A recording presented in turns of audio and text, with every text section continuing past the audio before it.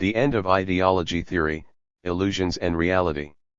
Critical Notes on a Fashionable Bourgeois Conception. Contents. Preface. In Search of an Ideological Alternative to Marxism. Origin of the End of Ideology Theory. The End of Ideology and Other Recent Dictons. The World in a Distorted Mirror. Theorists Old and New. Karl Mannheim and Ideology. Interpretation of Ideology in Bourgeois Sociology. Genetic definitions. Structural definitions. Functional definitions. Certain aspects of the scientific methodology. Ideology and sociological knowledge. Ideology and the social determination of thought. She's the problem of it and objectivity of social knowledge. Twilight of the ideological age or intensifying polemic. Ideological conflicts and ideological accord. Anti-communism under the flag of anti-ideology. Ideological facets of the End of Ideology Theory. D. Ne ram mal sir oni hss1 Crisis in Bourgeois BC. Some social and psychological ploys. Ideological functions. Bourgeois social engineering. Left and right-wing criticism. Conclusion. Preface. The ideological confrontation between socialism and capitalism is today more extensive and intensive than ever before. There can scarcely be a significant region of the world unaffected by the bitter clash of the two worldwide and counterposed, communist and bourgeois, ideologies. The contemporary epoch is one in which capitalism is steadily giving way to socialism. Having had to cede ground over considerable territory, the capitalist system is in travail. It is increasingly evident that it is incapable of resolving matters of import to mankind. These are being resolved only in the process of building socialism and communism. Socialism has achieved spectacular success relatively quickly in economics, politics, ideology, and culture. To hamper further historical advance of the new social order, and to combat communism, state monopoly capitalism is mobilizing every means it can muster, from respectable professors of philosophy, sociology, economics, history, and psychology to all manner of official and semi-official propaganda services. At the 24th Party Congress, Leonid Brezhnev said, "We are living under conditions of unabating ideological struggle which imperialist propaganda is waging against our country, against the world of socialism, using the most subtle methods and powerful technical means. Theory plays an important part in this conflict. Bourgeois ideologists are being forced to seek fresh ways and means of defending their society due to such social changes of recent decades as the formation of the world socialist community, exacerbation of the general crisis of capitalism and the growth of the world revolutionary process. It is hardly surprising, therefore, that a whole array of political, economic, and sociological doctrines should appear in order to discredit scientific communism and underscore glorify latter-day capitalism. We may cite as examples industrial and post-industrial society, convergence, and Rostow's stages of growth theories.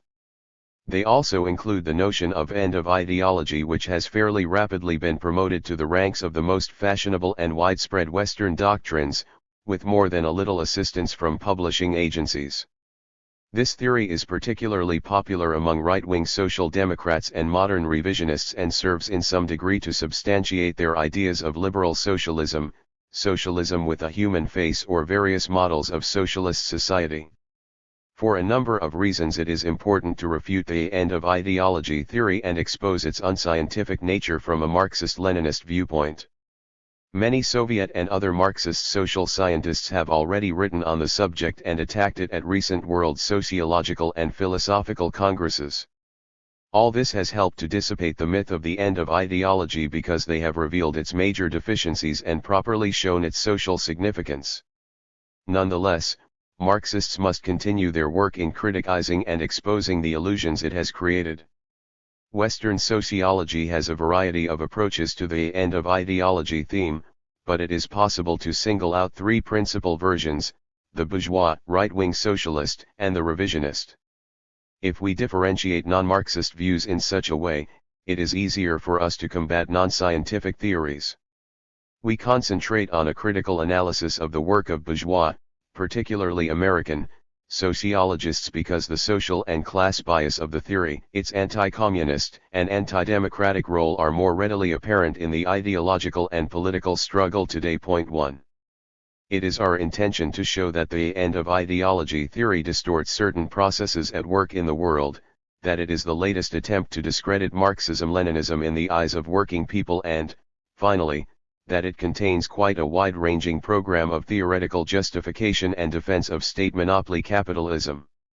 The real crux and ideological direction of the theory actually refute any phraseology concerning the twilight of the era of ideology and once again go to confirm the Marxist view that intensified ideological struggle is a natural outgrowth of the era in which we live. Of ideology. Marxist literature mostly employs all three terms for designating the overall ideological trend. In this book they are used as synonyms. The author indicates the difference when reference is made to right-wing socialist or revisionist versions. In search of an ideological alternative to Marxism. The last 2 decades have seen intensified ideological activity by the capitalist ruling classes that has included numerous new sociological and political theories. Some of these doctrines have been blatantly propagandist, designed for purely psychological impact. No sooner do some theories become fashionable than they lose credence and quickly disappear. The end of ideology theory also contains elements of demagogy and cheap propaganda. At the same time, it has tried to justify the need to step up the ideological struggle against Marxism-Leninism, the socialist states and the international communist movement. The situation since the war has seen the genesis and rapid development of the worldwide socialist system, the downfall of the colonial empire of European capitalist states, basic structural changes in the advanced capitalist countries and fundamental changes in every social sphere due to the scientific and technological revolution. The paramount ideological aims of the end of ideology theory are to program the political activity of the ruling class so as to preserve it, and to program the activity of the working people so as to subordinate them even more to the power elite. Origin of the end of ideology theory. The Congress for Cultural Freedom, an association of Western intellectuals, met in the National Museum of Technology and Science in Milan in mid-September 1955. Some 150 writers, politicians, public figures, journalists, and university professors had gathered to discuss a theme which was on the agenda as the future of freedom. The scene was set for the delegates to have an unhurried and reasoned discussion. The Italian northern autumn was at its golden best, the meeting had been excellently organized and the delegates had an elegant hall at their disposal. The Congress organizers had set the conference the aim of liberating liberal and socialist thinking from unnecessary stratification, working out a common basis and formulating more realistic and more constructive ideas in regard to a free society. The representatives of the various political parties and tendencies, whether labor, liberal or conservative, basically agreed with that formulation. The conference was free of any violent political controversy. The American sociologists Arthur Schlesinger, Daniel Bell, Seymour Martin Lipset and Sidney Hook, the then leader of the British Labour Party, Hugh Gaitskell, and many others made their contributions in an atmosphere of ideological accord. Both at the Congress and previously voices had urged that it was time for left and right factions to stop haranguing one another, since both sides had common roots and ought to face together the danger of the spread of communist ideas. This was the theme that dominated the Milan Conference. In his speech the French sociologist, Raymond Aron, maintained that, over the past 30 years the extremes of right and left had disclosed identities which were much more impressive than their differences. He went on to say that this, and the fact that British socialism has not resulted in tyranny have materially weakened the ideologies of thoroughgoing socialism and thoroughgoing neoliberalism. The epoch of ideological controversy was evidently over, the underpinnings of the great ideological conflicts of the first part of the century had largely been pulled out. Edward Shills, who was instrumental in arranging the Congress, described the nature of the conference in the magazine Encounter. Almost every paper was in one way or another a critique of doctrinarism, of fanaticism, of ideological possession. Almost every paper at least expressed the author's idea of mankind cultivating and improving its own garden, secure against obsessional visions and fantasies, and free from the harassment of ideologists and zealots. The bourgeois intellectuals associated with the Congress for Cultural Freedom became the major propagandists of the end of ideology theory. In the same year Aaron published his book The Opium of the Intellectuals, in which he came out with a frankly anti-communist program under the flag of combating a mythical consciousness. To him the end of ideology meant the end of Marxist influence on wide sections of the population and primarily on the intellectuals. He developed this theme further in his subsequent works. In an article published in 1965 entitled Industrial Society, Ideologies, and Philosophy, he wrote, 10 years ago I wanted to emphasize certain historical phenomena, an abatement of revolutionary passion, a sort of consensus in developed countries. I have called this phenomenon the end of the ideological age.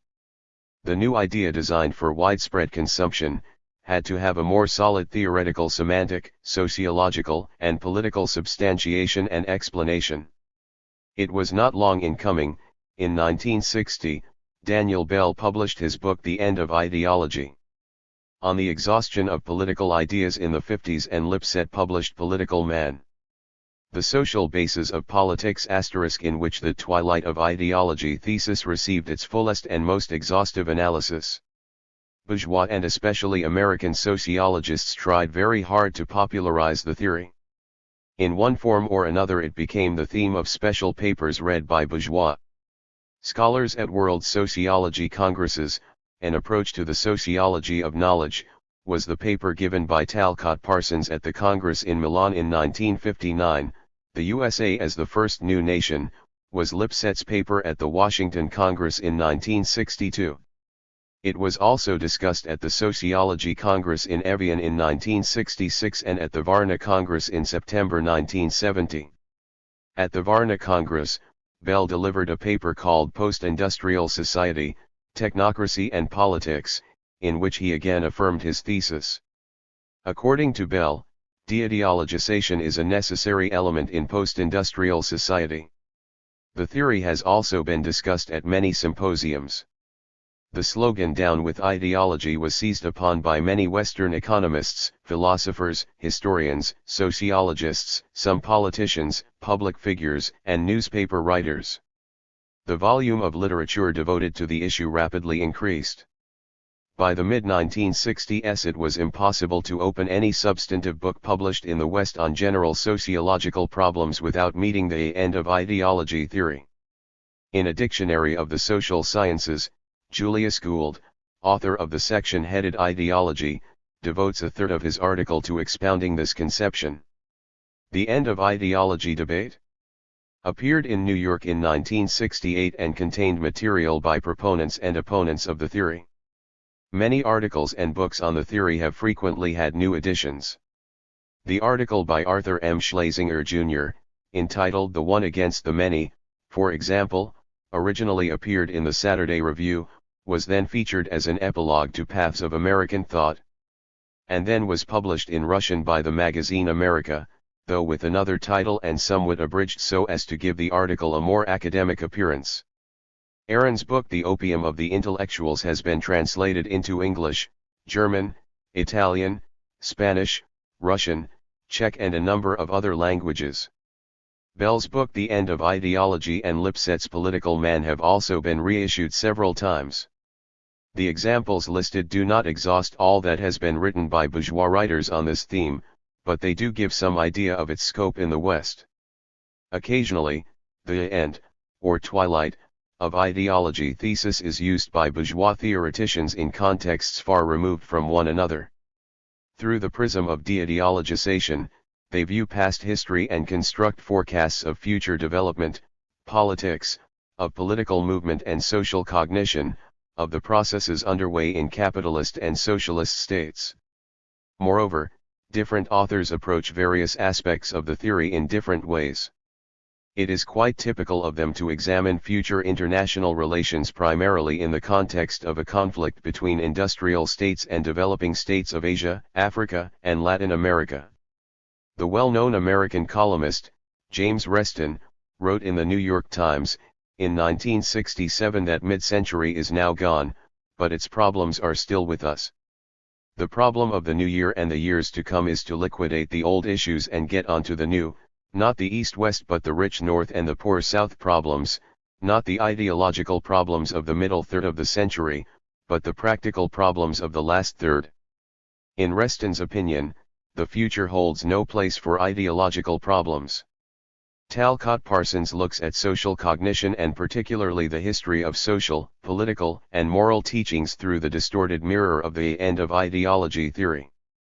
In an article investigating the basic premises of Max Weber's methodology, he maintains that, to use the phrase made current in the United States recently by Daniel Bell, Weber heralded the end of ideology in the sense in which that concept had been so prominent in the earlier part of the present century. Elaborating on this idea, Parsons writes that three principal modern ideologies are characteristic of the Western system. First, the idealist historicist pattern of thought has been characteristic, in the first instance of Germany. Then clearly the utilitarian system and the ideologies of economic individualism have been most prevalent in Great Britain and the United States. Finally, there is the ideology of Soviet Marxism. The geography of the Western world looks, therefore, more socialistic if you go from west to east and more capitalistic in the reverse direction. In the light of these considerations, Parsons continues, Weber's achievement, in the crucial field of the intellectual analysis of social and cultural phenomena, of a position which clearly transcended all of the three ideologically central positions in such a way as to include in relativized form contributions from all of them, takes on a special significance. Consequently, according to Parsons, the end of ideology phenomenon existed at the beginning of the century. Second, he understands it to mean that a social scientist should be above classes and above parties. The theory, therefore, can mean different things to different people. Among the proponents of the theory there is a group of sociologists whose views are relatively similar. They include Daniel Bell, Lipset, Schills, Arthur Schlesinger Jr., and John Galbraith. Talcott Parsons is close to them. Raymond Aron is the foremost French proponent. Most of them are, in one way or another, associated with the above-mentioned Congress for Cultural Freedom. This group is most active in providing a theoretical prop for the theory. The end of ideology theory arose almost simultaneously with other novel bourgeois sociological concepts, such as the theory of a single industrial society, stages of growth, and the convergence theory. That is not entirely fortuitous. Indeed, the main works in which Aron propounded his theory of a single industrial society have been published in the last 10 years: 18 lectures on industrial society, the class struggle, and essays on the industrial age. His idea that the two world social systems are converging is a vital component of his theory of industrial society.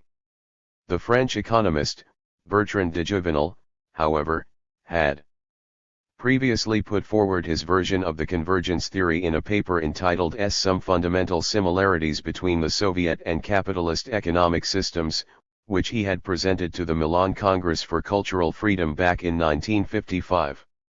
This theme had then been supported by other speakers, notably Galbraith, who had denounced old notions of there being a crucial distinction in economic policy between socialism and capitalism.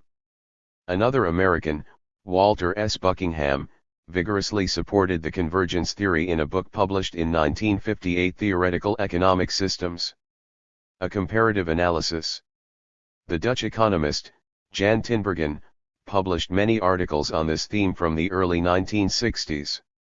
Galbraith read a series of lectures on the BBC in 1966 called The New Industrial Society and, a year later, published a book under the same title. Another American sociologist, Pitirim Sorokin, developed this theory from the early 1960s, particularly in his work The Basic Trends of Our Times, which came out in 1964. Walt Rostow published his Stages of Economic Growth in 1960, after which he became a front-runner among bourgeois ideologists and launched himself on a distinguished political career. In 1961, he was invited to Washington to take up the post of Special Assistant to President John Kennedy. Then he became chairman of the Planning Policy Council of the U.S. State Department and, from the spring of 1966 until the end of 1968, he was Special Assistant to President Lyndon Johnson. It is clear that many authors of the end of ideology theory are at the same time creators of other modern concepts. Moreover, for some authors, labeling advanced capitalist states as industrial societies, is almost the same as saying that they are free of ideology. Lipset, for example, writes, during the 1950s commentators on both sides of the Atlantic began to depict Western society by terms such as the end of ideology, the post-industrial society, and the post-bourgeois society. It is interesting that the theory's supporters should date the demise of ideology in developed capitalist states at precisely the same period at which Rostow dates their transition into the stage of a high level of mass consumption, that Aaron and others the beginning of industrial society, the proponents of the convergence theory the beginning of the coming together of capitalist and socialist systems. Galbraith regards the end of ideology as a consequence of the two economic systems becoming more and more similar or converging. In his book The New Industrial Society he returns time and again to the same idea. Industrial countries, he writes, have an economic system which, whatever its formal ideological billing, is in substantial part a planned economy. The initiative in deciding what is to be produced comes not from the sovereign consumer who, through the market, issues the instructions that bend the productive mechanism to his ultimate will. Rather it comes from the great producing organization which reaches forward to control the markets. One of the conclusions that follows from this analysis is that there is a broad convergence between industrial systems. The imperatives of technology and organization, not the images of ideology, are what determines the shape of economic society. In such a system ideology is not the relevant force. 1. Thus there is an evident family likeness among the theories of end of ideology, a single industrial society, convergence, and stages of growth. This similarity is manifest in the basic community of ideological, theoretical, and methodological premises. All these theories aspire to be the ultimate in contemporary social science, to be, in a certain sense, the social philosophy of the age, regarding the various social activities essentially from one angle only. These doctrines portray state monopoly capitalism as the apex of human development, as the supreme stage that mankind has attained, not only economically and technologically, but also politically. The social essence of the theories lies in their attempt to portray reality to meet the needs of state monopoly capital. One cannot, therefore, regard the argument at issue between Marxism and these theories as an academic discussion about the adequacy or inadequacy of particular ideas. This is an ideological struggle whose underscore social significance consists in winning the masses over to one point of view. Bourgeois theoreticians would like to bar the way to Marxism-Leninism, to undermine and discredit it in the eyes of the working people. Rostow, for instance, makes no bones about his intentions. In his book The Stages of Economic Growth, which is subtitled A Non-Communist Manifesto, he maintains that the stages of growth constitute an alternative to Karl Marx's theory of modern history, and that they are to challenge and supplant Marxism as a way of looking at modern history. Yet it would be a simplification to qualify these theories as pure fantasy without any relationship to social processes or the problems which face mankind. If that were so, they would not find any broad response or have any grounds for popularity. They are rather like a concave mirror that grotesquely reflects the world. Bourgeois sociologists and economists have depicted certain trends in contemporary social development not in an adequately scientific way, not as these trends exist and operate objectively, but as the ruling state monopoly elite would like to see them. We give below a few examples of how objective phenomena in the modern world are distorted in bourgeois theories. A.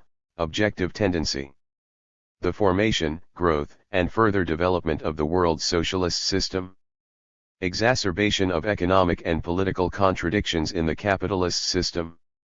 Deepening of the general crisis of capitalism. Bourgeois interpretation.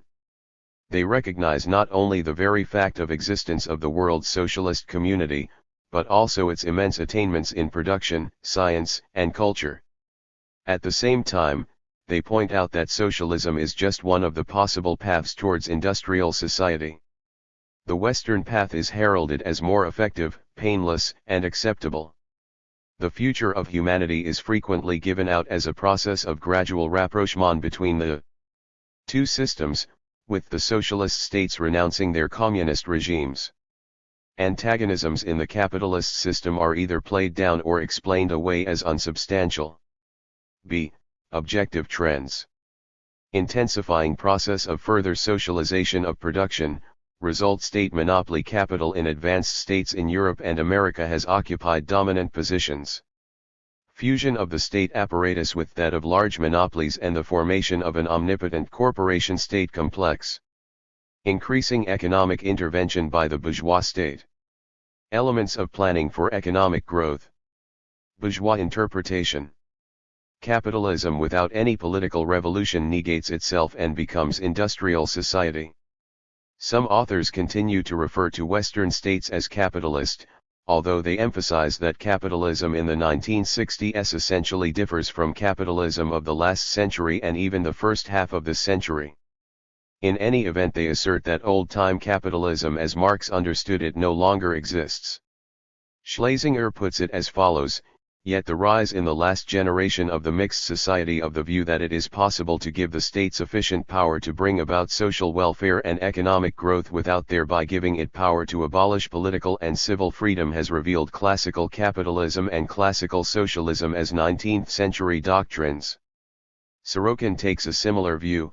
At the present time, this withering of capitalism has already progressed so far that in all Euro-American countries, including the United States, the genuine full-blooded capitalist or a real free enterprise system of economy has become only a sector and not always the major one in the total economy of these countries. For the last few decades, especially after 1914, side by side with this full-blooded capitalist system, based upon the full-blooded private property, there emerged and have grown the corporation economy and the governmentally managed economy, both essentially different from the capitalist system. c. Objective trends. The scientific and technological revolution and its far-reaching impact on modern production, technology, and economic management. Bourgeois interpretation. Production and technological indices attained in a country and the production management are called not simply the major moving forces, but the only indices of social progress. Technological determinism frequently comes to dominate the latest bourgeois theories.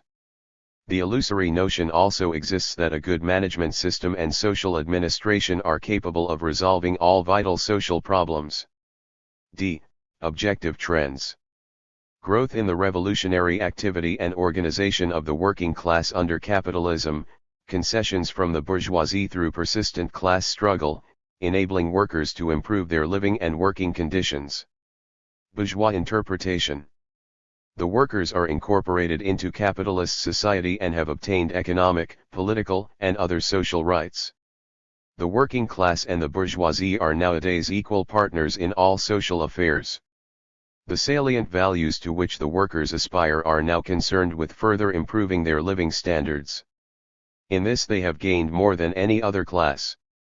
Bell writes that the workers, whose grievances were once the driving energy for social change, are more satisfied with the society than the intellectuals.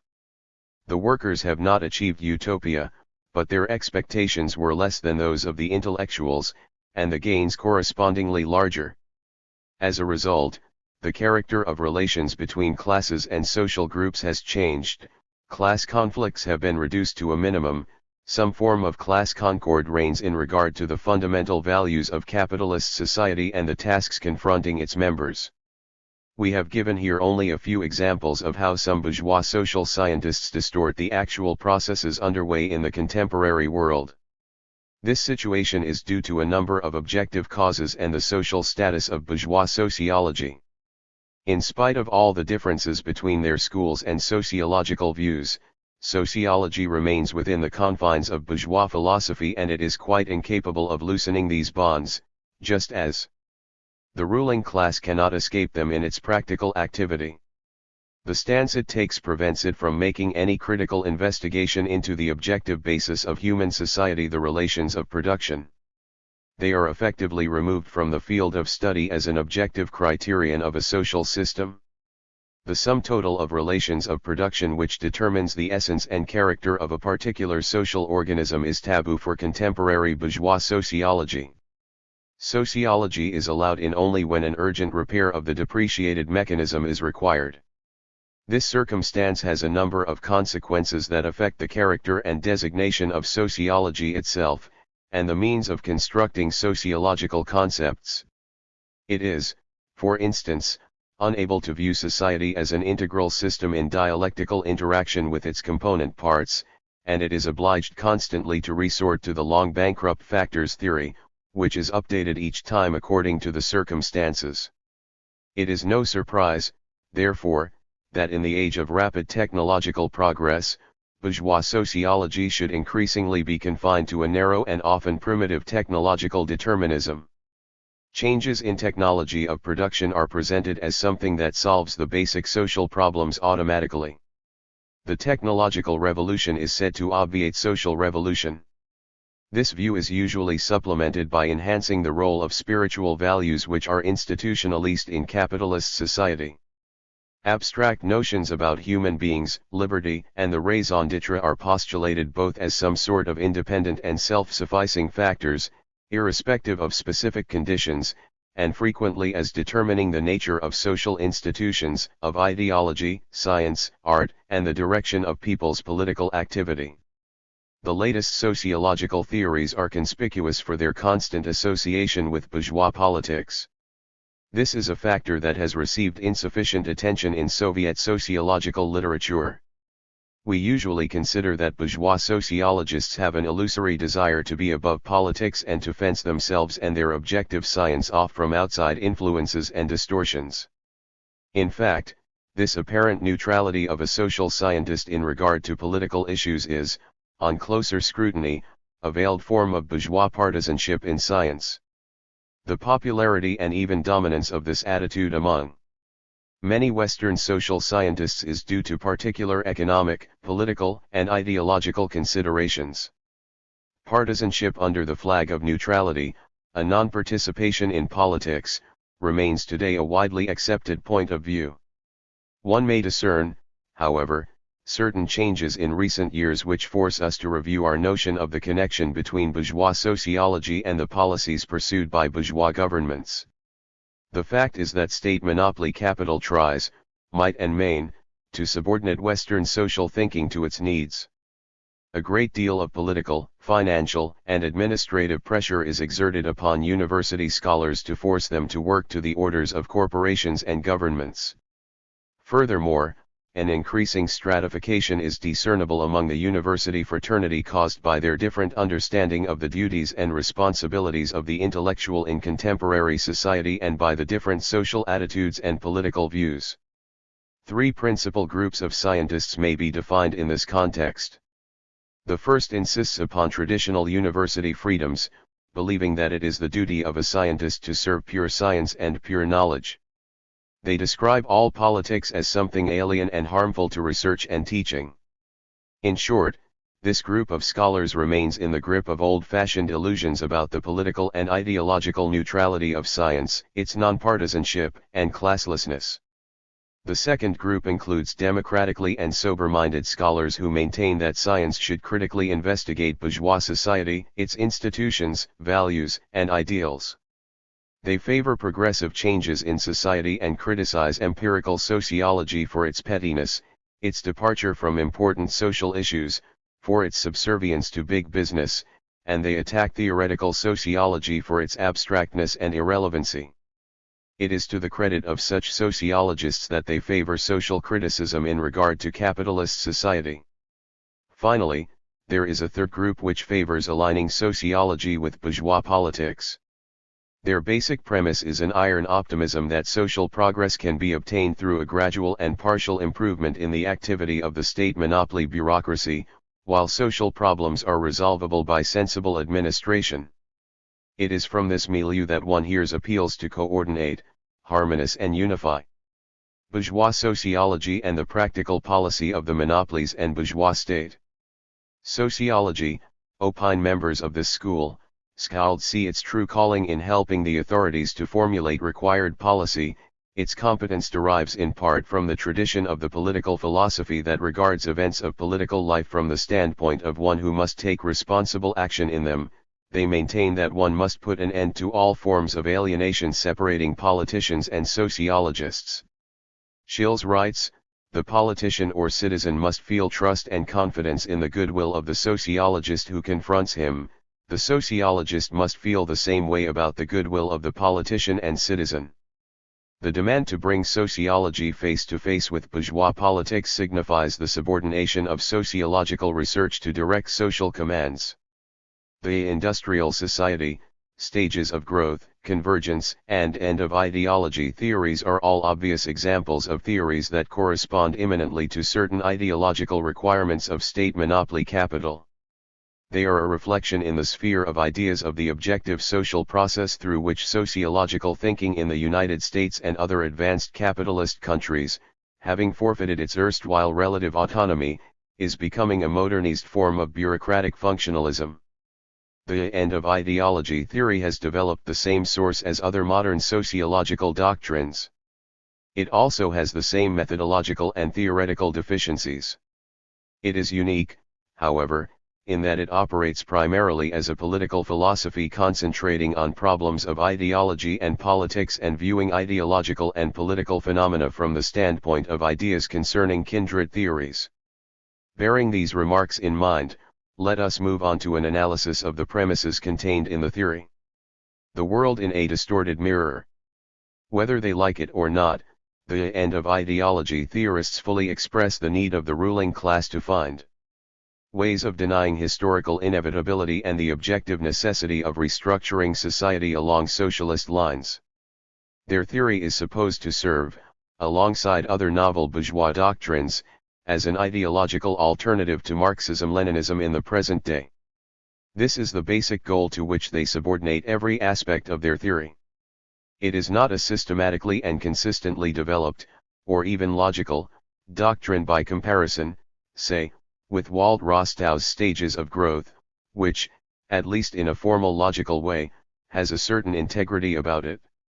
The theory consists of a number of notions that are often fragmentary and show a lack of clarity in their formulations. Their authors widely resort to concepts included in the ideological baggage of their forerunners and contemporaries such as modernizing capitalism, the welfare state, the managerial revolution, the bourgeoisification of the working class, the all-powerful technocracy, class peace and the bogey of communism. Many Western writers themselves have indicated the lack of logic and integrity in the theory.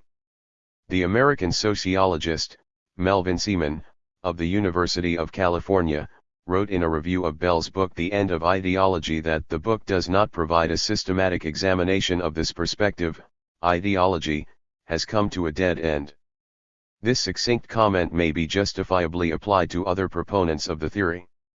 Like the bourgeois theories mentioned earlier, the theory reflects contemporary reality in a distorted mirror. It has distorted rather than truly reflected real social processes and trends typical of the specific circumstances at the end of the 1950s and during the 1960s. Its advocates have seized upon and emasculated certain changes in the formation and functioning of ideology at the present time, changes associated with the existence of the two socio-political systems, with the growing of capitalism into state monopoly capitalism, and the ongoing scientific and technological revolution. That these changes are an objective fact is indisputable. They do not testify, however, to a twilight of ideology. On the contrary, reality provides ample proof that ideology today is more important and social ideas are a sharper class weapon than previously. The popularity and fashionable nature of the theory are attributable to the fact that it suits certain interests of state monopoly capital. As a result, the ideas of ideology entering a twilight period are supported by a certain section of the power elite. Social demagogy and the psychological and propagandist effects used by its proponents have also played a part in spreading the theory. It speculates on the everyday concerns of the millions of people in the West who have already been witness to and helpless victims of such extreme forms of bourgeois ideology as German and Italian fascism and American McCarthyism. The theory tries to latch onto the fairly widespread popular skepticism and disbelief in regard to bourgeois ideological slogans and promises, bourgeois politics and ideology as a whole. Objectively speaking, this mood is a form of resistance to or, at any rate, non-acceptance of the ideals and values of Western civilization. Advocates of the theory demagogically exploit these popular feelings in order to sow the seeds of doubt primarily in regard to communist ideology. The theory generally differentiates between two types of society. The first is essentially that which preceded contemporary industrialism. Such pre-industrial societies show, in their opinion, an extreme instability of economic and political regimes. They have not yet resolved fundamental social problems and therefore they have constant class conflicts, social turmoil, revolutions, and coups. Lipset, Bell, and Schlesinger are virtually unanimous in affirming that such a society was the classical capitalism of the last century and the first decades of the present century. The unceasing battle between different classes and social groups was then waged to the death and was the only means of resolving the prevailing social conflicts and contradictions. The state, being largely divorced from economic life, was incapable of restoring order. Furthermore, it was often a plaything in the hands of a particular social class. In the opinion of some bourgeois sociologists, this society engendered ideology, a system of views and theories serving to justify the interests of social groups and classes. Ideologies are here understood as a synonym for subjectivism, narrow class or group interest, unscientific theories and dogmatism. They represent a false consciousness or a secular religion, as Bell puts it. There can be no talk of any objective content in these ideologies. They arose within pre-industrial society, when social science had not arrived or was extremely immature, when there was a low level of mass production and consumption, and first and foremost they arose among social groups who had been deprived of political and other civil liberties. The picture changes radically in developed industrial society, the second type of society. This society is also known as mature industrial society, post-bourgeois society, post-industrial and the new industrial society. Lipset, Schlesinger, Schills, and Bell wax eloquent about the new society.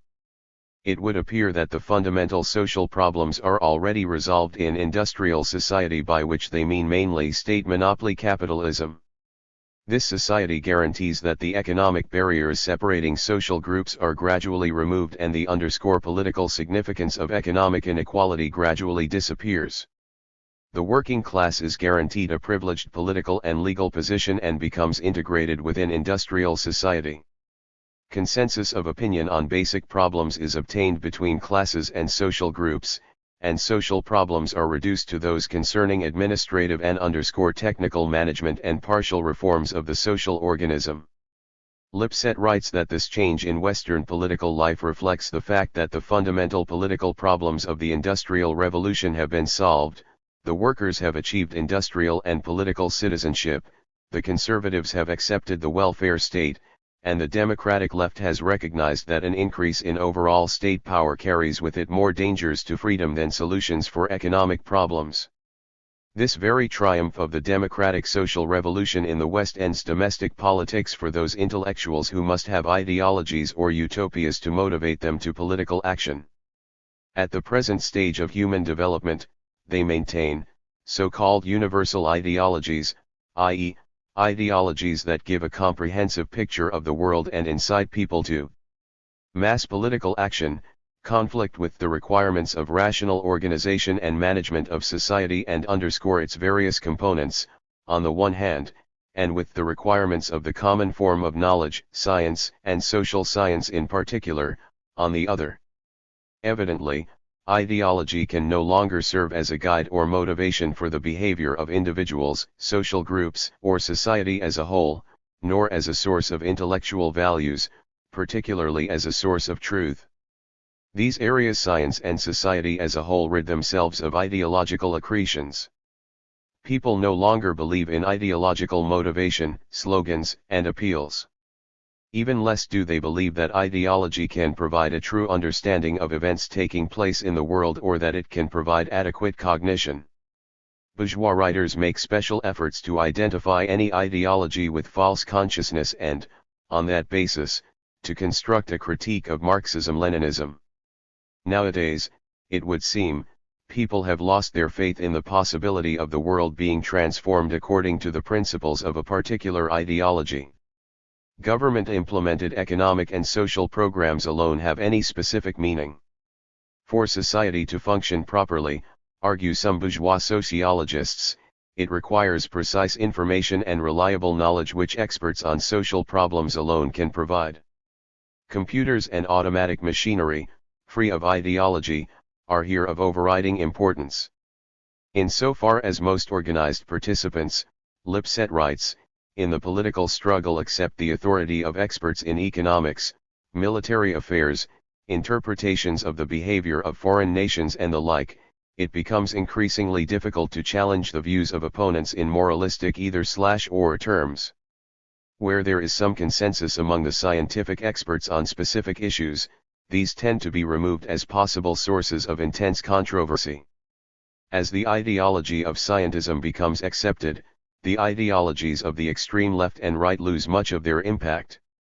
The age of ideologies has come to an end, ideology has outlived itself, and its place has been taken by social technology or social engineering. Arthur Schlesinger maintains that the world has moved beyond these obsolete ideologies toward a far more subtle and flexible social strategy. Bell writes, today, these ideologies are exhausted, the old ideologies have lost their truth and their power to persuade. According to Schills, this process may be described as the end of ideological enthusiasm. Here the theory's advocates have certain very considerable reservations. Above all, the theme of the twilight of ideology is said to be applicable not to politics in general but only to internal politics, the political relations within the confines of a single country or a group of countries. Secondly, they have in mind only the industrially developed states of Europe and North America. Socialist states are described as adherents of Marxist-Leninist ideology, yet here, too, there is an evident trend towards the end of ideology. The ideological approach continues to apply, however, to world politics and socio-class relations in the developing countries of Asia, Africa, and Latin America. I believe, Lipset writes, that there is still a real need for political analysis, ideology, and controversy within the world community. This larger fight makes politics much more complex in the various underdeveloped countries than it appears within Western democracies. In these states there is still a need for intense political controversy and ideology. In time, an end of ideology will also come to these states after they have resolved their immediate economic and political problems. Thirdly, the end of ideology in industrially developed states of the West does not imply the demise of all ideology or the absence of any political or ideological differences. The phrase end of ideology, according to its authors and supporters, means only that, first, the so-called universal ideologies no longer serve to guide mass political actions, and this applies above all to Marxism-Leninism. Secondly, in the advanced capitalist states, acute ideological and political conflicts gradually die down. Lipset writes that, the democratic class struggle will continue, but it will be a fight without ideologies, without red flags, without May Day parades. Consequently, their thesis symbolizes mainly the impossibility of attaining social change through social revolution. Although in words they proclaim themselves antagonists of ideology in general, they see a single enemy in the revolutionary teaching of Marxism-Leninism. That is their credo taken in its most general outline. The most curious paradox of all these theories lies in the fact that their creators try to conjure up their system of views as a profoundly scientific and objective theory free of any ideological distortions. They endeavor to convince people that their interpretation of historical development and social processes is a new non-ideological teaching of society, that it is confined to the sphere and tasks of ascertaining what exists and does not contain any value and underscore ideological elements. The end of ideology theory is treated in a number of ways that are interconnected yet, at the same time, diverge in the problems they deal with and, to a certain extent, in political coloring. The methodological or gnoseological school is based on the major premises and principles of neo-positivism and the bourgeois sociology of knowledge, and it tries to show that objective truth and ideology are absolutely incompatible. Its main aim is to free social science of ideology. The general sociology school looks at the end of ideology in association with the development of society and various social institutions. The openly propagandist and anti-communist school deals with the issue of ideology by directly associating it with the fight against Marxist theory and the socialist countries. We shall look critically below at the principal theses and argumentation of all three schools. It first remains to highlight one more aspect of the overall theory. Because of its social and class basis, the theory is a formula of false consciousness or, to be more exact, a contemporary bourgeois political and ideological myth. The ruling monopoly bourgeoisie is today increasingly in need of myth-making. This is above all apparent in sociological, economic, and political theorizing, as is testified, for example, by the appearance of such concepts as industrial society, stages of growth, and the convergence theory. We do not intend to analyze mythical consciousness as such. This is a subject requiring special research. We must emphasize, however, that many aspects of the theory testify to the fact that it is a mythical conception, the specific nature of its logical structure or, more precisely, the absence of a clear-cut scientific and logical structure, a certain axiological character, specific emotive coloring intended for the taste and ideological premises of a certain brand of consumer. Leonid Brezhnev said at the International Meeting of Communist and Workers' Parties in 1969 that imperialism cannot expect to succeed if it openly speaks of its true aims. It is compelled to create a system of ideological myths to disguise its true intentions and lull the vigilance of the people's. Point 4. The basic means of understanding and transforming social life is distorted and directed against any revolutionary critical thought and activity. Under the standard of combating ideological accretions, the elaboration of a scientific and objective methodology of social analysis is turned into postulating a pseudo-rationalistic scientism, incapable of perceiving more than the very surface of events, while all of sociology is reduced to the level of social engineering intended merely to plug the biggest holes of the moribund world. All mass movements of working people to protect their interests are said to be outmoded. The bourgeois state administration is portrayed as the only power in society capable of concerning itself with general welfare. The development of forms of state monopoly capitalism, which in reality means the further decaying of the capitalist system, is given out as human progress. Any activity directed against communism both as theory and as practice is openly encouraged. In short, the private interests of the ruling imperialist elite are proclaimed as general interests. In spite of the innumerable declarations made by proponents of the theory that they, in criticizing ideological subjectivism, are clearing the way for modern rationalism and genuine social science, their theory is intended purely to fortify bourgeois ideology, false and fetish consciousness that is produced by the objective and material conditions in capitalist society. Despite all their efforts to describe in glowing terms the glorious prospects for capitalist society, their theory is recognition of the historical doom of capitalism. The end of ideology theory is not a new phrase in bourgeois sociology. Of course, many aspects of the theory emanate from the specific conditions of life in the 1960s of which we have spoken above and which we shall describe in more detail below. On the whole, however, the ideas of the theory have been maturing in bourgeois social science over a relatively long period. A bias in that direction is discernible in more than one generation of bourgeois philosophers and sociologists. It is an inalienable part of the whole positivist school.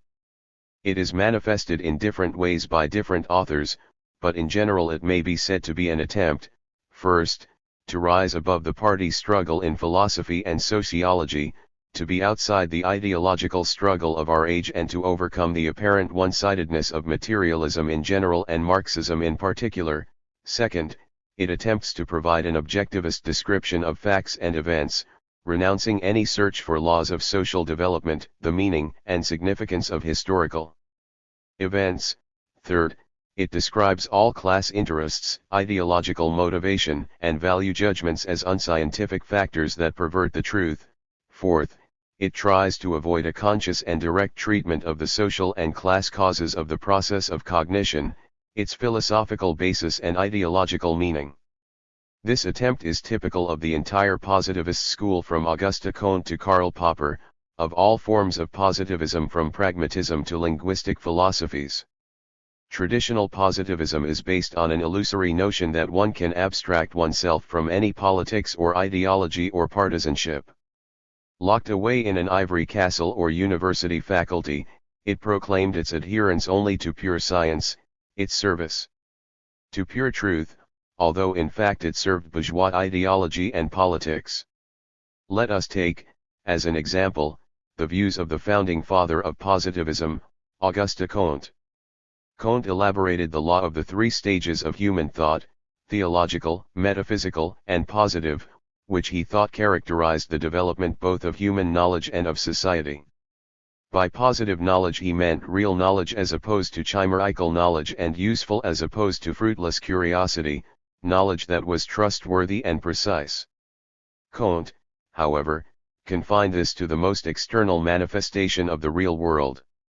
We consider, he wrote, as absolutely inaccessible and senseless for us to do research into so-called causes whether they are primary or final.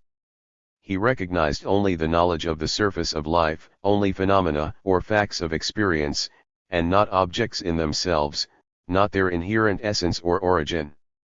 Science for him had to describe the data of experiments, not interpret them. It is clear that a simple accumulation and description of unconnected facts, which is purported by Comte to be the main aim of social science and is counterposed to metaphysics and dogmatism, has its own philosophy and ideological meaning. It is not possible at one and the same time to attack all philosophies and ideologies.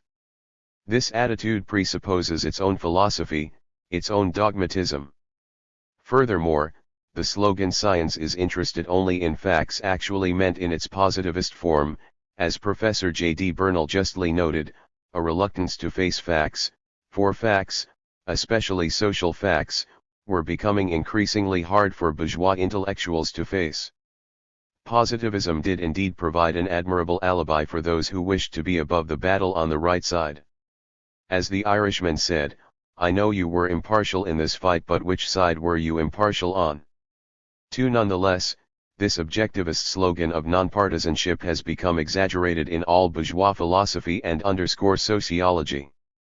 Marxism, the most typical variety of that type of positivism, also proclaimed itself to be above party politics. The followers of Mach asserted that they were above philosophical parties and had overcome the parochialism of materialism and idealism. Their only antipathy was, in fact, to materialism. Lenin, in exposing these clumsy efforts, wrote the following: "A red thread that runs through all the writings of all the Marxists is the stupid claim to have risen above materialism and idealism, to have transcended this obsolete antithesis, but in fact this whole fraternity is continually sliding into idealism and it conducts a steady and incessant struggle against materialism." The subtle epistemological crotchets of a man like Avenarius remain a professorial invention, an attempt to form a small philosophical sect of his own, but, as a matter of fact, in the general circumstances of the struggle of ideas and trends in modern society, the objective part played by these epistemological artifices is in every case the same, namely, to clear the way for idealism and fideism, and to serve them faithfully. Wilhelm Windelband, Heinrich Rickert, and other representatives of the Baden school based their theoretical and methodological concepts on the alleged political and ideological neutrality of the historical sciences, stressing the primacy of empirical descriptiveness over generalizations and social laws. The views of Rickert are typical in this respect. His theory concerning the nature of historical knowledge and associated problems was for long considered to be the last word of logic on this issue. It has immense methodological influence both on historical scientists and on writers in all fields of bourgeois social science. Rickert's method was intended largely to substantiate the idea that natural scientific cognition, using the method of generalization, was not a real cognition of reality. Genuine cognition was only possible, in his view, by the individualist method, insofar as this method best corresponds to the nature of the particular object. There lies the advantage of historical over the natural sciences, a portrayal of individual and unrepeatable phenomena which generalization cannot capture. Rickert's argument was that cognition of laws and the establishment of regularities were impossible and did not belong to scientific investigation. The logical alternative would either be cognition of general laws resulting in abstraction and dogma, or cognition of the individual and unique factors, which alone should be the goal and task of genuine science. For Rickert, historical science and historical laws were quite incompatible concepts. To deny historical science that established the laws of social development was quite consciously to reject the objective laws themselves. In the very existence and way of life of human society, everything was supposed to be individual, haphazard, unrepeatable, and unforeseeable. This idea was further developed in Rickert's demarcation of the sphere of sciences of culture from study of values. The sciences of culture method was said to refer to value. Whatever possessed political, moral, aesthetic, or any other value, was worthy of study for historical science. This did not mean that historical science was an evaluating science. In history, as in science, Rickert claimed, generalization was not possible. Moreover, he believed there should be no evaluation. History was supposed to establish the isolated and individual fact, and to describe it, bearing in mind its relationship with certain general values. He wrote that, anything relating to values remains within the sphere of establishing facts, while evaluation goes beyond it. History, he maintained, establishes what is. Rickert, therefore, turned historical science into a simple description of what had happened in human history. In his opinion, it had no right to establish laws of social development, to judge the raison d'être of human life or man's place in society. It had no right to make an evaluation of any historical events that had taken or were taking place. He believed that all these metaphysical problems did not come within the bounds of science. A scientific history is supposed to describe empirical, perceivable and underscore tangible existence in its entire uniqueness. Despite his intention to create a methodology of historical science, a methodology deprived of any non-scientific notions, Rickert postulated a theory that expressed the interests of certain social groups. Although he claimed not to acknowledge the partisanship of the social sciences and, subjectively, he wished to be impartial, he developed the standpoint of people who were socially interested in denying any reason to human history. The examples cited above show quite convincingly that positivist claims to substantiate a pure science that was nonpartisan, impartial, value-free, a science for science were nothing more than attempts to take ideology out of science. Such attempts are an old standby of bourgeois philosophy and sociology.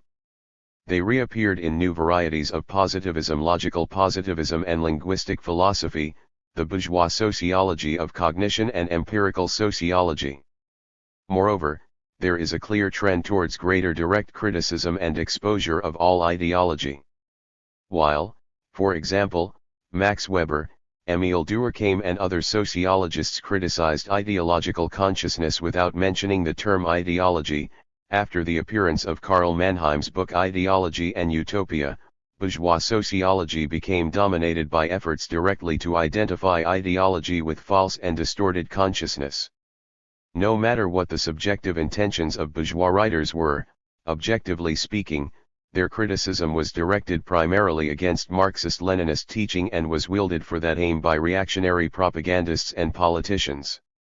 In a certain sense, one may say that the end of ideology theory certainly appeared earlier than was publicly proclaimed. Bell, Lipset, Aaron, and the like try to synthesize this traditional positivist criticism of all ideology with ideas of bourgeois reformism and pragmatism. They mainly employ the argument bequeathed to them by their ideological predecessors, and they adapt it for their theoretical onslaught on Marxism-Leninism.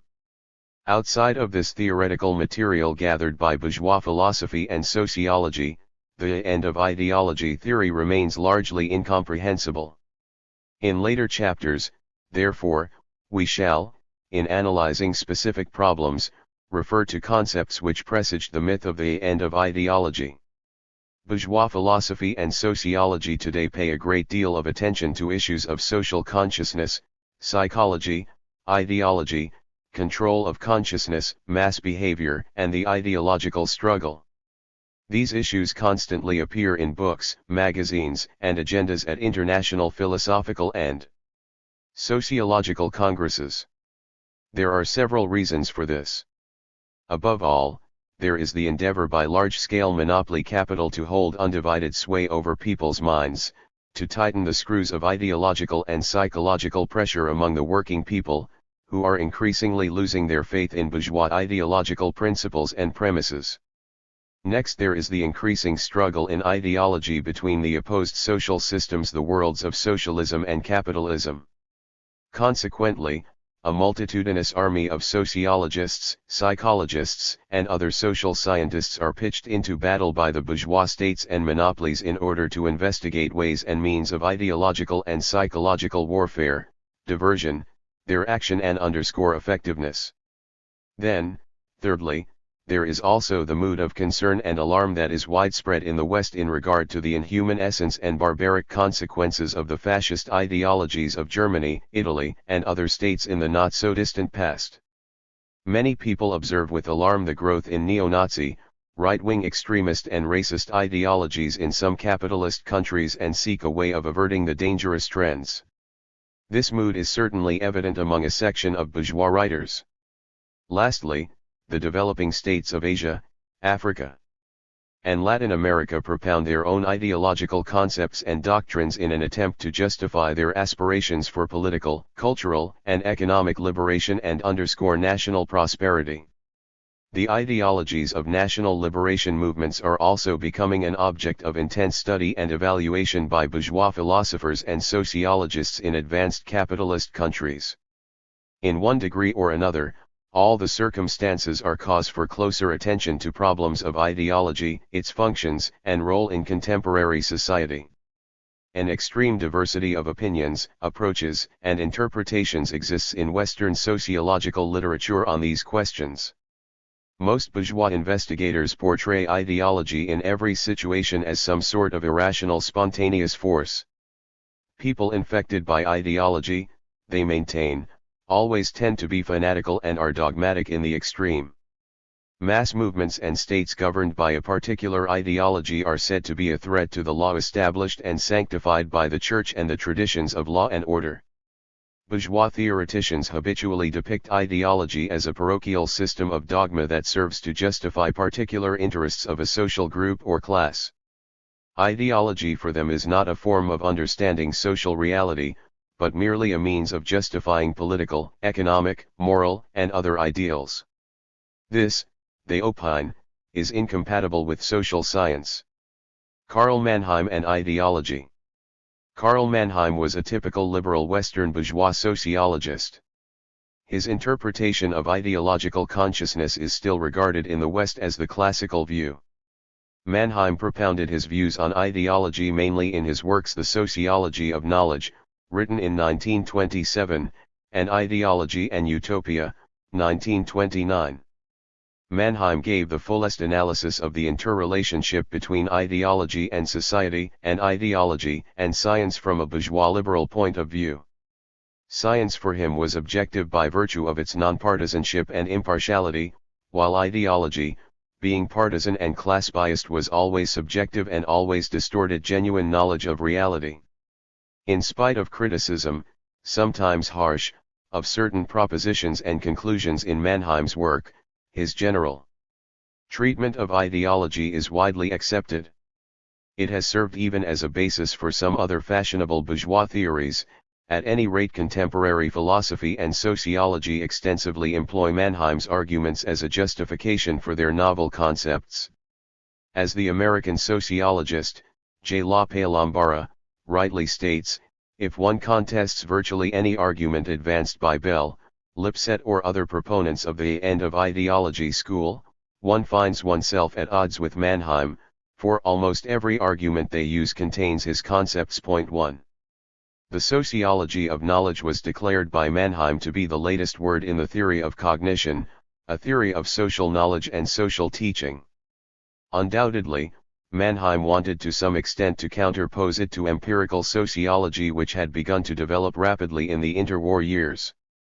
Hence his desire to deal with major theoretical problems. There is also no doubt that his contemptuous attitude towards ideology was somewhat influenced by the fact that Nazi ideology was rapidly developing in Germany at that time. In the 1930s, Mannheim was forced to emigrate to England. Objectively, however, his sociology of knowledge stayed within the bounds of bourgeois reaction to the Marxist understanding of the role of ideology in social life. It aspired to overcome the narrowness and restrictedness of the Marxist theory of cognition of social phenomena. Meanwhile, Mannheim was not loath to borrow from Marxism. A distinguished aspect of Mannheim's work, writes Irving Horowitz, was to reveal the specific historical position of intellectuals in past and present societies, and to show in addition that the principles of scientific socialism were themselves the product of intellectual currents with severe ideological limitations. The sociology of knowledge, according to Mannheim, explores the functional dependence of each intellectual standpoint on the differentiated social group reality standing behind it. 3. As Mannheim himself admitted, the notion of social causation of knowledge had first been formulated in terms of the Marxian philosophy of history. He interpreted this thesis, however, in the spirit of absolute relativism and came in the end to completely unscientific conclusions. His conceptual scheme is as follows. Just as with his predecessors, Rickert and Weber, we find in Mannheim a decisive dichotomy between natural science and social science. The type of knowledge expressed in natural science, he maintained, was fundamentally different from historical knowledge. It was the aim of natural science to understand what was general and universal, necessary and law-governed. The method in these sciences, therefore, lay in generalizing and grouping the various phenomena and processes under common concepts and theories. The aim, however, of social, historical science was to comprehend isolated, specific and individual phenomena. As a result, their method was one of individualizing, describing specific historical existence which was accepted as unique, not governed by any overall need and law. Bourgeois philosophy and sociology cannot resolve the problem of the monism of man's cognitive capacity, for it would then have to make a choice between the following alternatives: whether to reject the laws of nature and then obviously to be at odds with contemporary natural science, or to recognize social laws and the possibility of comprehending and controlling them, yet that would in no way tie in with the general principles of the bourgeois outlook.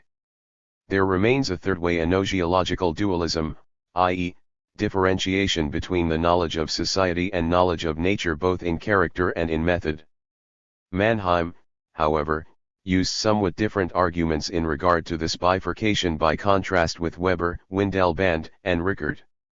According to Mannheim, knowledge which natural science provides was not determined by a social viewpoint or social being, that means that it was deprived of any subjectivity and its measure was the ideal of absolute truth. Historical knowledge was quite unthinkable outside of a social position or perspective. It was nothing more than an illusion to think that one might have absolute values in this area. In such social positions, Mannheim said, there was nothing absolute and they simply reflected a certain viewpoint produced by the social being of their proponents. Historical knowledge depends on a definite perspective in that the historicity of the cultural phenomena we are trying to analyze would appear in an entirely different light from a different level of questioning and from another standpoint. Social theories, therefore, could not aspire to absolute truths which would be acceptable to all social groups. Social theories were an expression of specific points of view by social classes and, as such, could provide only relative knowledge, i.e., knowledge functionally dependent on the social position of classes, on their economic and political interests. Such knowledge is inadequate in Mannheim's view. He believed the opposite to be the case. It was distorted because of its social bias or class causality. Mannheim postulated that the task of exposing social theories, and proving their inadequacy could be achieved by showing that given theories had arisen and existed as a spiritual expression of the social status of a certain group or class. Thus, according to Mannheim, the history of social cognition was in a certain degree a chain of mistakes and errors. Marxism furnishes no exception to this rule. Mannheim recognized two forms of socially distorted thinking: ideology and utopia. He divided ideology into the particular and the total or general. The former applied to a situation where a social group regarded certain ideas and notions of its opponents as distorting reality. This covered a wide range of distortions from premeditated lies to semi-conscious distortions, from the deception of others to self-deception. The total conception of ideology was used to characterize the structure of the mind of a social group in its totality or even a whole era, as being distorted. The roots of particular ideology were subjective and psychological. The total ideology was objectively determined by the entire social and spiritual life of an epoch. According to Mannheim, ideologies corresponded to the interests of ruling social groups which sought to preserve the status quo and consequently had a conservative character. From the point of view of the social determination of cognition, they were designated as transcendent or unreal because they did not fit into the current order. Ideologies were attributable to those factors which no longer existed at the moment ideologies appeared. Social theories of opposition and oppressed social groups were designated as utopias, which were revolutionary and directed to destroying the status quo. But utopias too transcend the social situation, for they too orient conduct towards elements which the situation, insofar as it is realized at the time, does not contain. The tragedy of human social thought, in Mannheim's view, was that it was determined either by social reality, which no longer existed in actuality, or by social reality. In both events, reality would be concealed and distorted. One has to admit that certain propositions of Mannheim are correct, such as, for example, his idea about the class nature of social theories. On the whole, however, his theory is unacceptable due to its extreme nihilism in relation to man's cognitive capacity. This nihilism contains at least two radical errors. The first is that Mannheim wanted to indicate the social function of ideology and utopia without analyzing the social function of the groups and classes which were the bearers of those modes of thought. He wanted to show the dynamics of ideas in historical development without studying the dynamics of that historical development itself, without investigating the structure of society, of power, and the trends of development in a society and among classes which were the bearers of progress or reaction. In defining all the points of view, all the prospects, as equally distorting reality, Mannheim ultimately undermined his own fundamental thesis about the social causality of knowledge. Cognition became distorted in every case. Although he correctly noted the fact that the interests of certain social groups and classes are a factor in distorting genuine knowledge of reality, Mannheim quite unjustifiably draws the conclusion that the interests of all classes at all times deformed that knowledge. His second error concerns the problem of truth. Relatively objective truth did not exist, as far as Mannheim was concerned. In all his judgments, he based himself on the idea that only absolute truth could be objective truth. Yet, since no social class or group could possess such a truth, there could not be objective truth at all. This proposition characterized Mannheim's entire approach to spiritual life, and he did not try to investigate the objective content of the various points of view and perspectives. He simply stated categorically that, from other points of view and in other perspectives, this essence seemed distorted. He ended up with an infinity of distorted knowledge which lent his conceptions extreme relativism. In an attempt to escape from this predicament, Mannheim made truth an attribute of the object. The ultimate substratum which unfolds in time has its truth in its progress. That it is accessible only from various perspectives is itself an aspect of this truth. Truth for Mannheim was to be found in the real process of life, in the historical substratum, rather than in theoretical constructions and reasoning. This basic idea, however, leads Mannheim into difficulty and contradiction which nullify all his central premises. First and foremost, it brings him to a pluralistic conception of truth. The real historical process was, he said, absolute, true and unique. If that is the case, how can one reconcile the integrity of this process with the multiplicity of truth about it? How can one reconcile the monism of historical development with gnoseological pluralism? To pose such a question by no means removes the relativism. Finally, a consistent development of the thesis that truth is the historical process itself may lead to an apology for every thing that is accomplished or has been accomplished in history. That is in very general outline Mannheim's approach to ideology. Objectively, his idea was that any ideology appeared as a distorted image of reality, as something opposed to objective knowledge. In Mannheim's opinion, a study of social consciousness could not be made from a biased class position, since another ideology would be constructed with all its faults and weaknesses which existed in that form of consciousness. He therefore put forward the thesis of replacing the doctrine of ideology by sociology of knowledge. The simple theory of ideology develops into the sociology of knowledge, he wrote. Its main task was to overcome narrow class viewpoints. Thus, it becomes the task of the sociological history of thought to analyze without regard for party biases all the factors in the actually existing social situation which may influence thought. This sociologically oriented history of ideas is destined to provide modern men with a revised view of the whole historical process.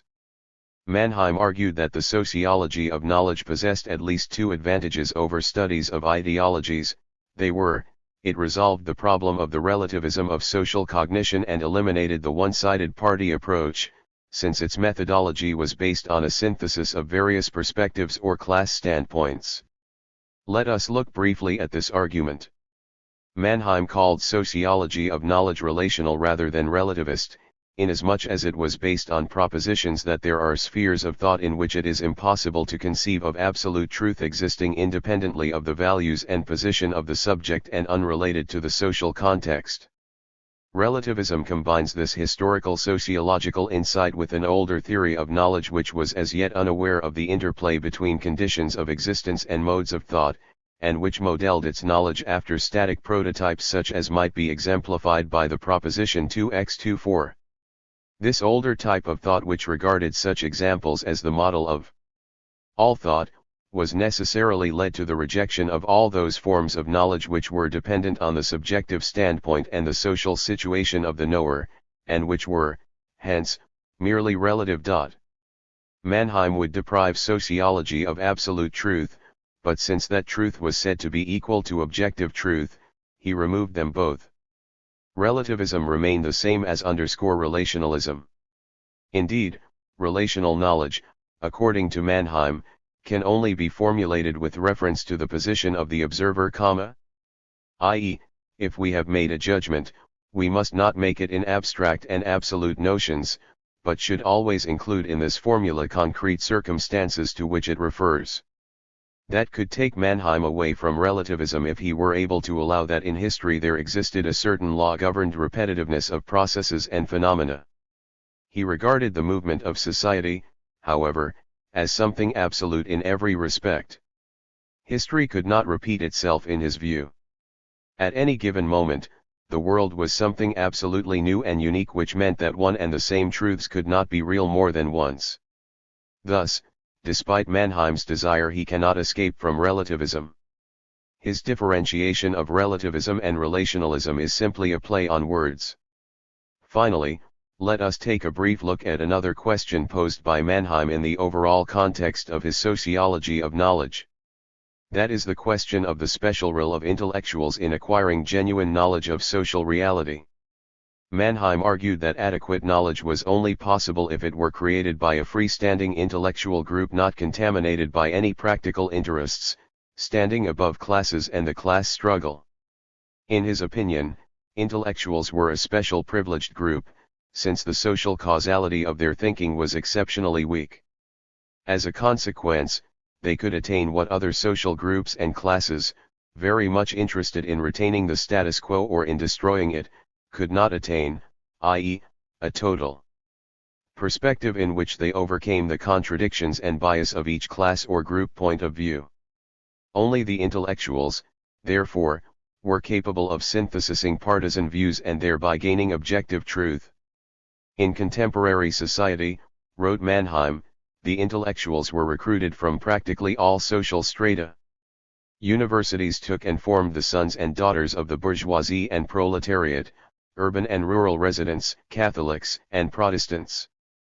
They all had one thing in common: education. Mannheim wrote, although they are too differentiated to be regarded as a single class, there is, however, one unifying sociological bond between all groups of intellectuals, namely, education, which binds them together in a striking way.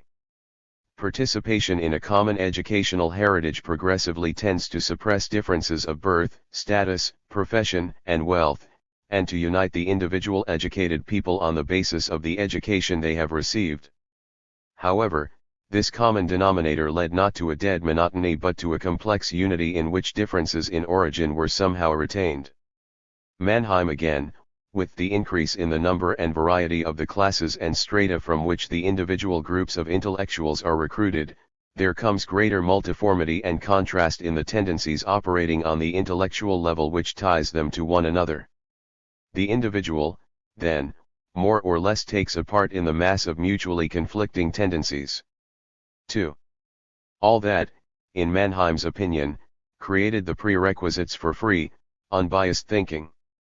Education did away with one-sidedness in one's understanding of the world, which individuals possessed as a result of their social origin, system of education and so on. In other words, education debilitated class interest, a class or partisan approach to the problems of social reality. It developed an appreciation of reality conspicuous for its multiplicity or universality.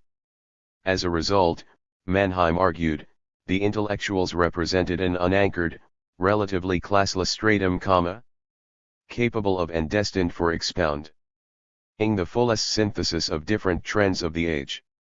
Consequently, social science was possible only as pure knowledge unconnected with any class or social interests other than the interests of the process of cognition itself.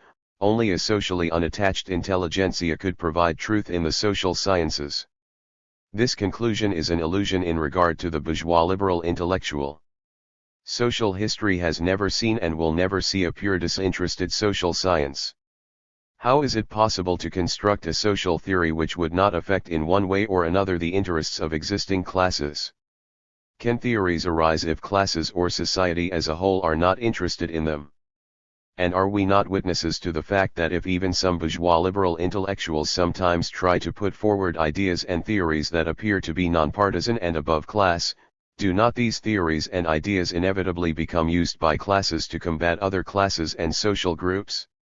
If we allow that Mannheim himself elaborated his sociology of knowledge in the most neutral way, it is clear that his criticism of ideological consciousness is used today by the end of ideology proponents in the fight against communist ideology, against progressive theories and views.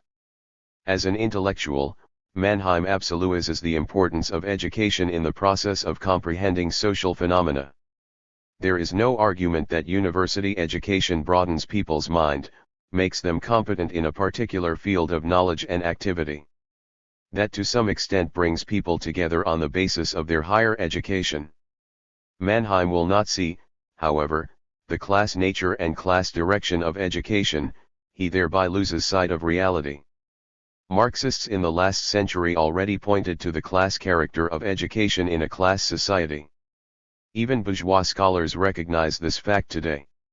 Moreover, the direct dependence of universities and colleges in Western Europe and America on big business, the government and, in many cases, on the armed services, has attained today such a scale and depth that it has become a source of many vociferous protests both from students and from faculties.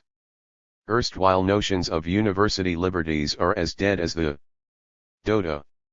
It is therefore quite erroneous to maintain that class differences and oppositions fade away in the process of education.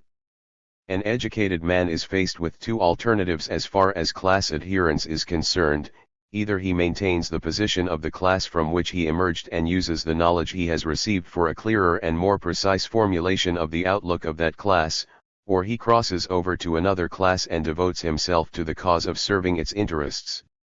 One must add, too, that many bourgeois liberal intellectuals endeavor to formulate certain above-class and above-party principles and standards in cognition and social action.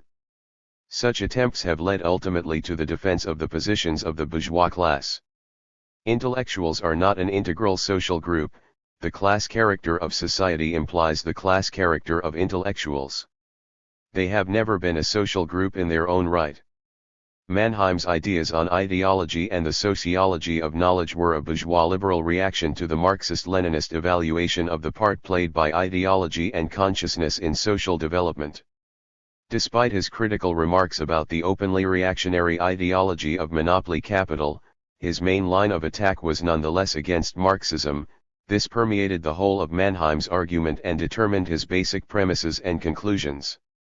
In developing his argument, Mannheim was forced to take up positions which brought him to scientific insolvency and barrenness.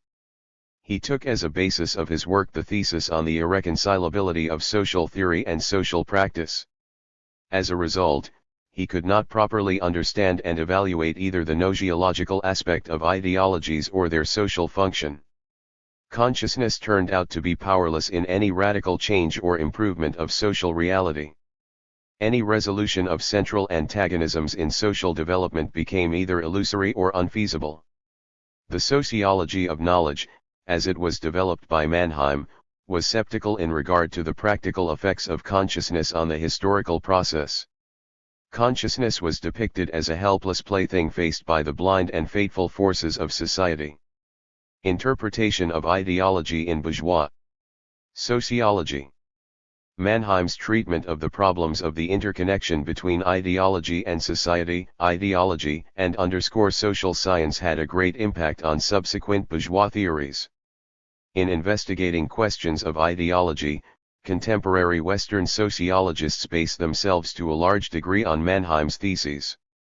One trend in particular stands out: their attempts to correct and to specify Mannheim's notion of ideology, thereby avoiding his extreme relativism. At the same time, the fundamental idea that any ideology represents a form of false consciousness remains unchanged. If we look at the problem from a gnoseological point of view, we may assert that one of the theoretical props of the end of ideology doctrine has been, in fact, its abstract and formal identification of ideology with false consciousness, ignoring both the nature of a particular ideology, its theoretical and cognitive structure, and the nature of its material vehicle, a social class or group. It is not hard to discover the ideological and political hidden motive of such an approach, which involves attempts to discredit advanced and progressive theories of our time and, primarily, Marxism-Leninism. Now let us examine certain typical writings on ideology in contemporary bourgeois sociology. The American sociologist, Joseph S. Rousick, continues the Mannheim tradition and stresses an appreciation of any ideology as distorted consciousness. He claims that ideology is a system of ideas not reflecting reality but mainly prescribing a particular view on the world in the light of what it should be. It represents a theory of social life which approaches fact from the standpoint of ideals. Ideology makes reality fit prescribed schemes in order to prove the correctness of that ideal. Ideology is interested not in scientific cognition of the truth but only its political or philosophical ideal. In his words, ideologies are therefore a synthesis of facts and assumptions arranged to support an ideal which is not always in accord with social facts. He writes further that there is a fundamental difference in method and aim between the ideologist and the social scientist. Ideologies are pervaded with values.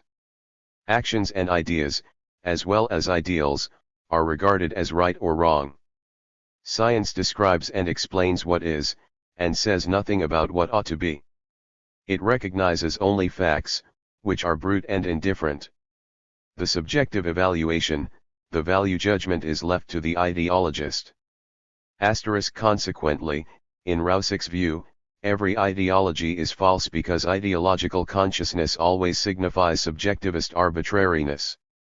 The Canadian sociologist, L. H. Garstin, equates ideology with a fatalistic view of human history.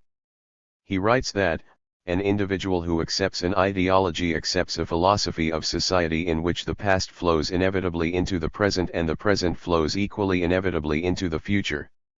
In this way, ideologies provide a conceptual scheme according to which the individual may govern his actions. They constitute a frame of reference giving the social process meaning for the individual and indicating the part he must play in the drama of existence. In this sense, they are concerned with final ends, with the problem of the ultimate. Because of these characteristics, all ideologies contain four basic elements.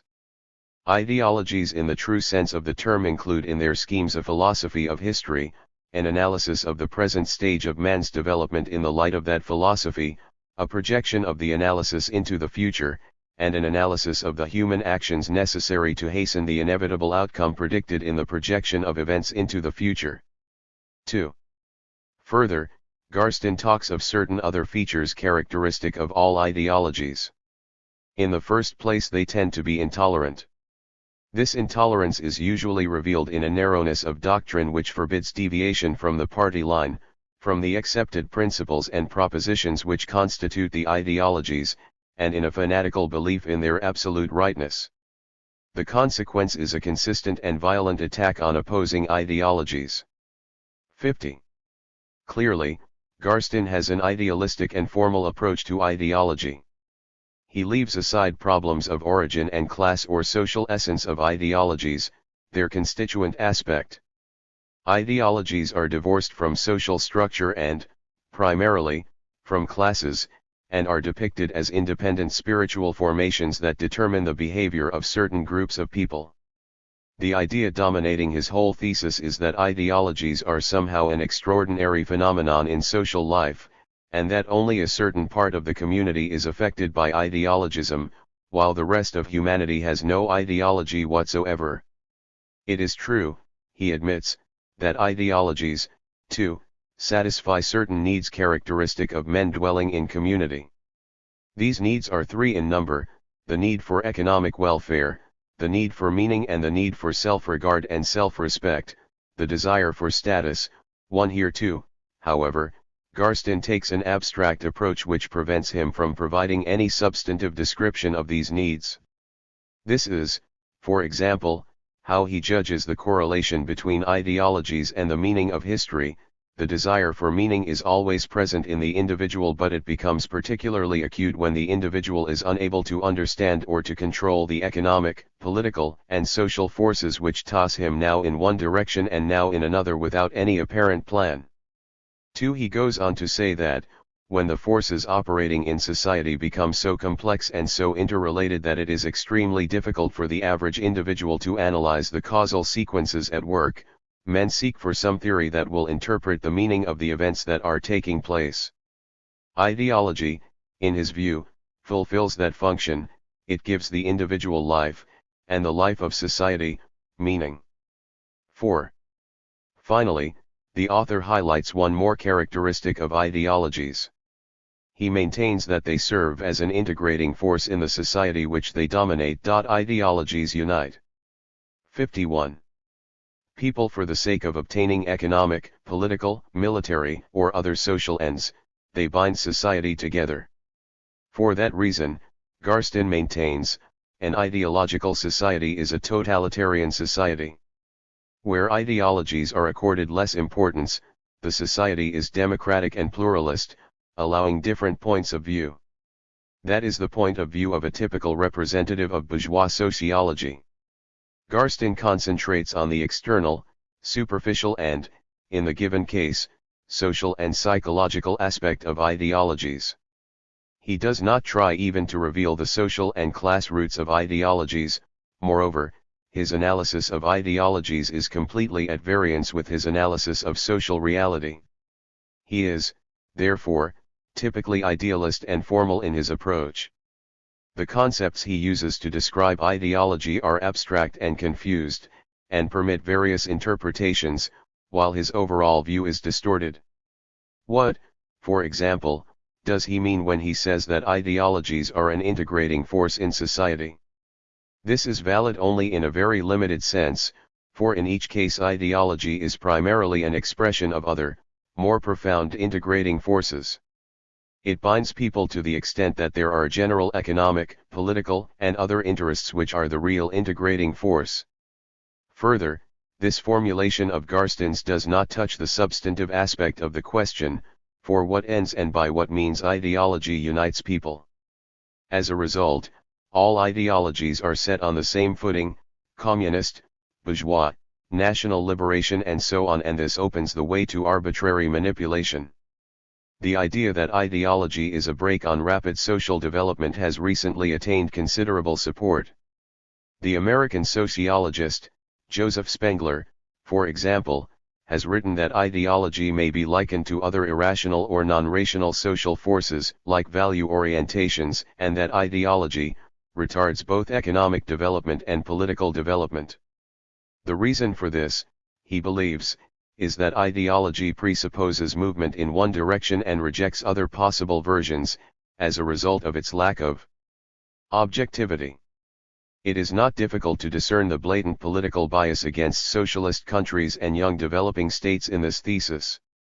Now let us turn to another aspect of contemporary bourgeois sociology. As mentioned above, some writers make out that the appearance, development, and existence of ideologies is associated with particular mass movements or social events, such as Nazism, neo-Nazism, nationalism, right and left-wing extremism and the Cold War, while the normal course of bourgeois society is very little connected with any ideology. The glaring discrepancy between this idea and the reality of capitalist states today, however, is all too obvious. Even the average individual is not taken in by the invalid and illusory sociological ideas that try to prove that ideology applies only to the communist world. For he is aware of the tentacular ideological and propaganda machine that tries to manipulate public opinion, the ideological coercion of the masses, which is one of the paramount functions of the alliance of the corporations with the state, the ideological warfare against socialist states and the international communist movement, ideological polemics and differences among various groups of the bourgeoisie. Bourgeois sociologists are searching for a way out of the situation in which they find themselves and are inventing concepts that depict bourgeois ideology in roseate colors and discredit communist ideology. The eminent British sociologist, Maurice Ginsburg, undertook just such an attempt. Following on Karl Popper's ideas of open and closed societies, Ginsburg maintains that one ought to differentiate between open and closed ideologies. By closed ideologies he means self-contained and complete systems demanding all or none commitment, of the kind demanded by, for example, Bolshevist communism. On the other hand, he believes that liberalism, conservatism, socialism in its non-Marxist varieties are ideologies of another hue. They are open ideologies. The strength of the open ideologies is that they are often criticized from within and that they also learn from each other. They recognize their one-sidedness and discover wider areas of agreement. In Ginsburg's view, the main difference here is that open ideologies, as opposed to closed ideologies, borrow certain principles and ideas from one another, mutually enrich one another and peacefully coexist. Such an approach is quite fallacious. In fact, open ideologies, liberalism, conservatism, socialism in its non-Marxist versions are only forms of the same bourgeois ideology and are based on the same principles and premises. It is hardly surprising, therefore, that they should learn from one another. Not one of them, however, has borrowed or can borrow any salient ideas or principles from communist ideology, which is opposed to them by its class origin, content and social essence. Despite the obvious untenability of the division into open and closed ideologies, the idea is widely vaunted among bourgeois ideologists. It has penetrated the social democratic, revisionist and opportunist press and serves to substantiate various opinions on peaceful coexistence between communist and bourgeois ideologies. If one is to use the terms open and closed, then communist ideology is precisely an open one. It arose as a result of the foregoing development of social thought, and it absorbed all the progressive attainments of philosophy, political economy, and socialism. Communist ideology is open to all the latest scientific discoveries. Contemporary bourgeois sociology has, overall, a considerable variety of interpretations of the essence of ideology as a social phenomenon.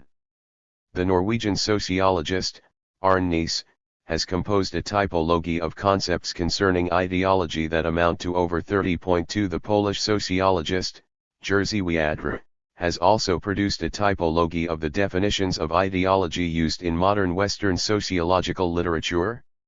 It is worth looking at this latter work for a better understanding of the various approaches to criticism of bourgeois sociological theories. These concepts may first of all be divided into three large groups corresponding to the accent which their authors put on describing ideologies, i.e., to classify them from the point of view of origin, structure, and, lastly, from the point of view of the functions which they pursue. Genetic definitions. One ideology is identified with the spiritual structure of the age. Such, in particular, is one aspect of Mannheim's concept of total ideology, which by comparison with the concept of particular ideology includes a totality of theories, doctrines, and concepts that are typical for an entire historical epoch. Two ideology is identified with the spiritual structure of a particular social group. A second aspect of the Mannheim concept of total ideology is, for example, the totality of ideas characteristic of a social class or group of people. This definition is particularly widespread in bourgeois sociology today and is in principle borrowed from Marxism. It is no longer possible to ignore the dependence that exists between the consciousness of a class or social group and its socio-economic status in society. Donald McRae has written that, when people today hear the word ideology, they almost automatically associate it with some aspect of class consciousness or class feeling which has colored thought or desire. 1. Structural definitions. One ideology is identified with systems of views which contain value judgments. This identification of ideology with evaluation is extremely popular in bourgeois philosophy. The American sociologist, Walter Metzger, gives the following definition: by ideology I mean a system of beliefs that presents value judgments as empirical truths in order to justify, with or without conscious intent, a particular socio-economic group's claim to material and prestigial rewards. Aaron also postulates that ideology is characterized by the presence of value judgments. 2. Ideology is identified with a system of views which contains directives to action. Many sociologists highlight this particular aspect of ideologies. In a dictionary of the social sciences by the American sociologist, D. Gould, one finds the following definition: Jadiology is a pattern of beliefs and concepts which purpose is to explain complex social phenomena with a view to directing and simplifying socio-political choices facing individuals and groups. Functional definitions. 1. A distinguishing feature of ideology is said to be its social function in relation to the socio-economic status of any group whose views it expresses. Ideology is defined as a pattern of ideas, values, and symbols intended to maintain the conditions of life of a particular group, to change them partially or completely to alter these conditions. 2. Ideology is identified with a spiritual system that is functionally dependent only on conservative social groups.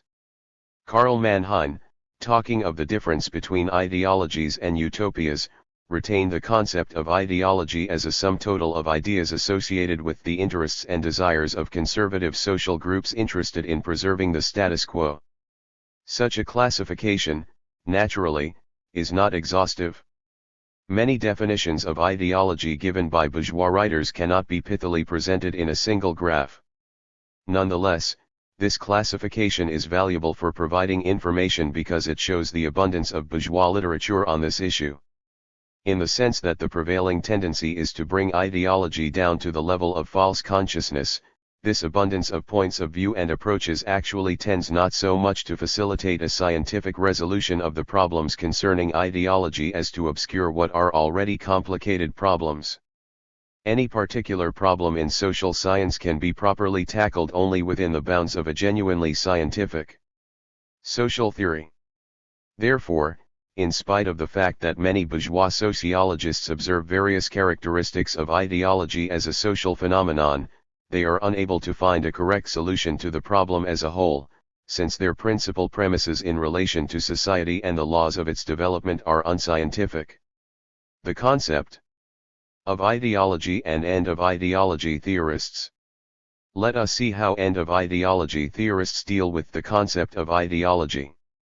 Since they do not provide a precise and clear exposition of the issue, it is not easy to generalize about their conclusions. The fact is that they formulate the concept of ideology in a rather nebulous and contradictory manner. At the same time, though, one can say that the abstract formalism typical as a whole of the positivist and neo-positivist treatment of ideology is particularly evident and grotesque in the end of ideology theory. Its adherents believe that all ideologies possess a certain number of signs which are formal. Some are not always essential and some are simply lacking in many ideological systems. One gains the impression that the model of ideology is created in an a priori fashion, speculatively, without an investigation into the ideologies that actually exist. The authors somehow have set themselves the goal of attributing all manner of adverse and negative features to the concept of ideology, of presenting in a concentrated form what other bourgeois critics have written about this social phenomenon. From this point of view, of course, it is not hard to draw the conclusion that ideology is outmoded and unnecessary. Most end of ideology founders adhere to the Mannheim distinction between ideology and utopia. Bell, for example, says that ideology is a system of views and convictions serving to maintain and reinforce the existing social system. Utopia is orientated on a change in the existing setup. Bell, however, does not subscribe consistently to Mannheim's terminology. He writes about the twilight of ideology among radical Western intellectuals, i.e., in a milieu which 57. By his own definition, ought to be a bearer of utopia rather than ideology. On the whole, he is inclined towards a total treatment of ideology as a universal spiritual structure that guides the behavior of individuals and whole groups for attaining certain ends. Such a universal ideology, as he expresses it, is a form of secular religion. We meet here a curious paradox. Despite all their efforts to approach the concept of ideology in the broadest, most universal and total sense, the end of ideology proponents deliberately narrow its content. The terms universal and total are, moreover, employed in the sense that ideology provides an all-embracing picture of social reality, interprets the entire course of history and has necessary consequences in relation to the future development of mankind. The clearest understanding of ideology is probably to be found in the work of Arthur Schlesinger. By ideology, he writes, I mean a body of systematic and rigid dogma by which people seek to understand the world and to preserve or transform it. An ideology for him is not a picture of actuality, it is a model derived from actuality, a model designed to isolate certain salient features of actuality which the model builder, the ideologist, regards as of crucial importance. Point 2. Whoever believes in ideology as a saving remedy, according to Schlesinger, is committed to a fatalistic view of history. Schlesinger elucidates his ideological fatalism by the example of an ideologist's approach to history. Here he presumably means any ideologist. An ideologist, he writes, considers that a schematic or absolute theory of social development, a social credo, reveals all the secrets of history and enables him to explain the past and forecast the future. To the ideologist, the world is an integral whole, the history of the world is preordained, its principles are inalienable, its aims and values emanate from the fundamental theoretical prerequisites. In the old philosophical argument about the unity and multiplicity of the world, about monism and pluralism, Schlesinger continues, the ideologist argues that the world is a single entity and that the whole of this world may be embraced in a single point of view and everything may be brought down to a single universal system of abstract concepts. As a result, people's belief in ideology and ideological principles prevents them from appreciating correctly any specific measures that are necessary and possible at a particular moment. Therefore, according to Schlesinger, ideology is a totality of dogmatic instructions torn from the living reality. However he might interpret this description, it remains extremely formal and imprecise and, therefore, distorts the real social phenomenon. As an illustration, let us take such an aspect of the definition as dogmatism. Being an essential element in religious and in certain other ideological systems, this aspect is present not in every ideology, not always and not at every age.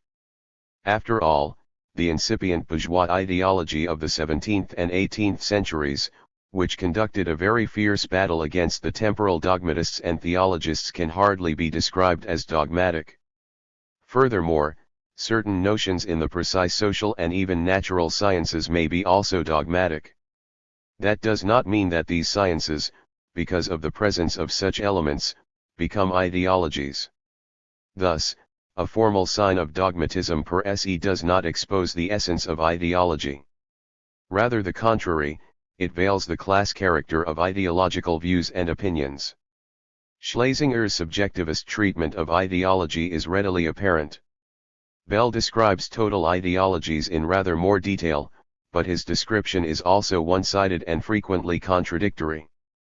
He connects the appearance of ideologies with a certain period in the history of European society, the period of intensive development of industrial capitalism and ideological struggle in the 18th and 19th centuries.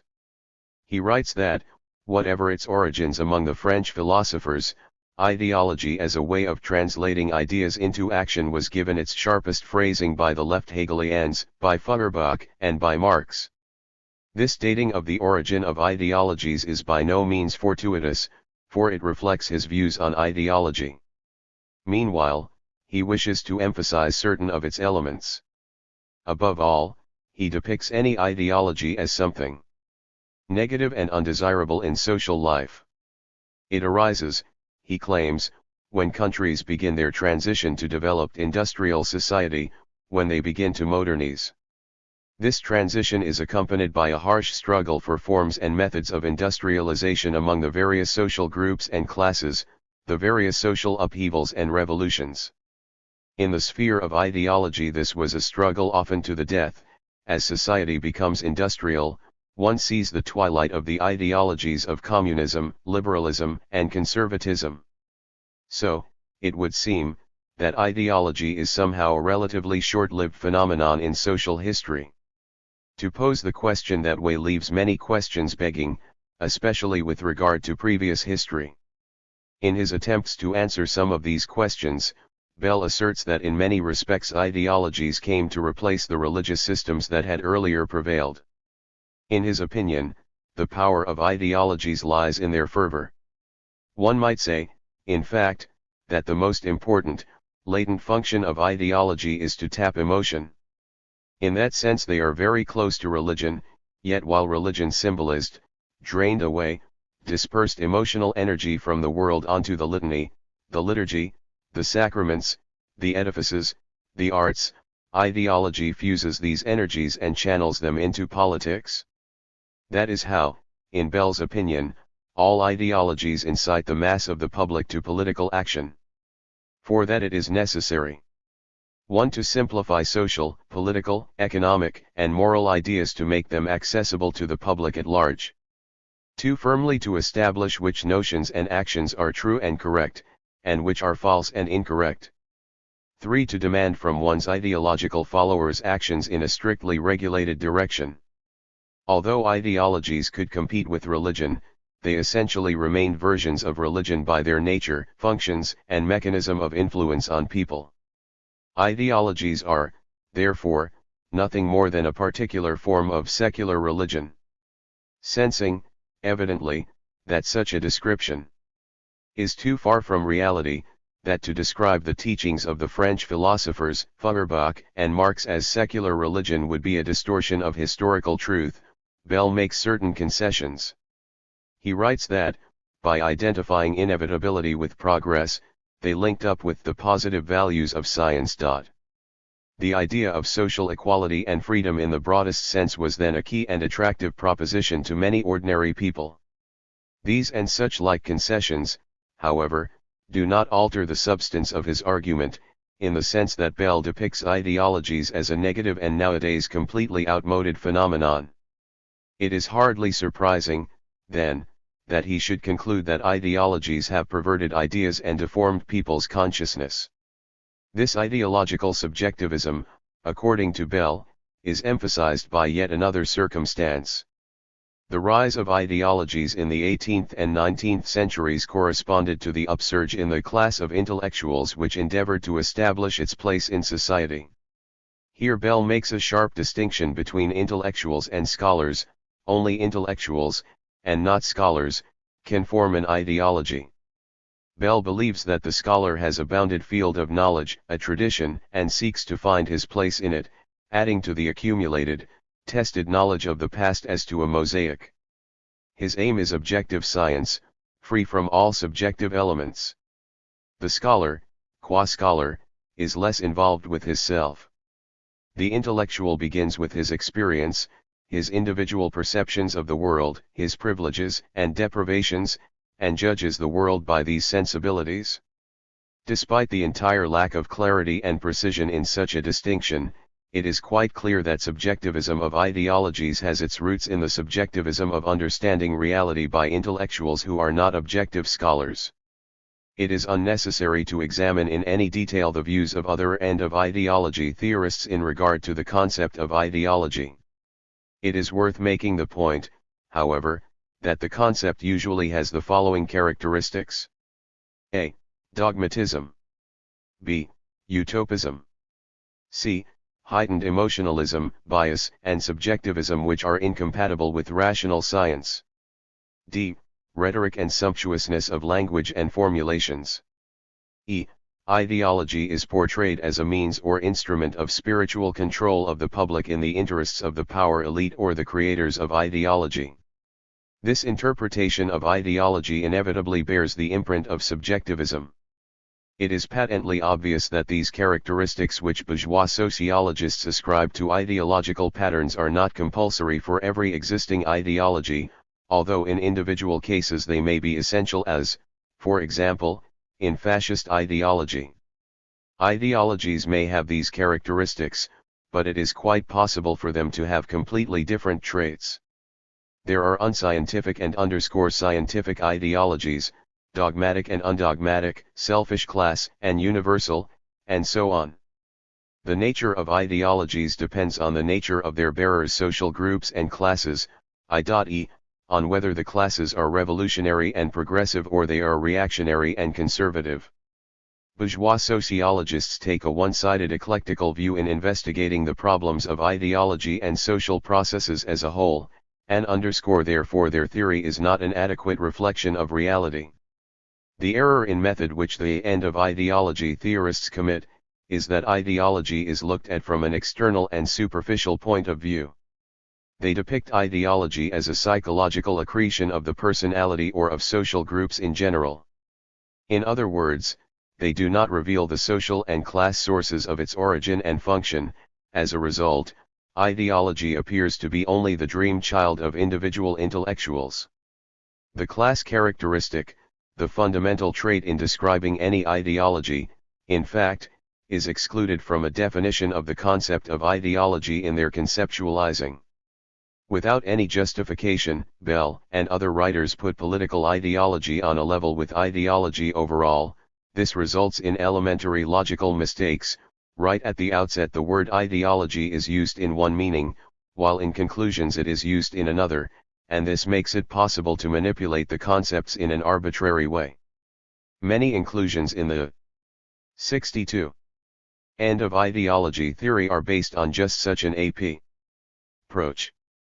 The end of ideology theory, consequently, is unsound in its initial fundamental precepts because it does not consider the facts of historical development and distorts the very essence of ideology as a social phenomenon. Marxist-Leninist understanding of ideology. Marxism revealed the objective method of studying society as a whole, the materialist approach to history, and thereby provided the key to understanding and explaining ideology, its role in the life of society and the individual, and its connection with science and truth. The concept of ideology may be correctly understood only with account for the specific historical situation which has exerted its influence on its formation and content. The term ideology was first employed by the French vulgar economist and philosopher, Destutt de Tracy, at the end of the 18th century. De Tracy believed that ideology was a study of ideas, of their origin and of the laws of human thought. Not long after Napoleon had come to power, de Tracy and certain other prominent economists and philosophers became disillusioned with the emperor and joined the opposition. As a retort, Napoleon scathingly branded them as ideologists, i.e., people who propounded useless and unimportant ideas and who were unfit for useful practical activity. The term ideology entered science as a sociological category with the names of Karl Marx and Friedrich Engels. Their concept of ideology is basically used in two meanings. First, in the sense of a false and distorted reflection of objective reality. The terms ideologist and ideological in the work of Marx and Engels mean the scientific untenability of various theoretical constructions. They use the words to designate an idealist understanding of the history of human society, an understanding by which society, social structure, and social relations are explained from ideas, and not the reverse, that ideas emanate from the material conditions of social existence. In the German ideology, they wrote, Bruno, along with all philosophers and ideologists, erroneously regards thoughts and ideas the independent expression in thought of the existing world as the basis of this existing world. Some foreign writers assert that Marx and Engels only used the term ideology in that sense in their earlier works. That is not so. We find an analogous use of the term also in the later works. In his preparatory work for Anti-Düring, Engels wrote, "The sole content of thinking is the world and the laws of thought. The general results of the investigation of the world are obtained at the end of this investigation, hence are not principles, points of departure, but results, conclusions. To construct the latter in one's head, take them as the basis from which to start, and then reconstruct the world from them in one's head is zedeology, an ideology which tainted every spices of materialism hitherto existing, because while in nature the relation of thinking to being was certainly to some extent clear to materialism, in history it was not, nor did materialism realize the dependence of all thought upon the historical material conditions obtaining at the particular time. As Düring proceeds from principles instead of facts, he is an ideologist." 2. In another work by Engels, Ludwig Feuerbach, and the End of Classical German Philosophy, he wrote, "Every ideology, however, once it has arisen, develops in connection with the given concept material, and develops this material further, otherwise it would not be an ideology, that is, occupation with thoughts as with independent entities, developing independently and subject only to their own laws. That the material life conditions of the persons inside whose heads this thought process goes on in the last resort determine the course of this process remains of necessity unknown to these persons, for otherwise there would be an end to all ideology." In many of their works, therefore, Marx and Engels employ the concept of ideology to designate a false and distorted picture of reality, in the sense of the idealist understanding of it. Yet, in describing the idealist treatment of history as ideology, they were opposing bourgeois ideology and not the class positions in social science as such. In that historical context and, following from that, the prospects for the simultaneous victory of the proletariat in several large capitalist countries, their criticism of ideology constituted a criticism of the unscientific, non-objective, and untenable nature of bourgeois ideology which represented false consciousness. They described it as the distorted form in which the sanctimonious and hypocritical ideology of the bourgeois voices their particular interests as universal interests. Point 2 Analysis of the essence of false ideology. The conditions of its genesis and demise continues to retain its importance for exploding various unscientific bourgeois theories. Now we can look at the way Marx and Engels used the term ideology in another, wider sense. When they wished to underline the overall dependence of the spiritual life of society on economic relations, they included in ideology all philosophical, political, legal, artistic, and other views of a society or a class. They looked at social ideas from the standpoint of them being dependent on the material base. They defined the importance of ideas depending on their role in the class struggle. In the preface to his work Critique of Political Economy, Marx wrote, "The changes in the economic foundation lead sooner or later to the transformation of the whole immense superstructure. In studying such transformations it is always necessary to distinguish between the material transformation of the economic conditions of production, which can be determined with the precision of natural science, and the legal, political, religious, artistic, or philosophic, in short, ideological forms in which men become conscious of this conflict and fight it out."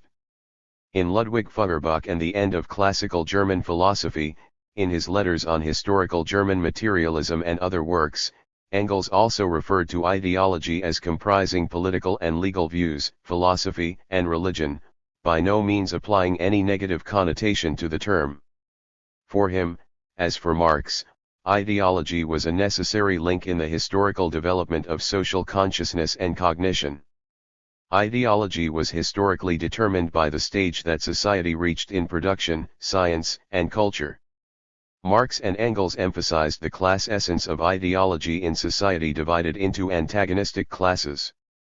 Engels wrote that the Middle Ages knew no other form of ideology than precisely religion and theology. But when the bourgeoisie of the 18th century was strengthened enough likewise to possess an ideology of its own, suited to its own class standpoint, it made its great and conclusive revolution, the French, appealing exclusively to juristic and political ideas, and troubling itself with religion only in so far as it stood in its way. It would therefore be wrong to think that Marx and Engels put ideology on a par with false consciousness. Moreover, even in the old ideological concepts of society, Marx and Engels perceived elements of objective truth and regarded many theories as correct and corresponding to objective reality. And although they did not describe dialectical materialism as an ideology, it was they who scientifically elaborated philosophical, economic, political, legal, and ethical views which express the basic interests of the proletariat. V. I. Lenin described the term ideology as ideas and views of certain classes and social groups. He termed scientific socialism a proletarian ideology. He wrote, "Social democracy must never for a moment lose sight of our ultimate goal, but always carry on propaganda for the proletarian ideology, the theory of scientific socialism, viz., Marxism, guard it against distortion, and develop it further. We must untiringly combat any and every bourgeois ideology, regardless of the fashionable and striking garb in which it may drape itself." Lenin therefore introduced the notion of scientific ideology. In Soviet philosophical literature, the term ideology is used in several meanings. When we speak of ideology in the broad sense of the word, we mean that social consciousness is subdivided into social psychology and ideology. We mean by the latter a sum total of forms of social consciousness. But this term is also used in another meaning, as a sum total of theories and views mirroring the nature of given social relations which justify the need for these relations or for their replacement by other relations. The Soviet philosopher, D.I. Chesnokov, has written that, such a system of views representing an interpretation of the historical process and a justification of the need for a certain social and state system most clearly expresses the interest of a certain class and the radical characteristics of all forms of its social consciousness, and comprises ideology in the narrow sense of the word. Ideology, then, is the consciousness of a society, class, or social group that is determined by the material conditions of their existence and provides the principal directions, principles and goals of their practical activity. That understanding of ideology in the narrow sense helps to explain the specific nature of this social phenomenon without divorcing it from other theoretical forms of social consciousness, but it does not identify it with them. The class allegiance of any ideology is its major distinguishing feature, in a society torn by class antagonisms. There can never be a non-class or an above-class ideology. Ideology is a systematic totality of views, ideas, and theories which first and foremost express the interests and aspirations of a given social group or class. Political, legal, and artistic views, morals and religion to varying degrees and with varying completeness express the ideology and propagate it by various specific means. The philosophical and social scientific theories of representatives of a particular class, which are not always direct ideologies of that class, nevertheless are always subject to the impact of that ideology and supply it with philosophical, sociological, and anthropological argumentation. Finally, natural scientific theories are not included in ideology, although overall philosophical conclusions made by scholars from discoveries in that field are often used for justifying ideological demands and slogans, and for constructing ideological concepts. Ideology may be viewed in two principal, relatively independent, and dialectically interrelated aspects. The first is gnoseological. From this point of view, ideology is a certain conditioned system of ideas and theories of a particular society, class, or social group.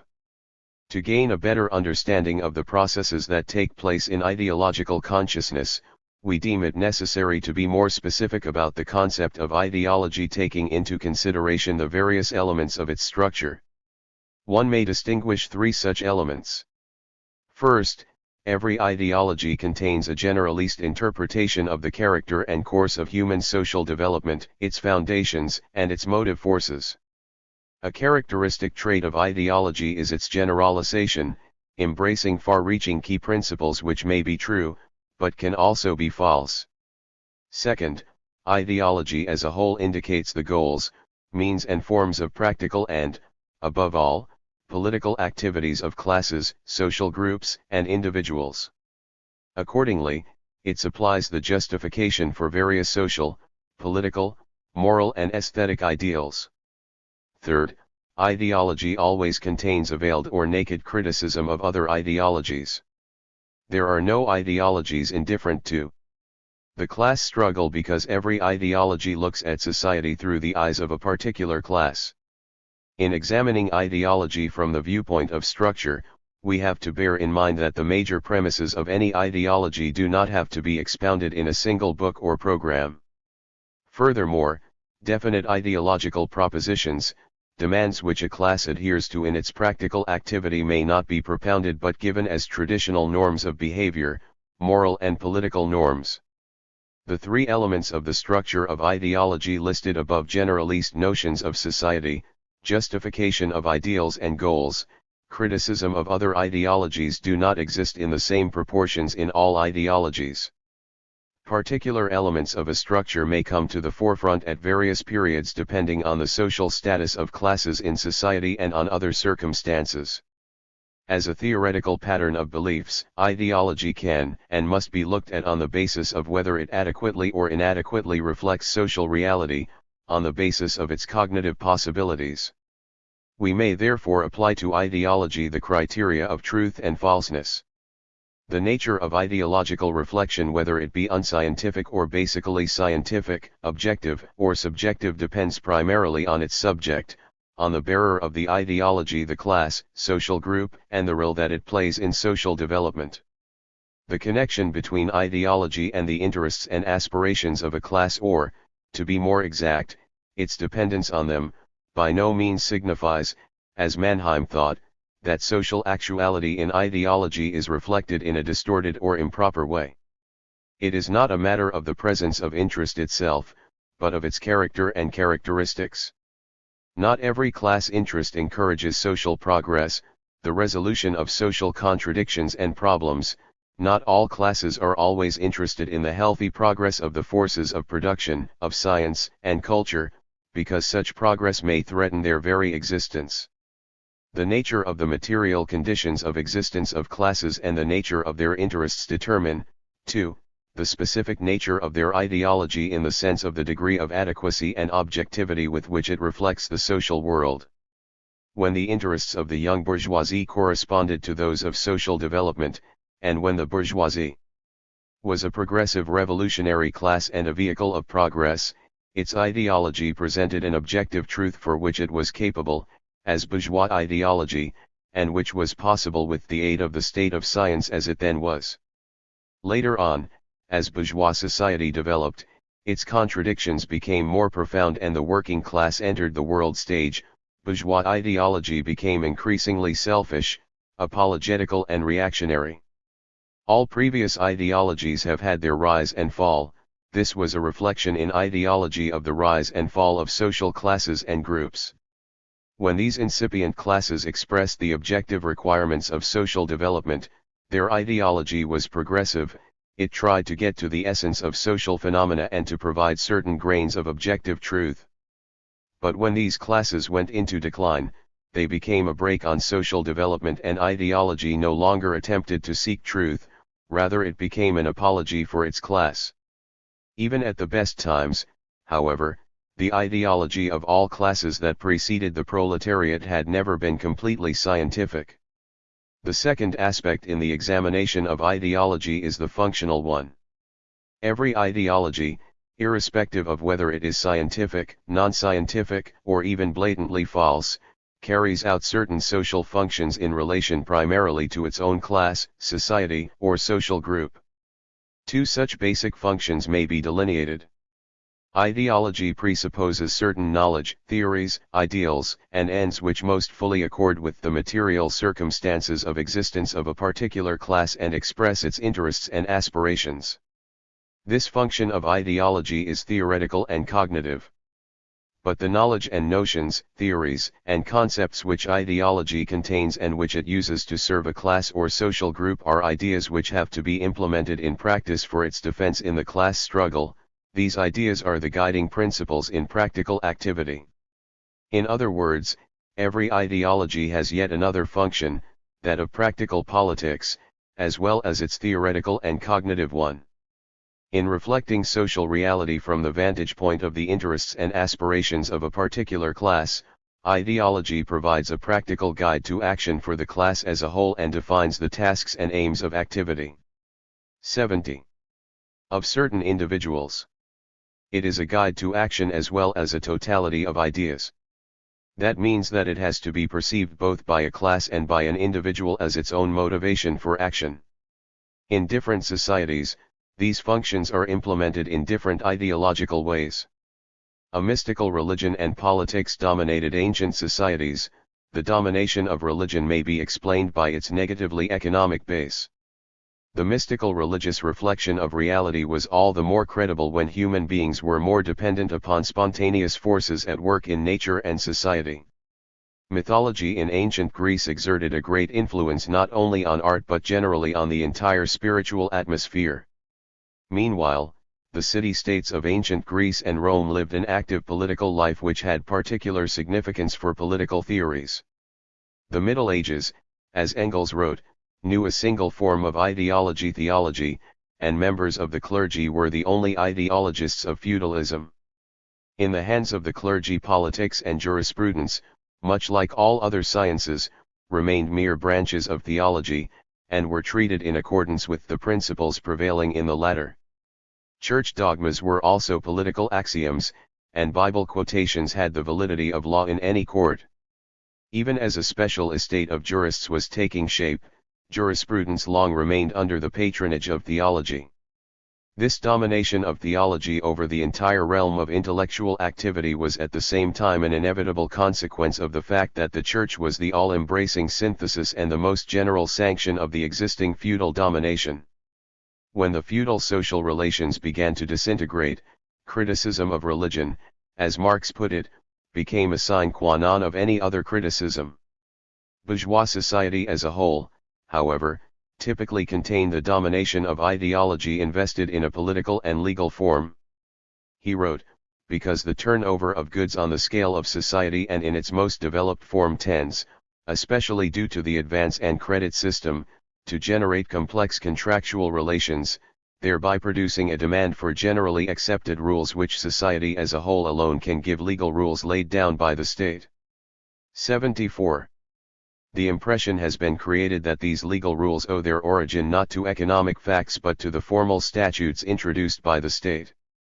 But because competition, this basic form of interconnection between free commodity producers, operates as the greatest equalizer, equality before the law became the main rallying cry of the bourgeoisie. The fact that the struggle of this new rising class against the feudals and the absolute monarchy, which then protected them, had, like any other class struggle, to become a political struggle, a struggle for the possession of state power, and had to be waged for legal demands, this fact helped to establish the legal outlook. Although bourgeois ideology is basically political and legal, this does not mean that it is separated by a wall of China from other forms of social consciousness. It is affected in varying degrees and by various means by philosophy, religion, social and even natural sciences, ethical and aesthetic views. Ideology attempts to adapt them to its own requirements, i.e., to the requirements of the capitalist class and, in turn, to put maximum pressure on them. The supremacy of political and legal ideology in capitalist society creates conditions for absolutizing legislation and engenders the illusion that purely legislative and administrative measures can resolve any social problem, can eliminate the economic and social contradictions and antagonisms of capitalism. This ideological illusion is often backed up and propagated through the media of literature and the arts, and is justified in sociological and philosophical investigations. Contemporary bourgeois ideology is not the product of scientific social thought, the product of a science of society. It is built on the basis of the social psychology of the bourgeois class and its everyday consciousness. It develops from this very source. It is full of prejudices and illusions, unscientific notions and opinions.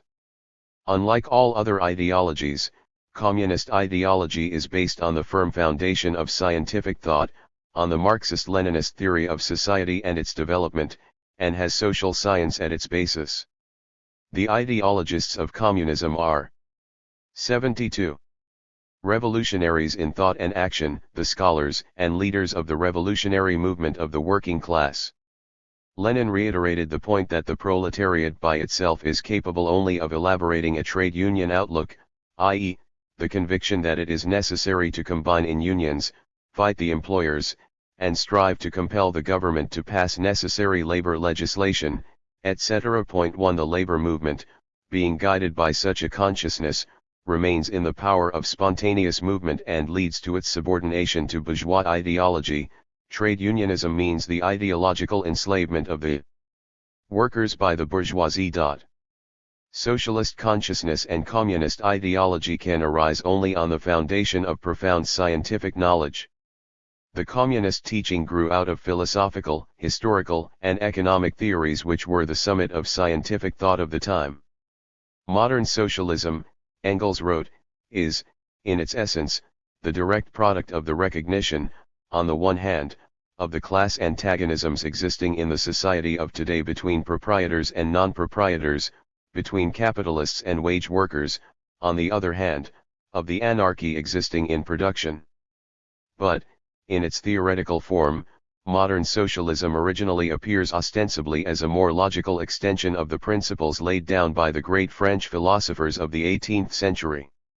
Like every new theory, modern socialism had, at first, to connect itself with the intellectual stock in trade ready to its hand, however deeply its roots lay in material economic facts.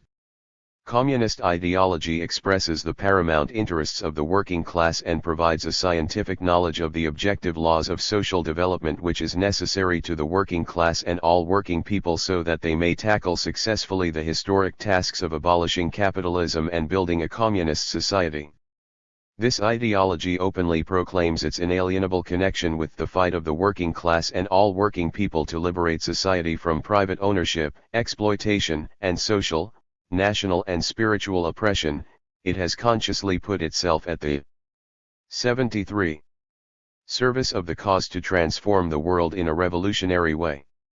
Even a fleeting examination of historically conditioned ideologies shows that ideology plays a very important part in the life of society and in its progress. Ideology, in turn, evolves together with society, with the changes taking place in the material conditions of existence of the classes whose interests and aspirations it expresses. It uses for its own needs the attainments of science, literature, and the arts and always affects them. Ideology is an expression in the sphere of ideas of that objective process due to which society has split into opposing classes. Objectivity and subjectivism. In social inquiry, the arguments used by end-of-ideology theorists are based on the idea that social science should, on principle, be opposed to any ideology.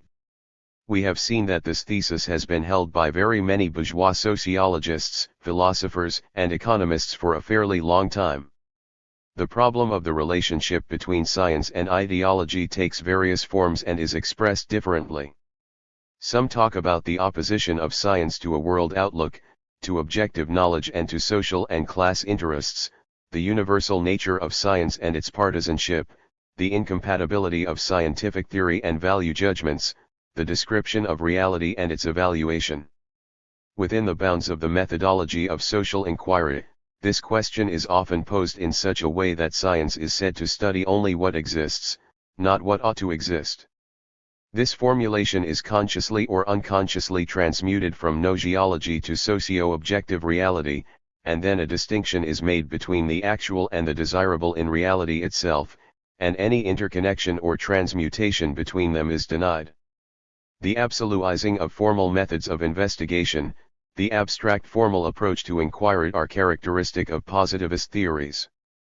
The formalization of cognition per se, of course, has a certain positive meaning if it is applied rationally, within sensible bounds and does not encroach upon the substantive aspect. In positivism, however, the abstract formal approach is hypertrophied in the extreme. This is 75. Readily apparent when we examine that relationship between science and ideology. In the last few decades, almost anyone who has written on the opposition of social science to ideology feels duty-bound to support his conclusions with the authority, of Marx and Engels, of their opinions on the unscientific nature of ideological thought. A paradoxical situation therefore exists. The bitterest opponents of the basic propositions of Marxism present themselves virtually as continuers of the classical Marxist tradition in regard to science and ideology. Here we have eloquent examples of how bourgeois philosophy and sociology, borrowing ideas that were put forward first by Marx and Engels, distort and pervert them. They utilize them against scientific communism, thereby trying to discredit it. Marx and Engels took a specific class approach to the relationship between scientific knowledge and ideology. They showed that social science becomes such in the full meaning of the word when it frees itself of the pernicious influence of bourgeois ideological precepts. As far as Marxism is concerned, it is simultaneously both a science and an ideology. It is, in fact, to the credit of Marx and Engels that they created a social teaching which, being strictly scientific and objective, at the same time performs ideological functions to the full. The positivist end of ideology theorists make out that every ideology is incompatible with an objective cognition of social actuality. Further, ideology is seen as only a form of consciousness indifferent to content and irrespective of content. If we leave aside for the moment other reasons for that approach, we see that abstract formalism is the fundamental methodological deficiency in criticizing ideology from a positivist point of view. Positivism depicts any ideology as being alien to objective knowledge. It thereby elaborates a methodology of social inquiry which would preclude any ideological components from social science. It tries to de-ideologize social cognition, regarding that as a social condition for scientific objectivity. Modern theorists of the end of ideology school wholly commit themselves to that absolute opposition of science to ideology. Talcott Parsons, for example, speaks of the need to differentiate sharply between the ideological and scientific. 76. Components in social theory.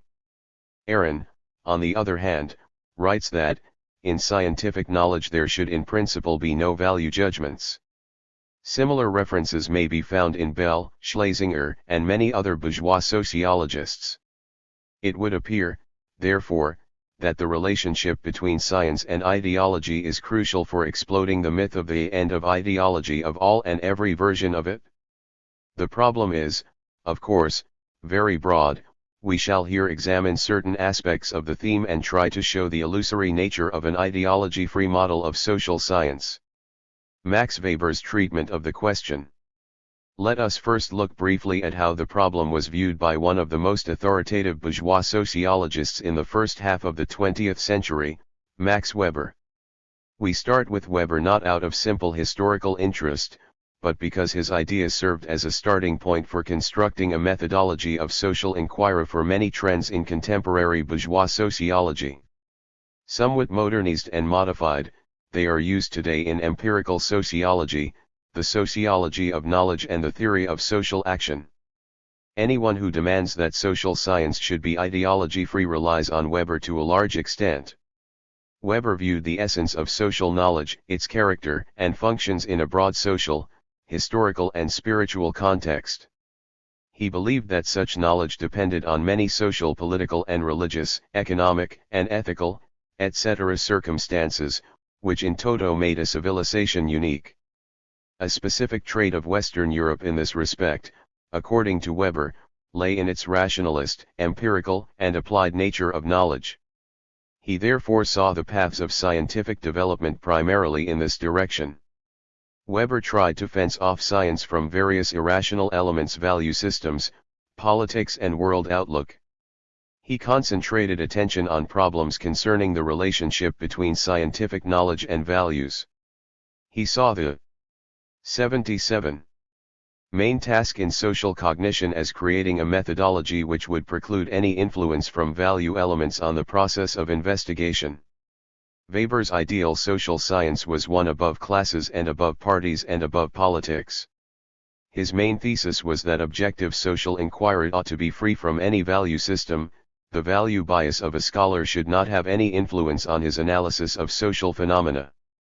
Social values, Weber maintained, as such could be the object of research and rational explanation. Science, however, could not make a rationally justified choice between value systems.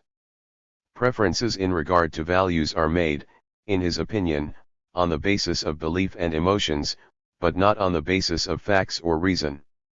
When he looked at this problem from the point of view of science and politics, he tried to delineate their territories and to take politics out of science. In that sense he presented the problem of values and the social goals corresponding to them purely as the concern of politicians. A social scientist should have nothing to say on the matter. He might judge only on whether the various means for attaining set goals were suitable or not. As an advisor to politicians, a scholar might evaluate the chances of attaining certain aims by certain means, indicate the social consequences of a certain type of action, but he himself should be above politics and above the political struggle. Here Weber is formulating a principle which embodies both the contradictoriness of his theoretical scheme and the contradictoriness of the position of a bourgeois liberal scholar or university professor in the capitalist system as a whole. This is his value-free principle.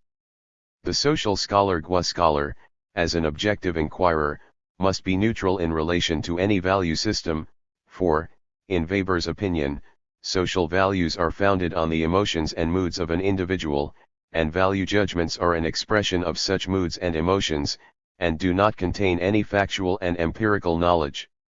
The problems of values and evaluations are the problems of politics and politicians, but not those concerning the methodology of empirical sciences. The validity of a practical imperative as a norm and the truth value of an empirical proposition are absolutely heterogeneous in character. Any attempt to treat these 78 logically different types of propositions as identical only reduces the particular value of each of them. Weber therefore differentiates values and evaluations from scientific cognition. He associates values with subjective desires for certain goals, and he identifies evaluations with the formulation of these desires, values and evaluations cannot be justified by the objective means of social science, only the subjective preference of a politician remains the sole mode of justification. Although Weber makes certain rational points concerning his warning that one should not confuse the actual state of affairs with subjective desires in regard to them, his position is unacceptable. He reduces evaluation to a purely psychological and emotional act. Both value and evaluation are deprived of any cognitive significance. Weber, in developing such a view, creates contradictions which his system cannot resolve. Weber postulated that the best way to protect scientific inquiry from the intrusion of values is to study social life with the assistance of his ideal types. He defines the ideal type as a freely created analytical construction by means of which order may be brought to empirical reality. He maintains that the process of forming the ideal type reveals the essence of the process of generalization and theorizing. Concepts are said to be intellectual means for the spiritual transformation of empirical data.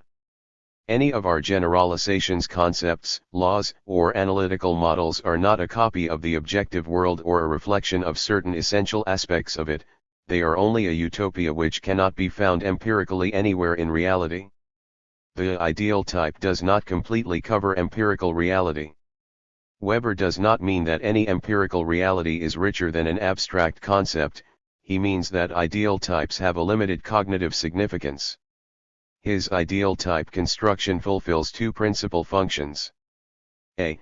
It provides the investigator with certain means or an instrument with which he can make classification and comparison easier, i.e., it helps to put empirical material in some order. B. It is, as such, a starting point for creating even wider types of generalization which serve as the ultimate goal of investigation, to establish the individual cause of individual historical phenomena. In this connection, Weber believes that any given phenomenon may be described with the help of a multiplicity of ideal types which will all be equally suitable.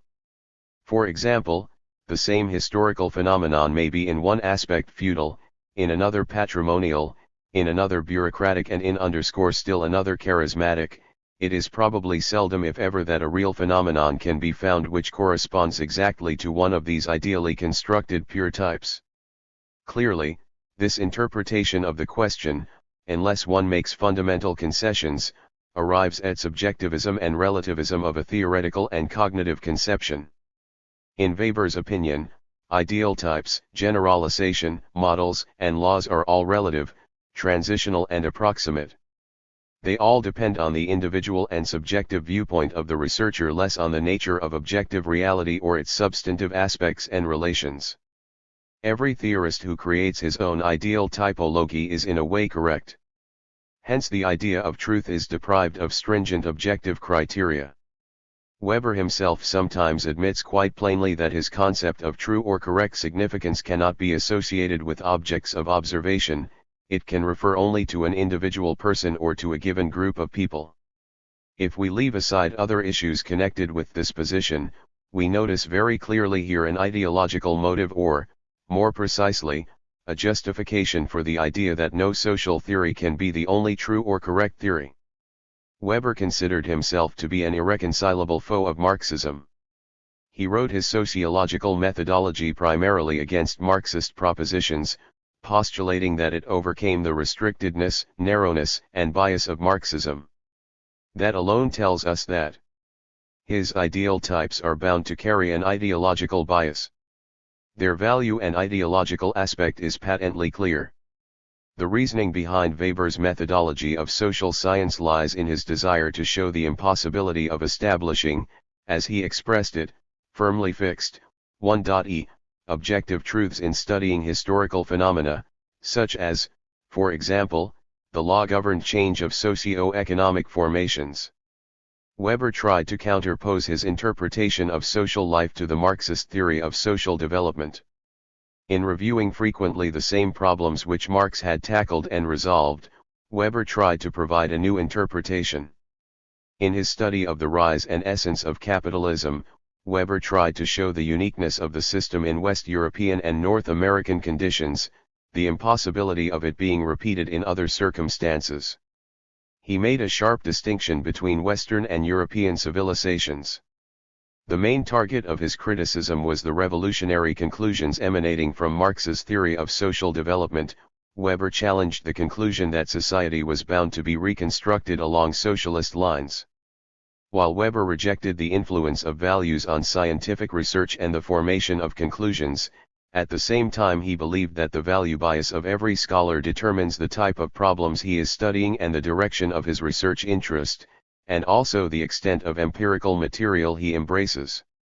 In empirical investigation, no practical evaluations are legitimate by this strictly logical fact. But together with historical experience, it shows that cultural interests give purely empirical scientific work its direction. In making this pronouncement, Weber himself shatters his own illusion concerning a pure science free of social interest. In the final analysis, no social science can exist outside values or a world outlook. Yet this does not mean at all that Weber comes closer in this respect to the Marxist point of view. For him, value is not caused by the nature of social being, it is something independent and primary. This value serves as the main motor for scientific progress. Weber's cognitive tasks and goals do not flow from the object of research and are not objectively arrived at, they come from a subjective direction, from an investigatory viewpoint, i.e., they are arrived at subjectively. Weber deals differently with the conflict in bourgeois society of scientific knowledge, on the one hand, and values, world outlook, politics, and ideology, on the other. He distinguishes the spheres of their application and allows each to reign in its own sphere. He sees their hostility to one another and tries to create a balance. As the American sociologist, Alvin Goldner, has said, the core of Weber's outlook rested on a dualism between, on the one hand, reason and rationality, especially as embodied in bureaucracy and science, and, on the other hand, more elemental emotional forces, partly encompassed in his notion of charisma. He regards each of these forces as inimical to the other. He views each as both dangerous and necessary. Ultimately, for Weber, it is politics and value interests that show the direction to a science, that dictate its goals. Science can only suggest means and cannot judge whether the goals and results of applying these means are desirable or not. The way Weber poses the question of the relationship between scientific objectivity and value judgments, science and ideology, is contradictory in many respects. In the conflicts of his basic postulates and final results, we see reflected certain contradictions in social existence. The unresolvable antagonism between science and politics, science and philosophy in bourgeois society was bound to have an effect on the methodological principles of his theory. His concepts are contradictory also in the sense that they express a duality in the position of a scholar separating bourgeois ideological premises and postulating, at the same time, an objective cognition of reality. Weber did not and could not create a methodology of social cognition which would preclude the influence of ideological values on scientific inquiry. Certain aspects of the scientistic methodology. The value-free principle formulated by Weber has been continued and developed in contemporary neopositivism and, in particular, in contemporary scientistic methodology, which is, in many respects, another version of the end of ideology theory. It is true that Weber had used this principle in a limited sense and in fact meant the connection of sociology and certain values with ideology. It was a principle of bourgeois sociological inquiry, although it was dressed up in a rationalistic and liberal fashion. The neopositivist methodology has rejected all restrictions. Value-free principles have come to mean not simply free from politics, but also free from moral problems and free from philosophy. The course of events, writes Irving Horowitz, identified social science not only with value neutrality but with scholarly aloofness from moral issues. Whereas in the 30s there was a tempered and qualified acceptance of the disjunction of fact and values, we now find this disjunction turned into a veritable law of sociology. Asterisk. There is a popular and illusory idea currently in vogue that the post-war generation of sociologists in advanced capitalist countries, where the scientific and technological revolution is underway, is unconnected with any ideology. The American sociologist, R. Rise, avers, for the present at least it would seem that social science has moved beyond ideology. Point to this allegedly non-ideological stance is, in the opinion of supporters of scientism, the safest guarantee of genuine objectivity in social science. From a methodological standpoint, contemporary scientism based on the value-free principle is a manifestation of sociological neo-positivism.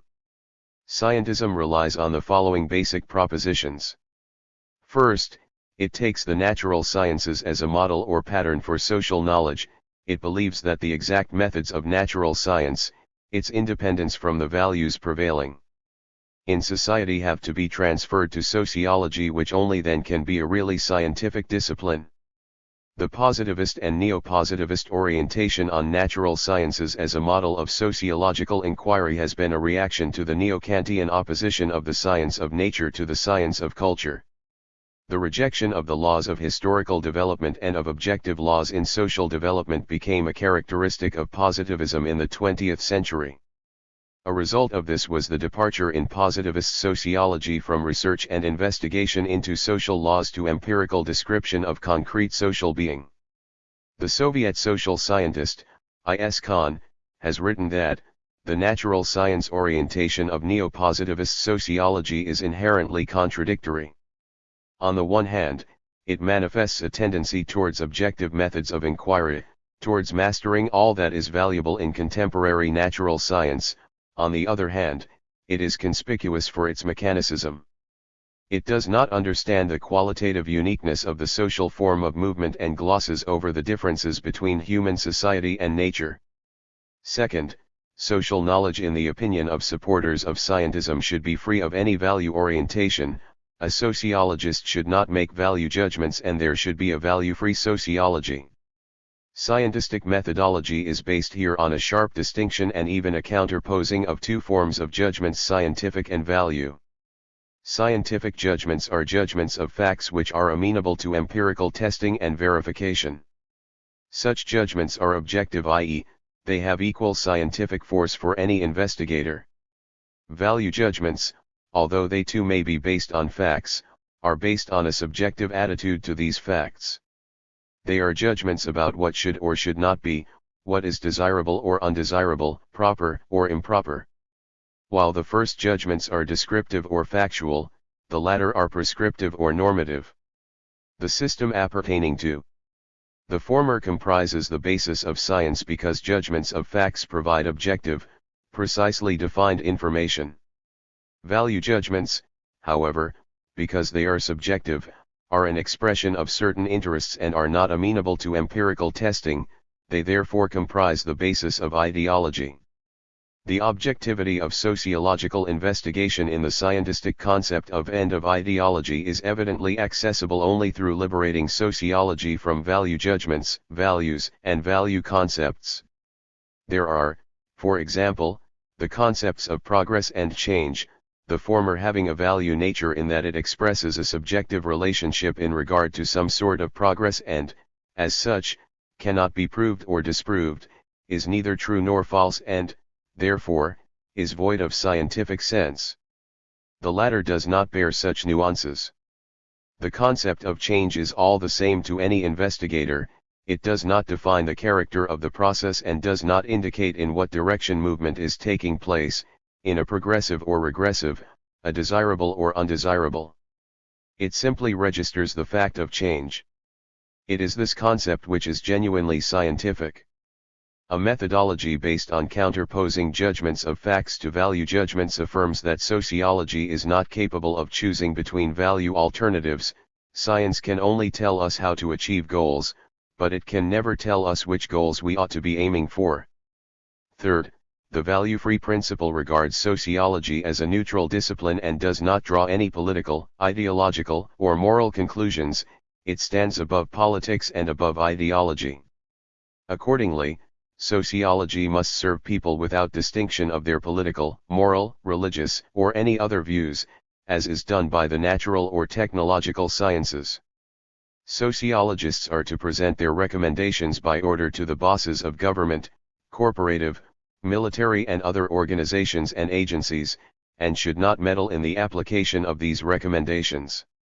It should not interest a sociologist into whose hands his advice falls and how it is utilized or even whether it is utilized at all. That is the concern of the leaders.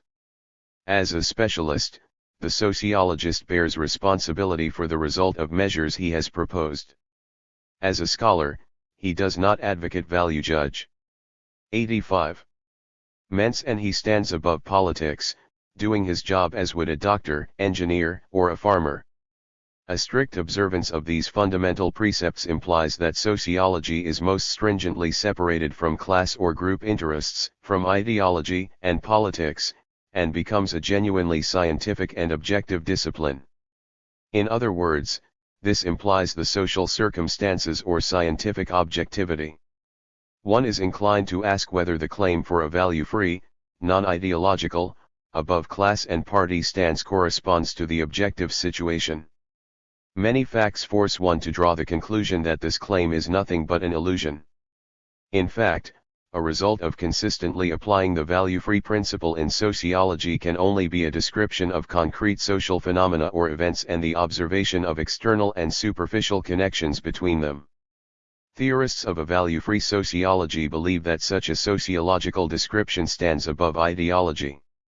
It is easy to show, however, that value judgments permeate any empirical sociological inquiry, and this occurs in three directions. One cannot simply describe facts without a preset aim, one has to set a task of what to investigate before setting out to investigate, i.e., one has first to choose a problem for investigation. Depending on the problem, one has to select facts that are to be investigated.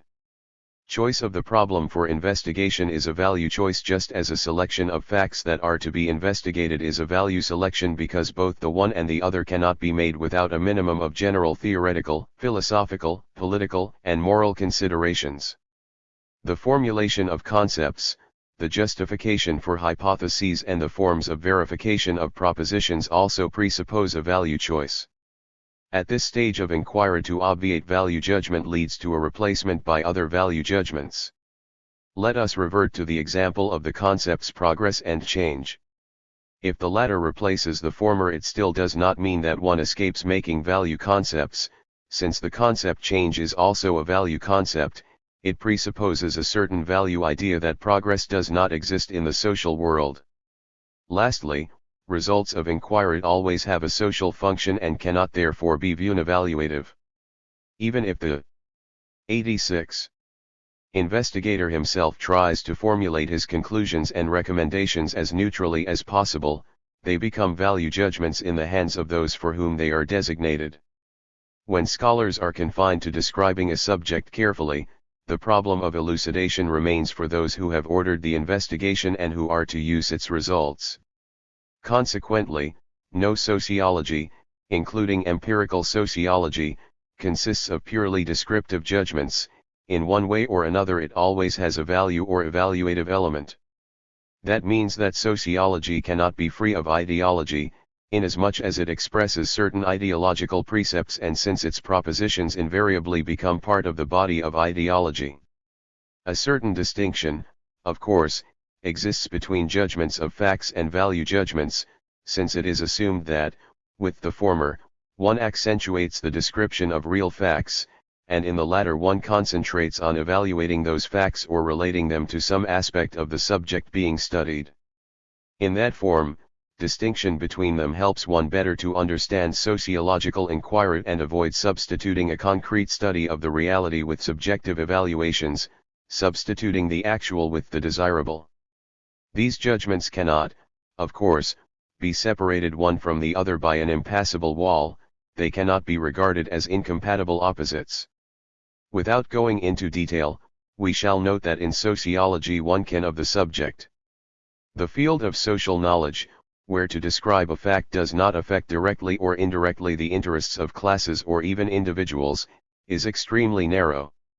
One can evidently agree that to assert that Napoleon died on May 5, 1821 is such a factual judgment. But that cannot be unconditionally said about the following judgment: President Kennedy was killed on November 22, 1963. For here, in a veiled form, one is presupposing certain political conditions that go beyond the bounds of the given description, and a certain attitude to or evaluation of those circumstances from the point of view of the person making the assertion. 87. Generalizing formulations are generally impossible without a value attitude to them by the subject. For example, to judge that imperialism is the highest stage of capitalism is simultaneously both a factual and a value judgment. An even more obvious angle of factual and value elements may be observed if we look not at separately accepted judgments but at their system.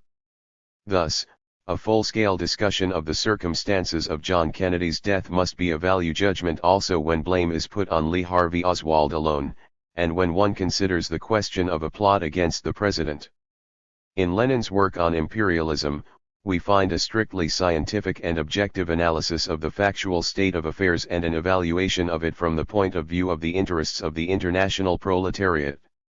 Some bourgeois scholars maintain that one cannot make any judgments prescribing one or another method of action or behavior from description of a particular situation. The fact of the matter is, however, that it is impossible to do so if one uses only the rules of formal logic. But people, when they have to select a certain mode of action emanating from prevailing conditions, are guided not by the rules of formal logic, but by their own interests. The problem cannot be seen only as a formal logical one. When people formulate value precepts, it is a complex problem, and here, indisputably, we have a transition from certain judgments to other judgments. There can be no value-free sociology. A purely empirical description of facts, events, and phenomena inevitably leads to acknowledging the veracity and necessity of these events. That means, however, that some value judgments and some values replace other value judgments and other values. The methodology of social cognition based on a value-free principle is, in fact, not free from a value approach to reality. It sees the social condition of objective cognition not in the content of the historical process, but in a muted, masked, and often unconscious value attitude to reality which is put out as a manifestation of everyday consciousness. 88. On what basis can value notions of everyday consciousness guarantee scientific objectivity of social knowledge? This is not explained in the concept of value-free sociology. Here we notice the same methodological deficiency as with Karl Mannheim, a desire to construct a theory of understanding social phenomena divorced from an investigation of the structure of the historical process and the dialectics of social development. The scientistic methodology of social science based on the value-free principle fulfills a certain ideological function. It conceals, or at least plays down, the fact that bourgeois sociology today is a form of social knowledge in which the ruling exploiting class is interested. In basing the methodology of sociological cognition on absolute and unchanging cognitive human abilities, the concept takes an idealist position and makes it difficult to arrive at a scientifically grounded methodology of social cognition. In drawing a line between the scientific and the value approach to reality and considering empirical description and information on actuality as the goal of social science, scientism imposes a theoretical veto on investigations into really vital social problems, for no problem can be formulated with the help only of empirical judgments without facts. To free sociology from values implies wanting to imprint one's ideas on the whole structure of thinking, to incline towards technical and pragmatic thought in which ideas are adequate if they bring direct benefit. Such a program is obviously ideological. The apologetical nature of value-free sociology and the lack of perspective of its extreme empiricism are being recognized by many non-Marxist as well as Marxist sociologists. Neo-positivist methodology is under attack from all sides. The well-known Swedish economist, sociologist and public figure, Gunnar Myrdal, for example, has written that there cannot be a value-free sociology. Scientific terms acquire a value aspect because society consists of human beings pursuing aims. The value connotation of our main concepts represents our interest in a matter, gives direction to our thoughts and significance to our inference. There is no way of studying social reality other than from the viewpoint of human ideals. A disinterested social science has never existed and, for logical reasons, cannot exist. He arrives at the following conclusion: we employ and we need value premises in making scientific observations of facts and in analyzing their causal interrelations. A disinterested social science is, from this viewpoint, pure nonsense. It never existed, and it will never exist. We can strive to make our thinking rational in spite of this, but only by facing the valuations, not by evading them. The book The New Sociology, compiled by progressive American sociologists, also sharply criticizes the empiricism and value-free concept of sociology. An interesting article on the theme written by Alvin Goldner and entitled Anti-Minotaur, The Myth of a Value-Free Sociology, puts forward the thesis that a person engaging in sociology is bound to have certain values and ideologies, otherwise he is no longer a person and becomes some sort of minotaur, a monster with a human body and the head of a bull. The value-free principle, Goldner writes, did, I think, contribute to the intellectual growth and emancipation of our enterprise, if looked at from the standpoint of the enhanced independence of the human mind against the compulsive demands of a merely traditional morality. To this degree, the value-free discipline provided a foundation for the development of more reliable knowledge about men and, also, established a breathing space within which moral reaction could be less mechanical and in which morality could be reinvigorated. But sociologists could not use the principle properly, could not make it serve their own science. It was used by many as an excuse for pursuing their private impulses to the neglect of their public responsibilities.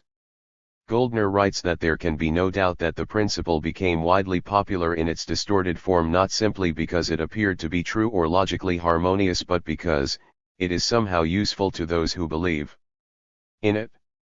Further, he writes, that, the value-free doctrine is useful both to those who want to escape from the world and to those who want to escape into it. It is useful to those young or not so young men, who live off sociology rather than for it, and who think of sociology as a way of getting ahead in the world by providing them with neutral techniques that may be sold on the open market to any buyer. The belief that it is not the business of a sociologist to make value judgments is taken, by some, to mean that the market on which they can vend their skills is unlimited. One may without compunction study the market demand with the aid of selling more cigarettes or study the incidence of cancer. Goldner concludes that the value-free doctrine of social science was sometimes used to justify the sale of one's talent to the highest bidder and is, far from new, a contemporary version of the most ancient sophistry. Sociology based on that doctrine is incapable of providing even a minimal critique of contemporary society. The value-free slogan is, therefore, only part of the ideology of contemporary bourgeois society. Irving Horowitz, the compiler of this book, comes to the same conclusion. Empiricism is thus not simply a sociological methodology, but a social ideology.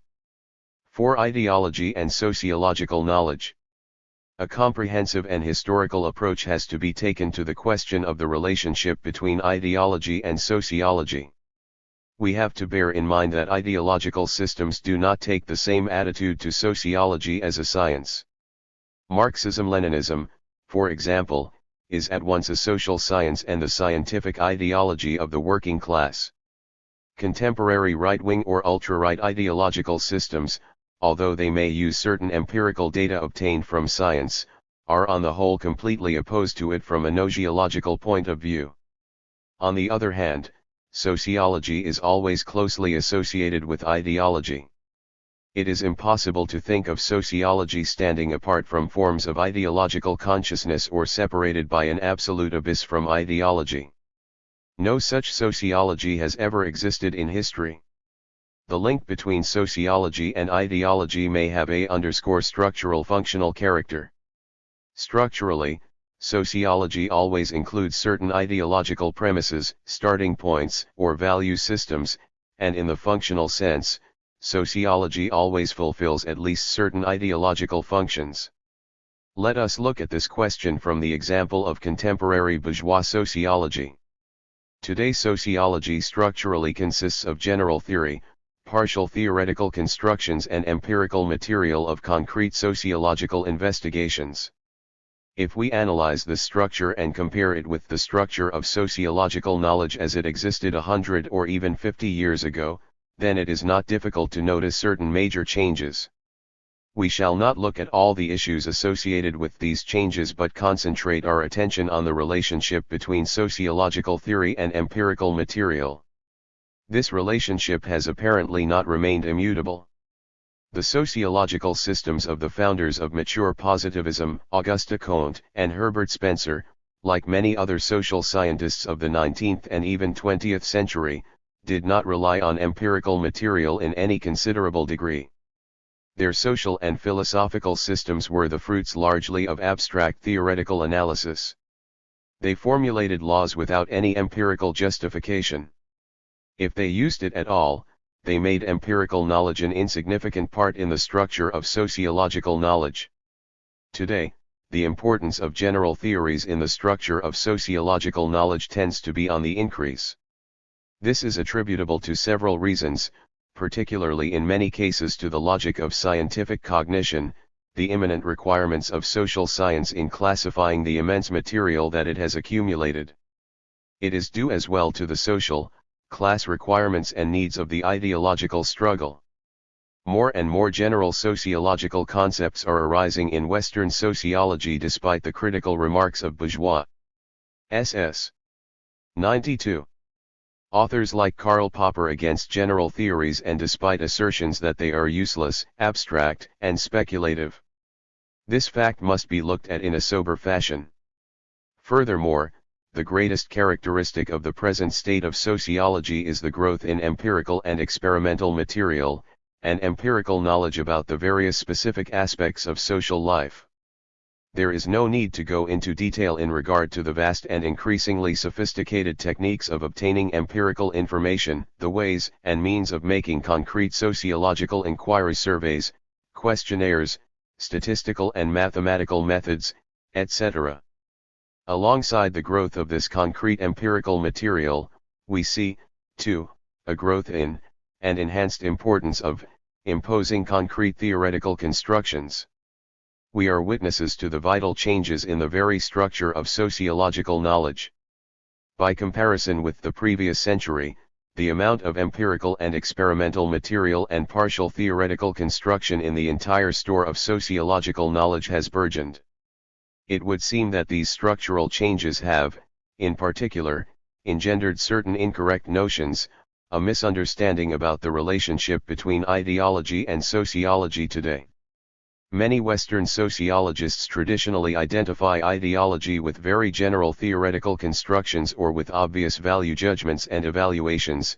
They maintain that with the growth and spreading of concrete empirical sociology, the end of ideology has arrived in social cognition, that rejection of looking at broad social issues implies freeing sociology from ideological distortions, and that the greatest dismemberment of problems and microscopic examinations of social inquiries are a means of getting away from the influence of ideology. The theorists of sociological positivism refer to methods of formalising and using mathematical devices and thereby try to present empirical sociology as a science free from ideology. Some writers maintain openly that widening the sphere of empirical knowledge means contracting the sphere of ideology. Sociological thought, however, cannot be correctly understood outside of social life as a whole. On a par with other spheres of consciousness, sociology must be regarded as an 93 aspect of social reality.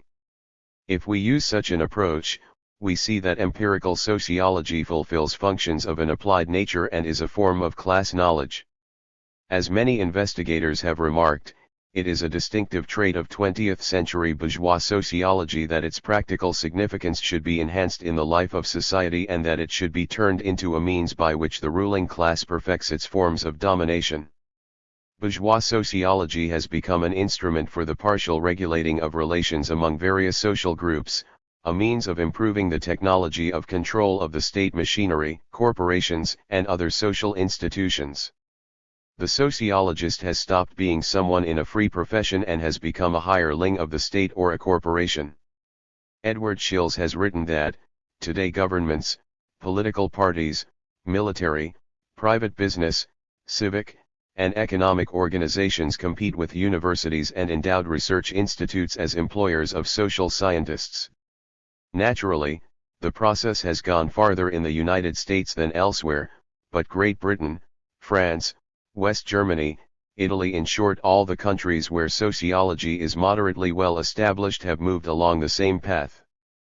As governments incline more and more toward intervention into the economy and comprehensive economic planning, and as the welfare state progresses, a more specific knowledge of the human beings over whom authority plays appears desirable. The growth of the mass communications industries and the advertisement of consumer goods have generated a great demand for sociologists in private employment. Nowadays, almost any organization with a claim to respectability believes it needs a sociologist to help it with the tasks it has taken on itself. The figures on financing the social sciences in the USA show, typically, that most investigations are made to the command of monopolies and the government. The largest amount of financing is done by the big corporations, 63.7%, while the federal government takes 25.6%.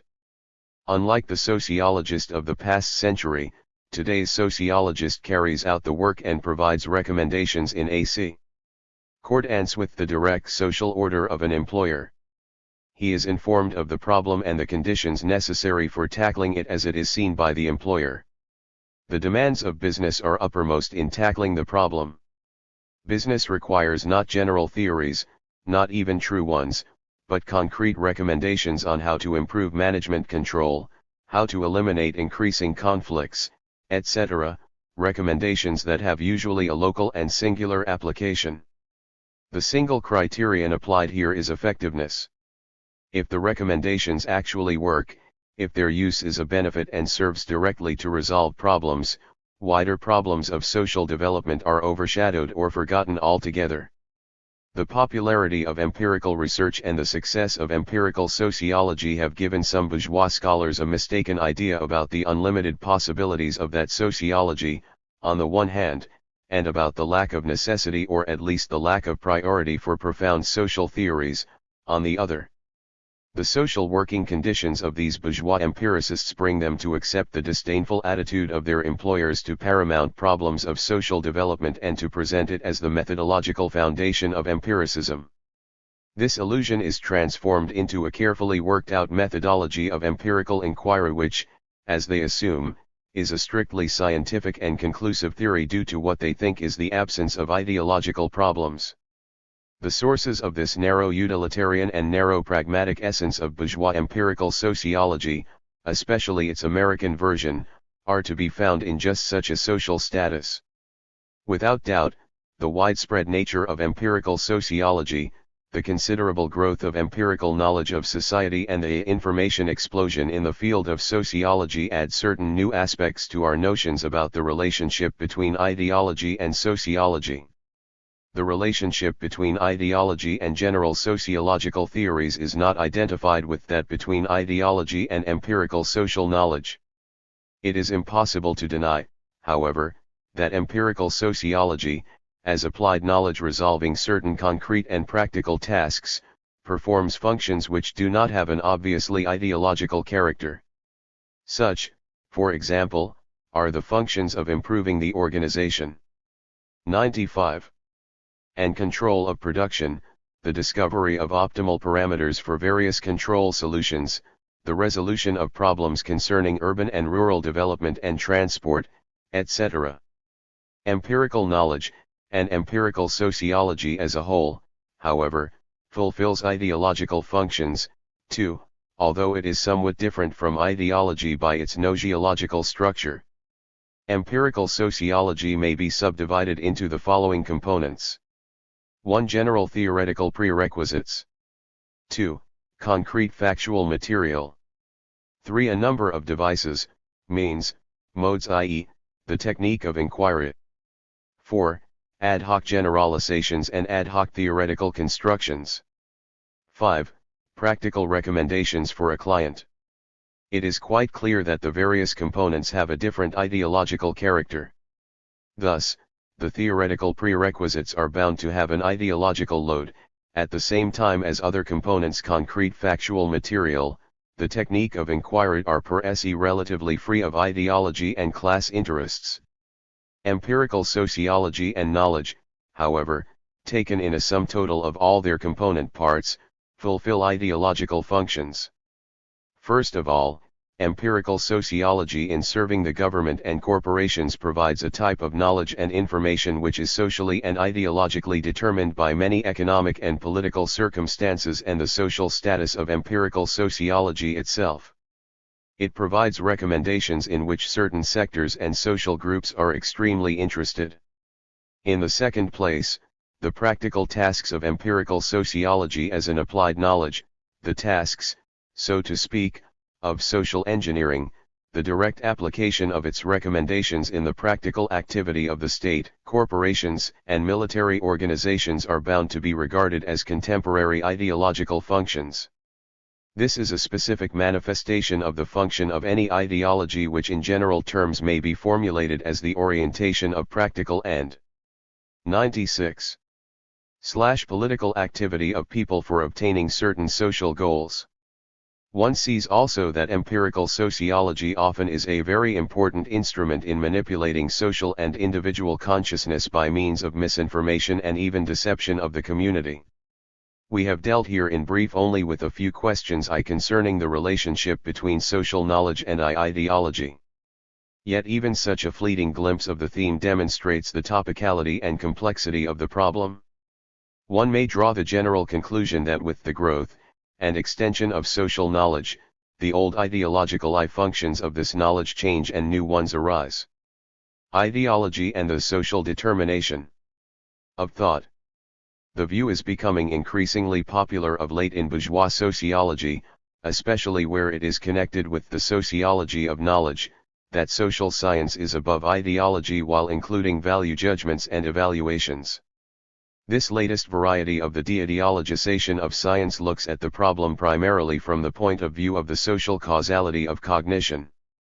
To a large extent it reflects the contradictory character of contemporary bourgeois sociology, for it proclaims its lack of adherence to any ideology, yet justifies its adherence to certain value systems. This is the concept put forward by Werner Stark, a leader of the British Sociology of Knowledge School, the Americans, Talcott Parsons, and Edward Shills and certain other authors. Stark and Parsons regard the sociology of knowledge not simply as a specific branch of sociology on a par, for example, with the sociology of the family or of religion, but above all as a general methodology of social research. 97. As a general theory of social cognition which has to take into account the contemporary ideological struggle in methodology. The de-ideologization of social science, according to Stark, Parsons and others, is an attempt to overcome, so to speak, to take account of criticism of value-free sociology, to include the positive aspects of this criticism in a wider scheme using the basic propositions of Karl Mannheim's sociology of knowledge. They use as a starting point for constructing a model of an ideology-free social science the notion that two means of determining thinking exist: social determination and ideological determination. Stark makes three basic distinctions between them. First, the social determination of thinking means that thought is conditioned by the values of a given society at a particular time, values which actually exist and can be regarded as facts. Ideology is determined by a striving or wish, which refer rather to reactions to a given reality than to reality itself. Such reactions are inevitably accompanied by attempts to construct such theoretical models which go beyond the bounds of the facts of a given reality. Ideological thought, he writes, is determined by a striving for what ought to be and hence is not, whereas socially determined thought is determined by a recognition of that which is, one might almost say, by the mind's functioning within the framework of that which is and hence is in agreement with reality. Both ideological and socially determined thought are based on antecedently conceived value systems, but whereas the values behind ideologies are values yet to be realized, values still in the air, the values behind socially determined thought are values already realized, values that have come down to earth, values incarnate in a word, as the philosophers have it, value facts. Farther on, Stark writes that ideological thought is determined by phenomena which operate on the psychological level: emotions, wishes, etc. All forces which provide a stimulus to ideologies operate on the psychological level, whereas the social determination of thought takes place on the much deeper neological plane. 98. Lastly, the third distinction between ideological and socially determined thought, in Stark's opinion, is that the former cannot exist independently outside of the latter. But socially determined thought can and must, if it wishes to be true, free itself of all ideology. Hence, he comes to the conclusion that the whole truth will include no ideology and all socially determined knowledge. Ideologies are alternatives to the truth, socially determined knowledge is part and parcel of it. Parsons' position, as he himself admits, is relatively close to that taken by Werner Stark. 2. He believes that deviations from scientific objectivity are essential criteria of an ideology. Parsons tries to be even more explicit about the concept of social determination of thought. He sees the major problem in that social knowledge is determined by the values or value precepts prevailing in a particular society. In other words, social science in search of problems that are to be resolved is guided by the institutionalization of values in a society. Here Parsons at once concedes that such an appreciation is not a refutation of scientific objectivity, but implies that social science produces a selection of problems according to their value importance. A model of social science thus constructed is, to Parsons' mind, its ideal type in the Weberian sense and may be called the value science integrate. This integrate is an ideal type of objective scientific knowledge about a society, which is subject to all the fundamental canons of science, but which is relative to the values of that society at a given time. For Parsons writes that this ideal type of social science is close to the concept of the general ideology of Mannheim.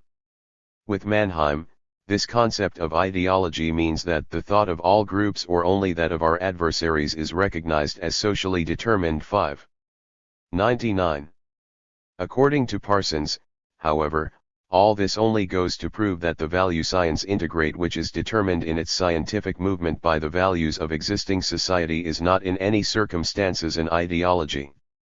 He writes that, to avoid confusion with the second area of problems to be discussed, we suggest that the word ideology should not be used in this connection, but that a term like the value science integrate of the culture be employed instead. How, then, does Parsons define ideology? The problem of ideology is, he writes, at the level of the institutionalization of culture, the functional problem of social systems. The word ideology, corresponding to Mannheim's particular ideology, will be reserved for an evaluative concept of the social system. We may recall that with Mannheim this concept meant the inclusion of all those utterances the falsity of which is due to an intentional, conscious, semi-conscious, or unconscious, deluding of oneself or of others, taking place on a psychological level and structurally resembling lies. 2. In the opinion of Parsons, ideology is a social psychological process of reaction to a given situation, the subjectiveness of which is beyond doubt. To understand Parsons' ideas, one must first elucidate the meaning which he gives to his terms. One of the central concepts in the Parsonian system is that of value or value premise, by which he understands an element of a shared symbolic system which serves as a criterion or standard for selection among the alternatives of orientation which are intrinsically open in a situation may be called a value.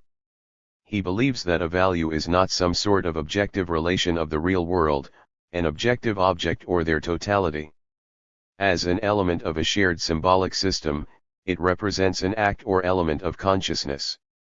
That something is a value not by its objective essence, not by its objective characteristics, but because human consciousness refers this something to values. The criterion of value is to be found in the sphere of consciousness, not in objective things. 400.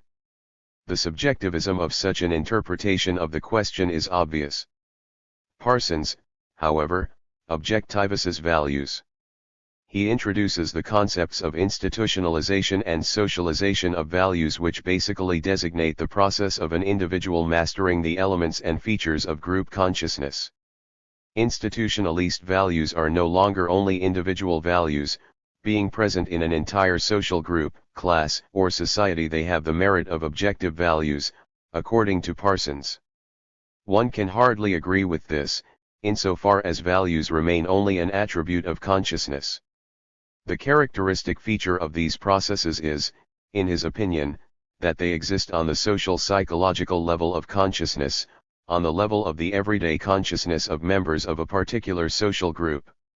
Consequently, the situation arises where the value science has the values of everyday consciousness as a part of itself and is determined in its movement and in the choice of problems and their interpretation by these values. Such is the Parsonian approach to the essence of social determination of scientific thought. Stark takes a similar attitude. The sphere of social psychology is naturally a source and determinant of theoretical forms of consciousness. Can social determination of thought, however, be reduced only to determining its social psychological forms of consciousness, notions, opinions, and moods existing in everyday mundane life? The whole concept invented by Stark and Parsons is here fraught with unresolvable difficulties. In reducing the social determination of social science to social psychological determination, Stark and Parsons thereby cannot obviate a subjectivist treatment of human cognition. The object of the ideal type of social science becomes not the problems which objectively need to be resolved, but those which, in the light of certain values, are regarded as important to be resolved, i.e., problems are essentially determined on the basis of subjective criteria. Why it is those and not other problems that hold the attention of social science, Parsons and Stark explain by the direction of everyday consciousness. But it could be wrong and it could take the apparent for the real state of affairs. Because it does not possess a scientific approach to the understanding of the real world. Further, Stark and Parsons give the value science integrate and the socially determined thought as underscore the model for ideology-free social science. Their arguments in favor of this idea, however, rather prove the opposite of what they profess. In fact, social science, according to Parsons and Stark, is determined in its development by the values of society or of a social group. This process of determination is socially subliminal and not psychologically subliminal, to use Stark's expression. Point 1. In other words, Stark underlines that social determination is an objective process while ideological determination is subjective. Leaving aside for the moment other issues connected with such a differentiation, we shall note that due to class or group causality, the socially determined thought is a thought that fulfills certain ideological functions. It cannot be anything else, for it is simply a view of the world through the prism of social and class values behind which lie corresponding interests. It is hardly surprising that Parsons and Stark should make a distinction between values completely and partially institutionalist in society, between value facts and value aspirations. That is intended to make social science compatible with some values and to counterpose it to others.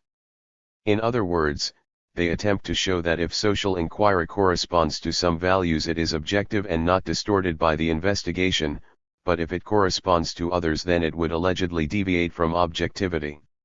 However, no matter what terminological artifice accompanies such an approach, it means one thing: social science is compatible with certain ideological premises and incompatible with others. But can one really speak of an ideology-free social science, a science standing above ideology? Moreover, the very idea of distinguishing socially and ideologically determined thought does not bear examination, insofar as any ideology or ideological thought is socially determined precisely because it exists only in human society. Such a distinction cannot be made the starting point for a concept. Yet it is used by bourgeois sociology to proclaim that its science is not ideological. To acknowledge the ideological nature of a particular social theory implies always to recognize the class character of the theory. Contemporary bourgeois sociology, therefore, is prepared to recognize its social causality because such a formulation veils the class nature of that causality. We have seen that both Stark and Parsons borrow the Mannheim's concept of particular ideology and try to depict any ideology as a blatant distortion of actuality. In their opinion, This interpretation of the issue must mean at the same time that the socially determined thought of Stark and the value science integrate of Parsons are not distortions of reality but are socially determined objective factors which lie beyond social theory. In other words, they can be nothing else because of their content and cognitive tendency. Ideology would seem always to imply a spontaneous and subjective tendency of the cognitive interest. Stark and Parsons, however, by comparison with Mannheim, go to the other extreme. While, for Mannheim, socially determined thought meant subjectivity and, consequently, falsity of the thought, for Stark and Parsons any socially determined thought is objective. Hence their conclusion that bourgeois sociology, being a socially determined sociology, is an objective science that provides adequate knowledge of reality. The whole crux of their theoretical construction goes to prove this thesis. In actual fact, the problem of the social determination of knowledge is posed by Parsons from the standpoint which actually removes all possibility of progress of scientific knowledge of society. He believes that social theory cannot exceed the bounds of the value notions, premises, and norms that prevail in a given society. Scientific thinking must continually reach accord with the values that dominate capitalist society. Is a free functioning and development of objective social science really possible in these circumstances? Is science set in such conditions able to implement the function of making a social critique of society? Can it tackle important problems of social development? The whole history of world social thought eloquently shows that success in this field has been obtained when social theory has sundered the narrow framework of the ruling. 103. Values. The fearless zeal for theory was typical of all great thinkers of social science of the past. If one confines science to the framework of a value relationship to actuality and society, one has only an apology for that actuality. From being the means of objective and critical investigation of social reality, science becomes the instrument for justifying the existing social order. The concept's social determination of thought against ideological determination, therefore, can be described only as the manifestation of the ideology of contemporary conservatism. The problem of partisanship and objectivity. Of social knowledge. Any attempts to make social science free of ideology are based on the supposition that every ideology is a false consciousness which distorts, even mystifies the real world, insofar as it is, in one way or another, connected with interests whether group, class, or national.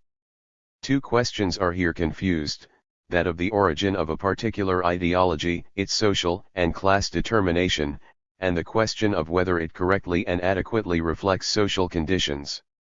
This confusion, no matter what the motivation, serves as a starting point for various speculations in bourgeois sociology, starting with the illusion of the self-liberation from ideology and ending with frankly mendacious attacks on Marxism as the ideology of the working class. Today, many of those who would supplant Marxist thinking speculate upon a non-existent dilemma: either Marxism is true, they aver, and if so it is not an ideology, or it is an ideology and therefore untrue. Here the new critics of Marxism simply replace one concept by another. When we talk of the proletarian or bourgeois, colonial, or national liberation ideologies, we mean primarily the existence of a regular pattern of views which is adhered to by social groups or classes. These views present an interpretation of the historical process in general and its present stage in particular from the standpoint of the interests of these groups and classes. They determine the social aims of their activity.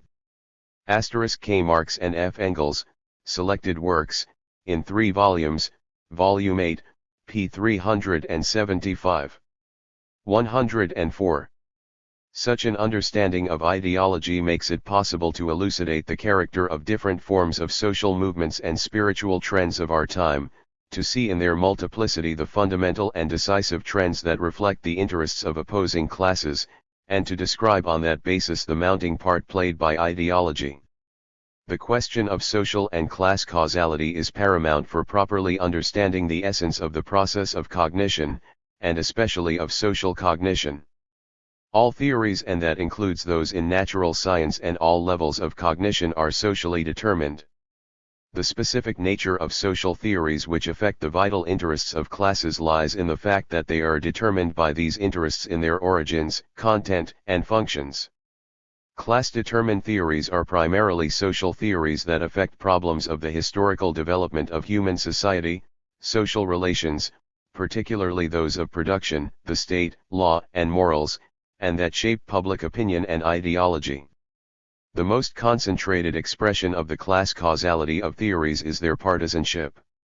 Every investigator in the social sciences has a partisan viewpoint irrespective of whether he is conscious of it or not.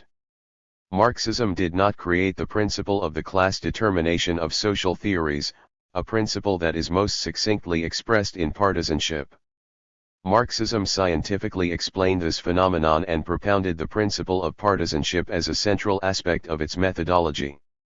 In a certain sense, one may say that the bourgeois sociology of knowledge endeavors to interpret precisely that aspect of social theories which we also observed in the constructions of Karl Mannheim, Werner Stark, and Talcott Parsons. Because of its subjectivism, however, it cannot do that in any satisfactory way. Marxism provides a comprehensive and scientifically founded interpretation of the partisanship principle. It distinguishes the objective and subjective aspects of this principle. The former lies in the class-determined stance of any social scientist, which is manifest in his theoretical position. The latter consists in the fact that a theorist is always, due to his upbringing, environment, and other factors, making a choice between conflicting parties in 105. Theory. In that sense, any bias in the social science is a unity of objective and subjective aspects. Proletarian partisanship is conspicuous for the fact that it represents a subjective position which is a conscious expression of objective historical necessity. When bourgeois writers assert that all sciences are partisan for Marxists, they obviously err against the truth. Admittedly, we did recently have philosophers who maintained that the theory of relativity, cybernetics and genetics were idealist, but that goes to show that the very principle of partisanship has sometimes been distorted. It is these distortions that bourgeois sociologists try to depict as the genuinely Marxist position. In reality, Marx, Engels, and Lenin never spoke of the partisanship of all sciences. Only those social sciences are partisan which investigate the various aspects of social life, the laws which affect the vital interests of classes. In other words, social theories whose origin and development are determined by the vital interests of classes are partisan. It is ridiculous to talk of the partisanship of mathematics, physics, astronomy, biology, linguistics or ethnography, although general philosophical conclusions from them can acquire an ideological or partisan character. One must simply be able to distinguish in each specific situation the objective content of the sciences and the philosophical conclusions which are drawn from them. Lenin provided a classical example of a dialectical approach to evaluating specific theories and their philosophical interpretation. In his work Materialism and Empirio-Criticism, he subtly distinguishes between the physical theories which are not determined by the class positions of their authors, and the idealist constructions which objectively do not emanate from the revolution in physics, which have been introduced into it by reactionary philosophy and which, therefore, play into the hands of the ruling classes in society. Lenin revealed that dialectical materialism as the philosophical outlook of the working class was wholly in accord with new discoveries in physics and provided a key for understanding them. Idealist philosophy, on the other hand, directly aligned itself with fideism and brought natural science into an impasse, to the extent that it provided a false, distorted interpretation of physical, biological, 106L, and Moskvichov, and other processes that was incompatible with science and social practice. In recent years, Soviet philosophers and scientists have done much to eliminate distortions of the principle of partisanship in philosophy and social cognition and in re-establishing its Leninist meaning. The partisanship principle has become an even more effective method for understanding social phenomena. Its role in the entire communist ideology has increased immeasurably. As we have mentioned above, the problem of the origin and class determination of ideologies does not by itself solve the gnoseological dilemma truth-untruth. The extent of objectivity or adequacy of the reflection of social conditions in a particular ideology is a special independent problem. These two problems must not be confused, as bourgeois sociology often does with them. On the other hand, no sharp distinction must be made between them, for they exist in dialectical unity. A dependence always exists between the objective truth of judgments and the social causality of their advancement. The revealing of the truth presupposes a certain level of material and spiritual development, a certain degree of the social division of labor, etc. Furthermore, the class determination of a theorist's attitude and the specific historical position of his class are major conditions in determining whether he will manage to discern the features and qualities of social reality as they exist in fact. Far from every class position makes it possible objectively to reproduce reality in ideology. The reliance of Stark and Parsons, for example, on value ideas of bourgeois everyday consciousness, as shown above, is subjective and therefore unscientific. The whole complexity of social cognition lies in the transition from the subjectivity of the cognizing subject to the objectivity of truth. When we examine the question from the gnoseological aspect, we may assert that the failure to understand this dialectics of the subjective and objective factor in cognition results in various forms of an ideology-free science, which ultimately is reduced to an attempt artificially to construct an absolute subject. The latter has to investigate the social organism as something neutrally opposite, which does not contain anything subjective and is not the result of sub. 107. Objective human activity, it is given to the investigator as an alien and indifferent thing. Human society, however, cannot be viewed from such positions simply because it is not like that. Marxism overcomes the absolute relativity of the class element in cognition by examining it not as the starting point but as a magnitude produced from a more general relationship between the subjective and objective factor in practice. The dispute of the reality or non-reality of thinking which is isolated from practice is a purely scholastic question, Karl Marx wrote. The objective meaning, an element of truth, contained in social cognition is verified and deepened in the very process of practice from which it arises. The standpoint of practice, of the revolutionary transformation of reality in the age of the demise of capitalism, is the standpoint of the working class, whose basic interests coincide with those of all mankind. In freeing itself, the proletariat frees the whole of mankind. Hence the possibility of creating a philosophy whose class origin is not in conflict with objectivity. Only proletarian, communist partisanship is compatible with an examination of the historical process in its integrity and inherent contradictoriness, and precludes one-sidedness in evaluating facts and a replacement of the real by the desirable. No one, of course, can provide guarantees against distortions of the partisanship principle. But it is in the nature of Marxist philosophy that there are objective possibilities for overcoming such distortions, inasmuch as partisanship itself is regarded as a scientific principle which requires constant justification and development. The objectivity of social cognition cannot be obtained by constructing a viewpoint which stands above all class viewpoints. Such a position invariably leads to a situation where one accepts consciously or unconsciously the point of view of the ruling class. Objectivity of social cognition is attained only with the conscious acceptance of the viewpoint of the class which is the most progressive and which is interested in completely destroying all forms of human exploitation. Objective social knowledge can be obtained only within the bounds of the ideology of the advanced revolutionary class, not outside of it. Or intensifying polemic. End of ideology. Theorists accord great importance to a sociological justification of their thesis in a broad social and political framework. They are forced to examine ideological issues in close association with economic and political factors. They attempt to interpret all history and to construct something like a philosophy of history. In pre-industrial society, they assert, universal ideologies that claimed universal truth, demanded a universal resolution of all social problems. Such a view has left its mark on all social relations, on morals, law, and religion.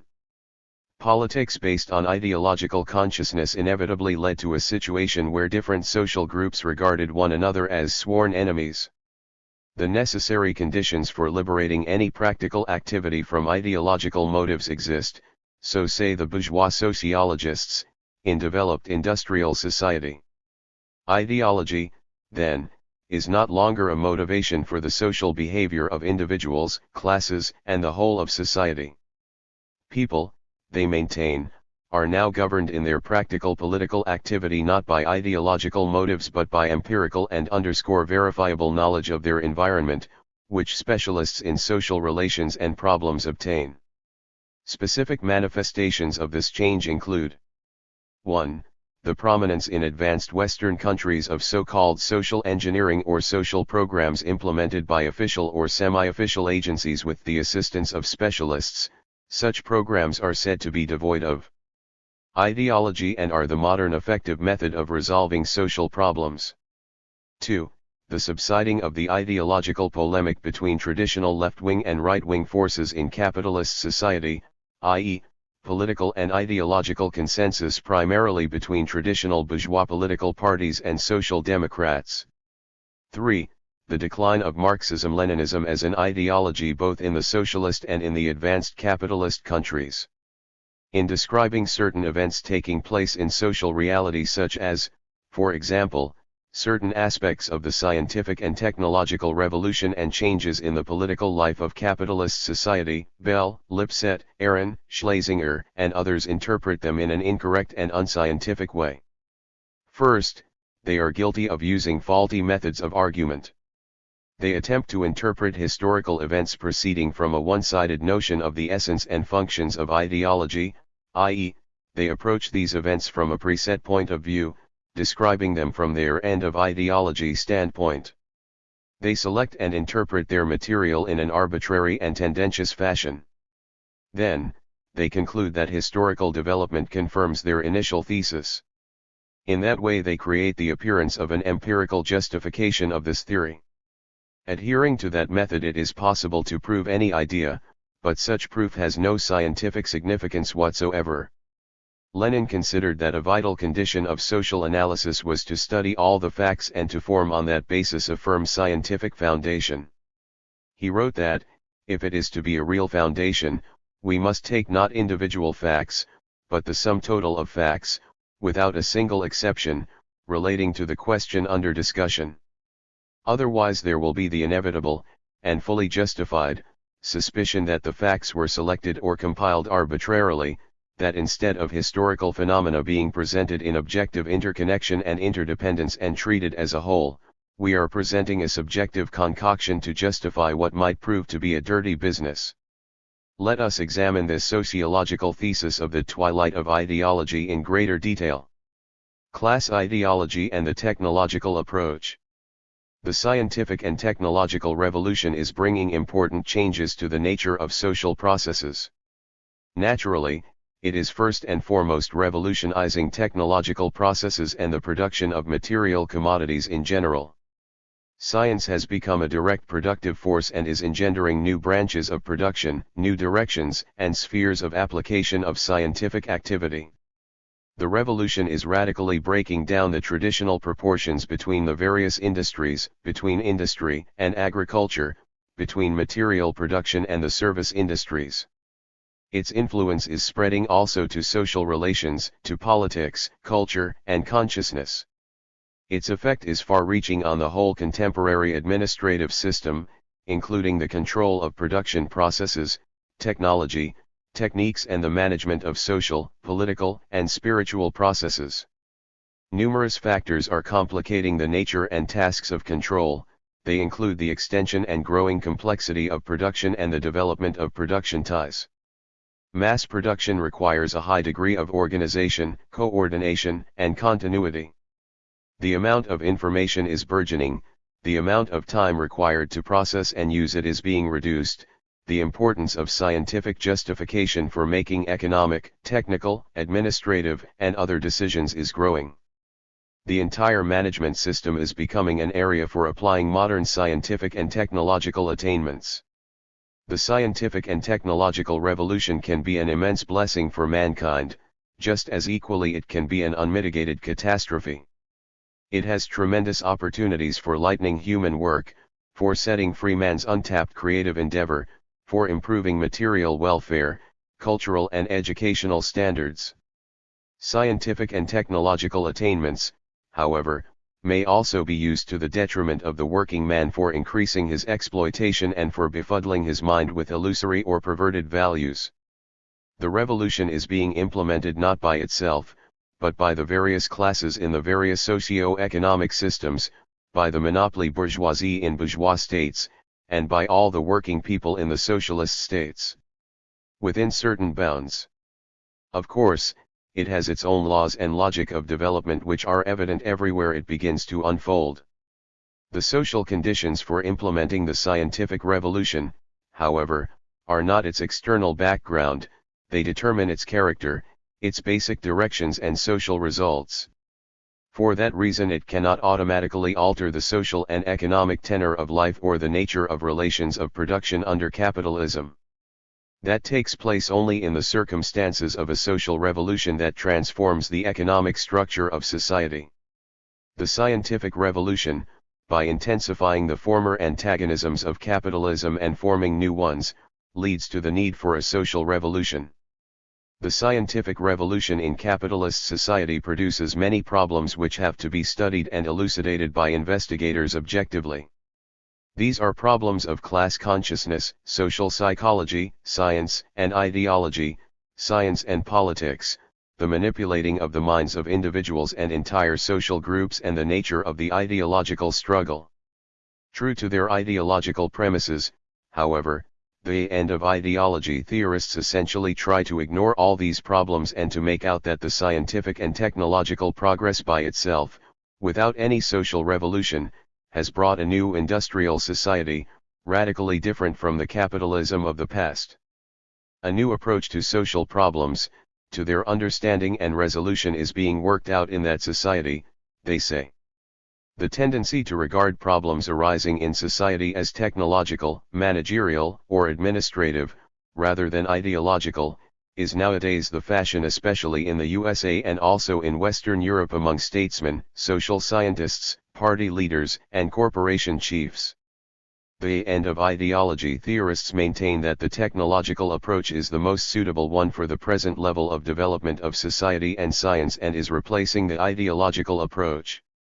Let us examine the arguments of the American sociologist, R. E. Lane. He writes that industrial society is a knowledgeable society, i.e., a society where, as never before, a huge mass of information and knowledge is being accumulated. Precise knowledge is becoming a necessary prerequisite for any responsible decision-making in economics, politics, or culture. Lane draws the conclusion that the situ 4412 Asian has an indelible effect upon politics and ideology.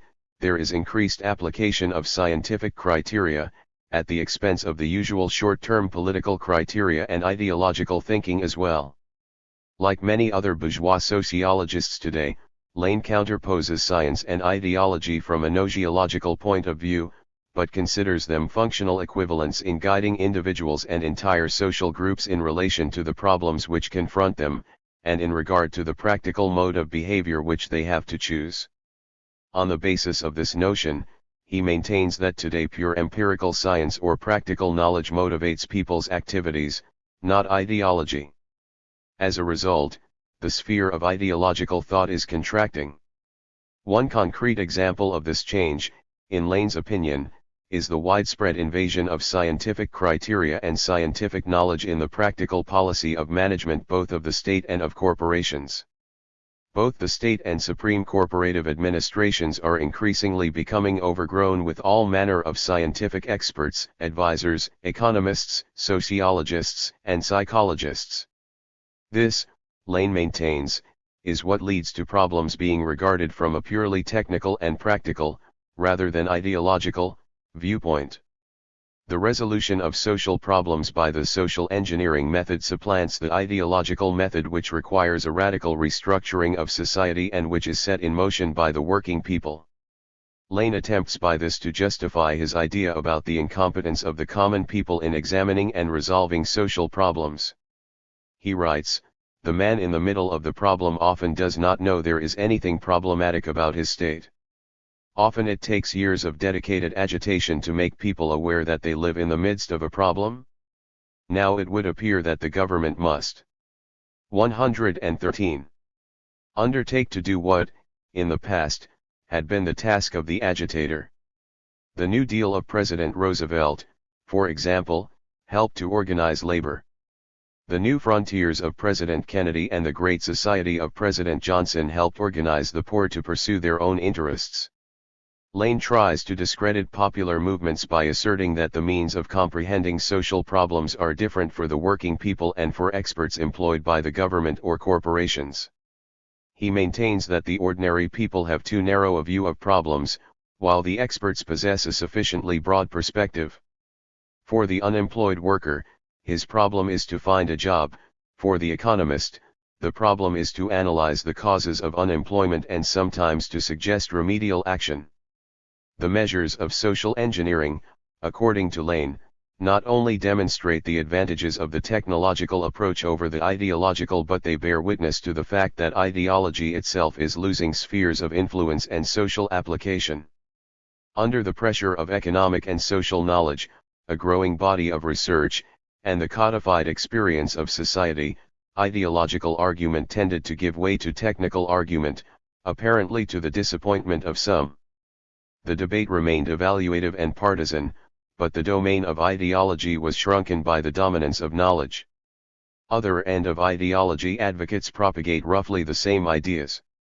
Schlesinger writes that those who believe in the ideological salvation are led to a fatalistic view of history and it misleads them about the concrete choices of public policy. Bell also favors the technological approach and rejects the ideological approach as unsuitable for industrial society. He writes that, the tendency to convert concrete issues into ideological problems, is to invite conflict which can only damage a society. Industrial society is typical for its technological approach to nature and reality. The first requirement for that approach, Bell maintains, is efficiency based on an exact knowledge of the nature of the given situation. That is feasible only when one casts aside all general theories and ideological principles and regards every new situation on its merits, rather than from preconceived notions. Bell believes that the technological approach has, to a certain extent, universal application. It is applicable both to production management and to government activity, pre-election and parliamentary campaigns. Relations between social groups should by necessity be regarded not from ideological standpoints, but from the consideration of what means are most suitable for obtaining the desired ends. The thesis that the technological is replacing the ideological approach is based on a false premise that practical and socially significant activity can be free from ideology and ideological motivation. Let us look closer at the erroneous essence of this hypothesis. First of all, what do they mean when they say that ideology is not a guide to practical activity? In concrete terms, this may mean that social and class interests no longer feature in people's lives. Can a situation arise where people have no interests and, consequently, no requirements? In the broadest sense, interests, needs and requirements are an internal impulse, a motive force of practical activity. Class interests express the fundamental aims and tasks of the particular class which emanate from its position in given social relations. Class interests, therefore, are an objective rather than a subjective definition and exist independent of whether they are conscious or unconscious. Ideology, therefore, acts largely as an objective or subjective, true or untrue reflection and realization by classes of their interests. It is a form of manifestation of class interests in thought. The practical implementation of tasks by a particular class and the practical resolution of problems confronting it are essentially the implementation of the interests, needs and requirements of a class. And that cannot happen without class ideology. The implementation of interests inevitably means implementation of ideological theories, slogans, and ideals. In other words, the constant realization of ideological 415 principles, their reification in the practical activity of a class are the sine qua non of ideology itself. A salient function of any ideology, as mentioned above, consists in that it guides the activity of classes. Ideology does more than provide social groups and classes with theories, notions, ideals, and knowledge. It directs people's activity towards implementing these theories and underscore ideals. Human society represents a continual interaction of individuals, social groups, and classes, and individuals and classes. All these forms of interaction within the bounds of certain relations of production are regulated by the ideology prevailing in a given society. This ideology unites and mobilizes people who share common interests for tackling practical issues. Political activity without ideological guidance becomes aimless, and, in turn, ideology is unthinkable without social application. The barrier that Lane, Bell, and others erect between ideological and technological approaches to social problems is an illusory one. There is no need to treat as an ideological problem every concrete issue in organizing and managing modern production. It does not follow, however, that society no longer has any ideological problems, the solution of which is inevitably determined by class interests. A methodological flaw in the end of ideology theory is that it tends to absolutize certain professional characteristics of managerial activity, and it treats them as the only consideration when evaluating any social situation. On closer inspection, it is evident that the so-called technological approach, which discards any ideological principles and moral norms, is precisely in accord with bourgeois principles and norms and is a bourgeois class approach. It implies a pragmatic adjustment to any situation and the art of extracting the maximum benefit from any situation. It has always been a characteristic feature of the bourgeois class to react only to the tasks directly confronting it, to absolutize the empirical means of resolving problems and to scorn the more far-reaching consequences of its actions. By its very nature, the bourgeois class is incapable of basing its activity on a scientific theory of social development. Marx showed that the competitive struggle forces the G. 116 capitalist to be concerned with issues which are vital for him yet which, in fact, are not what they seem. Wages, profit, cost, and such tangible magnitudes completely suit the capitalist in his direct practical activity, although, in fact, they are only a transformed and superficial form of value and surplus value.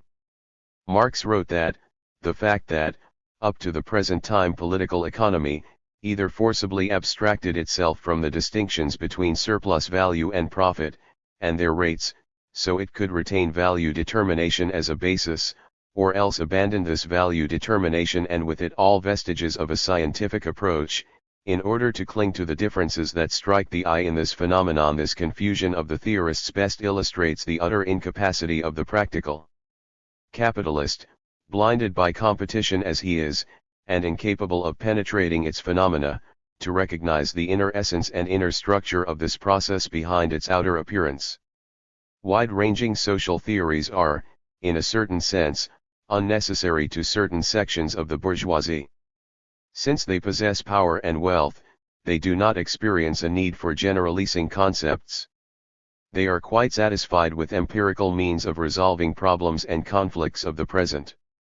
In a reference to the USA, Arthur Schlesinger writes that, the skepticism about ideology has been a primary source of the social inventiveness which has marked so much of our development. The most vital American social thought has been empirical, practical, pragmatic.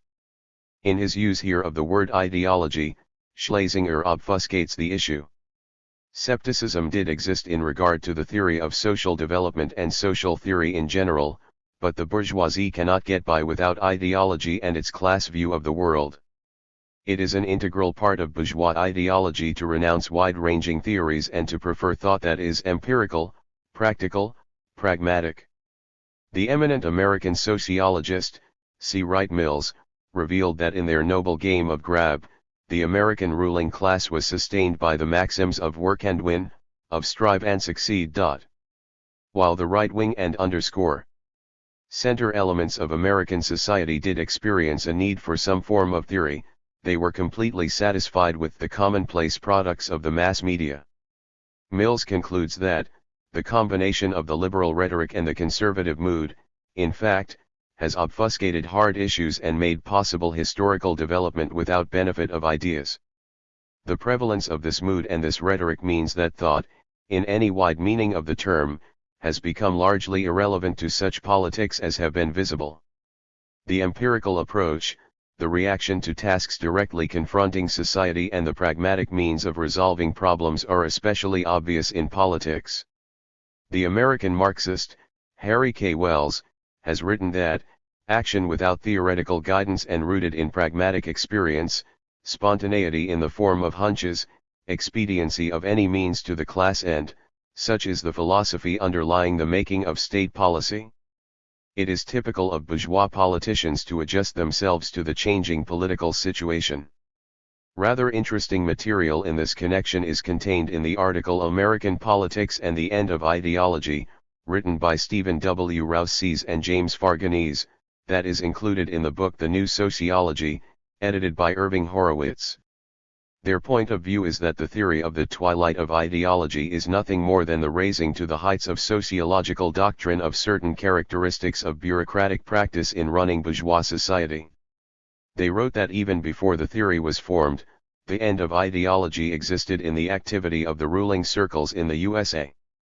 Though the intellectuals in universities have rationalized and made the end of ideology respectable, they have done so ex post facto. They were preceded by the politicians who, without being conscious that their actions had a name, practiced it nevertheless. The authors make the point that to be without an ideology is to be without a theory and to be without precise knowledge of the subject to which one's activity is directed. And the empirical approach, the reaction only to immediate tasks, was practiced even by foremost U.S. politicians like Franklin D. Roosevelt and John F. Kennedy. They both acted purely from demands of political expediency. They write that the crisis of the 1930s shook American society to its foundations and that resulted in the critical idea that society was to be reconstructed. It was an empirical approach to democracy. And it was on this stage that the end of ideology entered in the form of President Roosevelt. He could wet his finger and hold it up to the prevailing winds. When he found the winds blowing steadily, in gale force, in one particular direction, it was not difficult for him to determine the conditions of political success and thus to bring an enormous pressure to bear on the Congress in support of his program. The political coloration and social innovations of the New Deal were largely the result of political expediency in a country where political success counts for all. The tune of the New Deal was played by ear, and the end of ideology in the guise of a charismatic president served to make the vast power of the presidency responsive to the public will. The problems of the 1960s when John F. Kennedy came to power were naturally different from those of the 1930s. However, as Rousseau and Farganese write, the new president's approach to them was also typically empirical, a common-sense adaptation to the existing alignment of political forces. President Kennedy failed to provide the needed leadership precisely because he had no clear picture of what ought to be done. He rationalized the emptiness of modern society and declared that it is the good society and that all the problems which do remain are purely technical. To support their conclusions, the authors of the article cite the words of Kennedy himself. At an economic conference held in Washington on May 2 LST, 1962, Kennedy said, "I would like also to say a word about the difference between myth and reality. The fact of the matter is that most problems, or at least many of them that we now face, are technical problems, are administrative problems. They are very sophisticated judgments which do not lend themselves to the great sort of passionate movements which have stirred this country so often in the past." A month later, at his 1962 commencement address at Yale University, Kennedy further elaborated on his theme. Today, the central domestic problems of our time are more subtle and less simple. They do not relate to basic clashes of philosophy and ideology, but to ways and means of reaching common goals. What is at stake in our economic decisions today is not some grand warfare of rival ideologies, but the practical management of a modern economy. What we need are not labels and clichés. Political labels and ideological approaches are irrelevant to the solutions.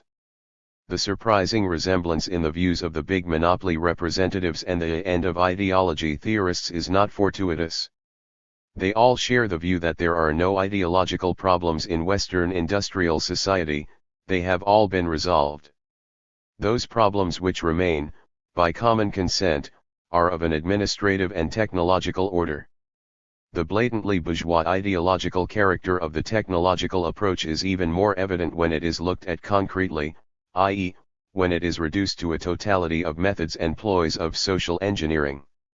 Bourgeois sociologists maintain that social programs being undertaken by governments and increasingly resembling one another in all industrial countries, rather than mass movements guided by a particular ideology, are acquiring increasing importance and effectiveness in the posing and tackling of social problems in the social and political life of North America and Western Europe.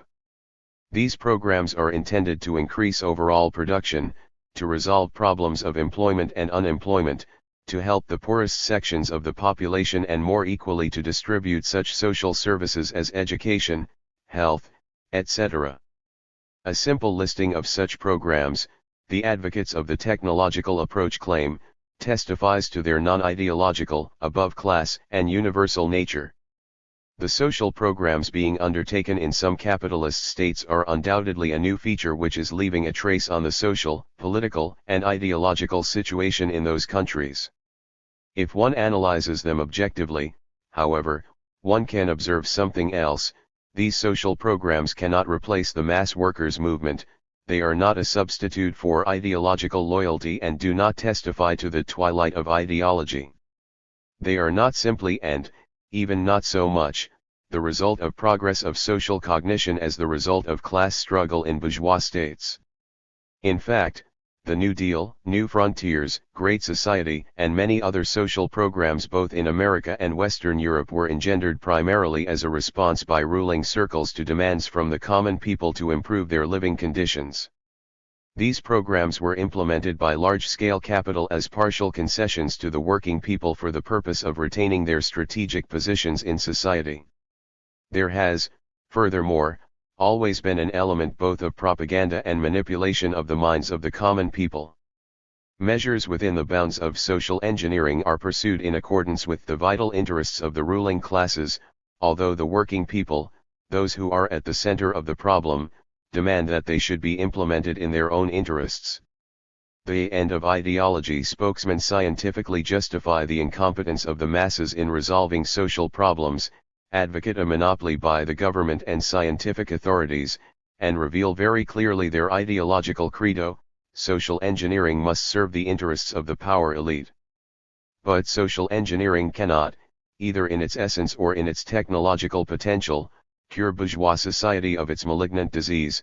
It cannot resolve the major contradictions of the society. Even the specific problems for whose resolution the various social programs are intended cannot be resolved. Ex-President Johnson's War on Poverty program was devised, for example, as part of a wider plan to build a great society. It was, of course, a move forced on the government when it was faced by the widening and deepening gulf between rich and poor, and by the mounting popular demands to take measures for improving the lot of the poor.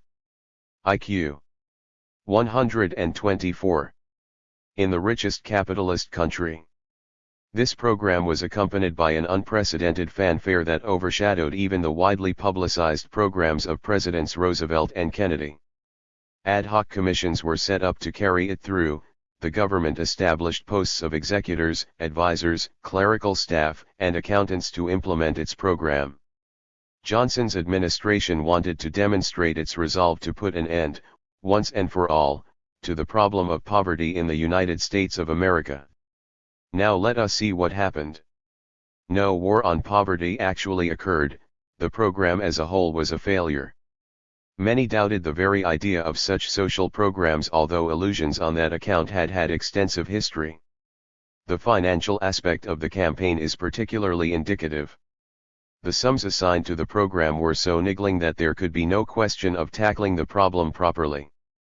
By common acknowledgement, including that of bourgeois sociologists and economists, the first year's outlays totaled less than $800 million, $1,800 million was authorized for the subsequent years, too small a sum to speak of a serious attack on poverty.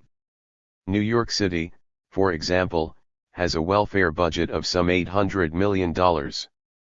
In distributing this amount, the city cannot tackle the problems of poverty, slum clearance, education, health, and house building.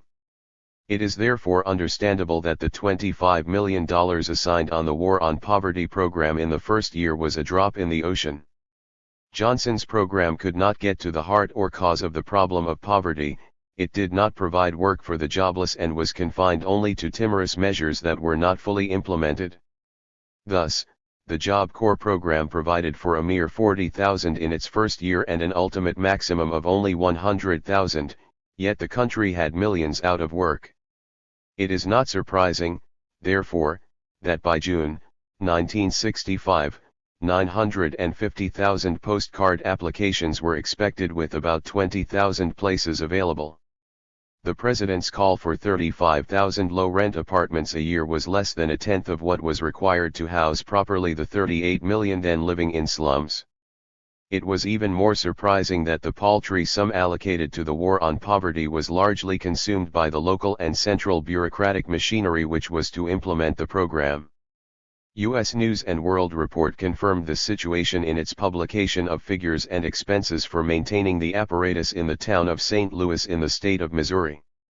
The general manager of the poverty program in St. Louis gets $25,000 a year, the same as the governor of Missouri, and $10,000 more than the state attorney general. He has a deputy drawing $20,000, two other assistants at $16,000 each, a business manager at $15,000, an executive assistant at $12,000 and a chief accountant at $9,600. And that was only in one town. Yet the situation in that town, the journal remarked, was typical for other cities. The corporations, too, did not miss the opportunity of taking advantage of the munificence of such payments, feeling that they could gain large profits by carrying out orders for the government program. At once, 32 companies submitted bids to operate urban training centers and a number of contracts were granted, including such companies as General Electric, IBM, Philco, and American Telephone and Telegraph. Another feature of the program was that in almost all cases the local authorities firmly resisted any poor representation in the implementation of the program. A bitter struggle sprang up over the composition of the poverty-fighting committees. This had wider and more important significance since the whole direction of the program was at issue. Under pressure from public opinion, the authorities were forced to climb down and to admit representatives of the poor to the committees.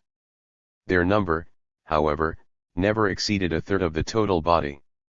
How great the infighting was over the question of committee composition may be judged from the report by an official in Syracuse in the state of New York. "We are experiencing a class struggle in the traditional Karl Marx style and I don't like it." 3 At the annual conference of American City Mayors, Samuel W. Yurdi of Los Angeles and John F. Shelley of San Francisco introduced a resolution charging OEO with fostering class struggle because it had had to give in to the demands of the poor that they should take part in the work of the committees. The war in Vietnam, which required huge financial and material outlay, became a principal obstacle to a real onslaught on poverty. Suffice it to say that $7,500 million were spent on improving the lot of the poor during the 5 years of the program's existence.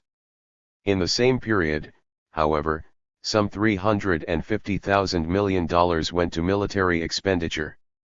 The War on Poverty program did not produce, nor could produce, any marked results. Poverty continued to grow and mass impoverishment was discernible. Undernourishment and starvation became normal events in many parts of the country. The French economist, W.R. Surrey, has written, "It may seem paradoxical to talk of such a subject in the context of a nation whose gross national revenue exceeded $846,000 million in 1968.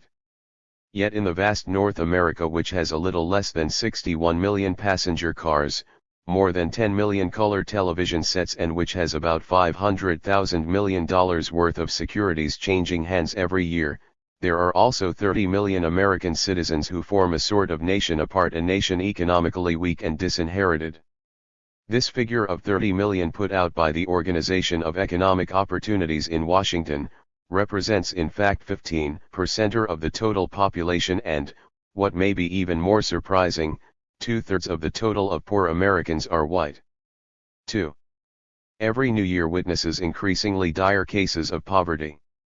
The authorities no longer maintain that poverty in the USA is the equivalent of wealth in Asia, Africa, or Latin America, for there are not only poor people, but masses of starving people in every state, especially in the South and Southwest among migrating groups, in the town ghettos and on the Red Indian reservations. The Poor People's marches on Washington and other towns, protest meetings, and demonstrations during which one hears calls for a real and effective fight against poverty have become an attribute of American social life since the mid-1960s. In 1968, the U.S. Congress was presented with a 100-page report grimly entitled Hunger, USA. The authors concluded that more than 10 million people were literally starving in the country, with the most widespread hunger in the South. Johnson's War on Poverty program did not alleviate social conflicts. The whole campaign vividly demonstrated that the monopoly elite is interested in maintaining the gap that exists between rich and poor, and, therefore, no social programs can change anything of principle. Even bourgeois periodicals are being forced to such conclusions. The Saturday Review wrote, "The big political change of the past 4 years is that the New Deal has finally come to an end. Johnson's well-intentioned liberalism has turned out to be almost as anachronistic as the Neanderthal Goldwaterism we rejected in 1964. History and tradition had seemed to indicate that through relatively cheap social action we could remedy severe domestic problems, resolve world crises, and rescue nations in the cause of righteousness. Our gray achievements in the war on poverty and our dismal record in Vietnam have indicated simultaneously that history and tradition can sometimes be fearful liars. The idea of programmatic responses to major problems is itself under challenge for the first time. In 4 years of the Great Society, we have begun to discover that the advantages of those who have power and resources are inextricably tied to the disadvantages of those who do not too. The fact that social engineering, bourgeois reformism, and social programming have attained some popularity does not in any way support the argument of the end of ideology theorists that the class and ideological approach to resolving contemporary social problems is less relevant. In his report to the 24th Party Congress, L.I. Brezhnev said, "The features of contemporary capitalism largely spring from the fact that it is trying to adapt itself to the new 125 situation in the world. In the conditions of the confrontation with socialism, the ruling circles of the capitalist countries are afraid more than they have ever been of the class struggle developing into a massive revolutionary movement. Hence, the bourgeoisie is striving to use more camouflaged forms of exploitation and oppression of the working people, and its readiness now and again to agree to partial reforms in order to keep the masses under its ideological and political control as far as possible. The ideological and political coercion is today becoming a vital social task both of the corporations and of the bourgeois state. Today, the working class, the farmers, and the intellectuals in capitalist states come under tremendous ideological pressure from the monopoly bourgeoisie, which endeavors to maintain its influence through utilizing the latest sociological, economic and political doctrines and psychological methods of inculcating its views, notions, ideals, and values into the minds of the working people. Psychological brainwashing methods are particularly popular in the USA, where psychology is applied to industry, advertising, and even politics. In The Hidden Persuaders, the American sociologist, Vance Packard, gives impressive examples of how the psychological approach is used in various spheres of American life and how the use of mass psychoanalysis to guide campaigns of persuasion has become the basis of a multi-million-dollar industry.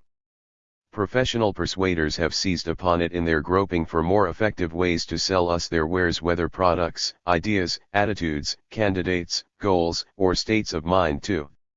The use of psychology in advertising is so widespread that a special branch of science known as motivation research has had to be set up. The head of a Chicago research firm, Louis Cheskin, describes his work as follows. Motivation research is the type of research that seeks to learn what motivates people in making choices. It employs techniques designed to reach the unconscious or subconscious mind because preferences generally are determined by factors of which the individual is not conscious. Actually. 126. In the buying situation, the consumer generally acts emotionally and compulsively, unconsciously reacting to the images and design which in the subconscious are associated with the product. That is precisely how, by creating an illusion of need, it is possible to get the consumer to behave as if he actually needs a particular commodity and has to buy it. Packard writes that, these motivational analysts, in working with the symbol manipulators, are adding depth to the selling of ideas and products. They are learning, for example, to offer us considerably more than the actual item involved. A Milwaukee advertising executive commented, "The cosmetic manufacturers are not selling lanolin, they are selling hope. We no longer buy oranges, we buy vitality. We do not buy just an auto, we buy prestige." 2. Politicians and ideologists treat the American citizen and consumer in exactly the same way. To create illusions here is even more necessary than in selling consumer goods. But the method remains the same. It is quite immaterial what political program, for example, a candidate offers to the electorate. The important thing is how he influences their psychology. It is not very important what the candidate says, what is important is how he says it, how he is dressed, how he looks. Packard cites the following extract from the magazine Nation's Business referring to the presidential elections of 1956, "Both parties will merchandise their candidates and issues by the same methods that business has developed to sell goods. Candidates need, in addition to rich voice and good diction, to be able to look sincerely at the TV camera. Political principles here are often overshadowed. Politics and ideology become a commodity which has to be sold to the public. Depending on the state of the market, competitors today may trade in certain problems, tomorrow they may trade in other ones." The Eisenhower-Stevenson presidential elections of 1956 was the first occasion when trade in candidates occurred as never before. Discussions filled the pages of Special 127 magazines concerning how Ike should look, what spectacles he should wear and how he should smile. Advertising executives managed the whole campaign. Stevenson was advertised by an agency which normally dealt in brassiere ads. Stevenson himself admitted afterwards in a rather embarrassed way that it seemed to him he was participating in a beauty contest rather than a political campaign. In a reference to psychologists, he added that the idea that you can merchandise candidates for high office like breakfast cereal is the ultimate indignity to the democratic process. The desire to use psychological pressure is typical for all imperialist ideology and propaganda designed for the public at large. The purpose of this propaganda is to keep the masses under the thumb of bourgeois ideologists, to channel all their daily activity into the interests of the ruling class and to make them unreceptive to scientific arguments. Capitalism would not be capitalism if it did not spiritually enslave the widest sections of the working people, if it did not conceal every minute the fact that the interests of the workers are opposed to those of the capitalist class. The end of ideology theory is in complete accord with imperialist politics and ideology. When the theory's supporters maintain that fundamental political problems have been resolved and that ideology as a guide to action is no longer necessary, they wish to divert the workers from asking all these questions. They want them to be politically and ideologically passive. To advocate indifference to politics, ideology, and cardinal social problems means advocating a certain mode of life and a certain mode of activity which suit the ruling class. Its aim is to perpetuate the extant social system and to give the ruling class a monopoly of political and ideological activity. Ideological conflicts and ideological accord. The end of ideology theorists maintain that a class and ideological accord between various social groups and political parties developed after the last war in advanced capitalist states. They see this accord as signifying the demise of ideology. In support of their contention, they resort to speculative argumentation, the essence of which is first to take certain premises as empirical data, then to draw a conclusion which does not follow from these premises. Indeed, the demise of ideology does not follow from the thesis that accord exists in a particular society between classes on major social problems. Socialist society, for example, has an accord, comradely cooperation, and friendship among working classes. At the same time, ideology is not dead, nor has it lost any of its significance. But the whole point about the end of ideology theory is that its initial premise is false. There can be no talk of any class accord in an antagonistic bourgeois society. Such an argument is obviously calculated to have a psychological and propagandist effect. Let us examine how the end of ideology theorists prove their thesis that class accord brings the twilight of ideology. For that we must turn to their views on the origin and functioning of ideology. On the whole, their arguments fall into two categories. The basis of the first argument is to affirm that ideology and its operation directly depend on certain technical and economic factors. Ideologies and the irreconcilable struggle between them, bourgeois sociologists assert, exist only in societies with a low level of mass production and mass consumption. Yet as soon as society leaves that stage, economic development and the growth of social welfare are said to reduce the influence of total ideological systems and smooth over ideological conflicts. Lipset writes that greater economic productivity is associated with a more equitable distribution of consumption goods and education, factors contributing to a reduction of intra-societal tension. As the wealth of a nation increases, the status gap inherent in poor countries, where the rich perceive the poor as vulgar outcasts, is reduced. As differences in style of life are reduced, so are the tensions of stratification. And increased education enhances the propensity of different groups to tolerate each other, to accept the complex idea that truth and error are not necessarily on one side. Lipset's argue. Ment is a classical example of confusion and false conclusions which start from false premises. A more equitable distribution of consumption goods obviously does not follow simply from a greater economic productivity. The gulf separating rich and poor does not narrow even if the national income of the bourgeois state grows. Toleration between antagonistic classes cannot exist, and increased education only throws a scientific light on the actual irreconcilable nature of the antagonism. Nor can the assertion be substantiated that a large national income of a country brings less class conflict or results in a twilight of ideology. The primitive nature of such economic determinism is self-evident, insofar as it is methodologically incorrect to extract the laws of ideological processes directly from the level of national wealth. Equally unjustified is the pronouncement by bourgeois sociologists that it was during the 1950s and 1960s that class conflicts in the advanced capitalist states tended to lessen. All the post-war years, including the 1950s and 1960s, saw a steady upsurge in the class struggle between the proletariat and the bourgeoisie. In a model country like the United States of America, for example, to which the end of ideology theorists constantly refer, 35,500 strikes took place involving 15,400,000 people in the 2 decades, 1920 to 1939, before the war, but in the 20 years after the war, 1947 to 1966, the number of strikes jumped to 78,700, involving nearly 40 million people. So the strike movement in the USA after the war more than doubled. These years saw the highest level of strike struggle, when on the average there were almost 4,000 strikes and some 2 million strikers every year. In the years after 1966, the strike movement grew even more. From January 1965 to April 1968, 574 strikes and 325,000 strikers were registered on average every month.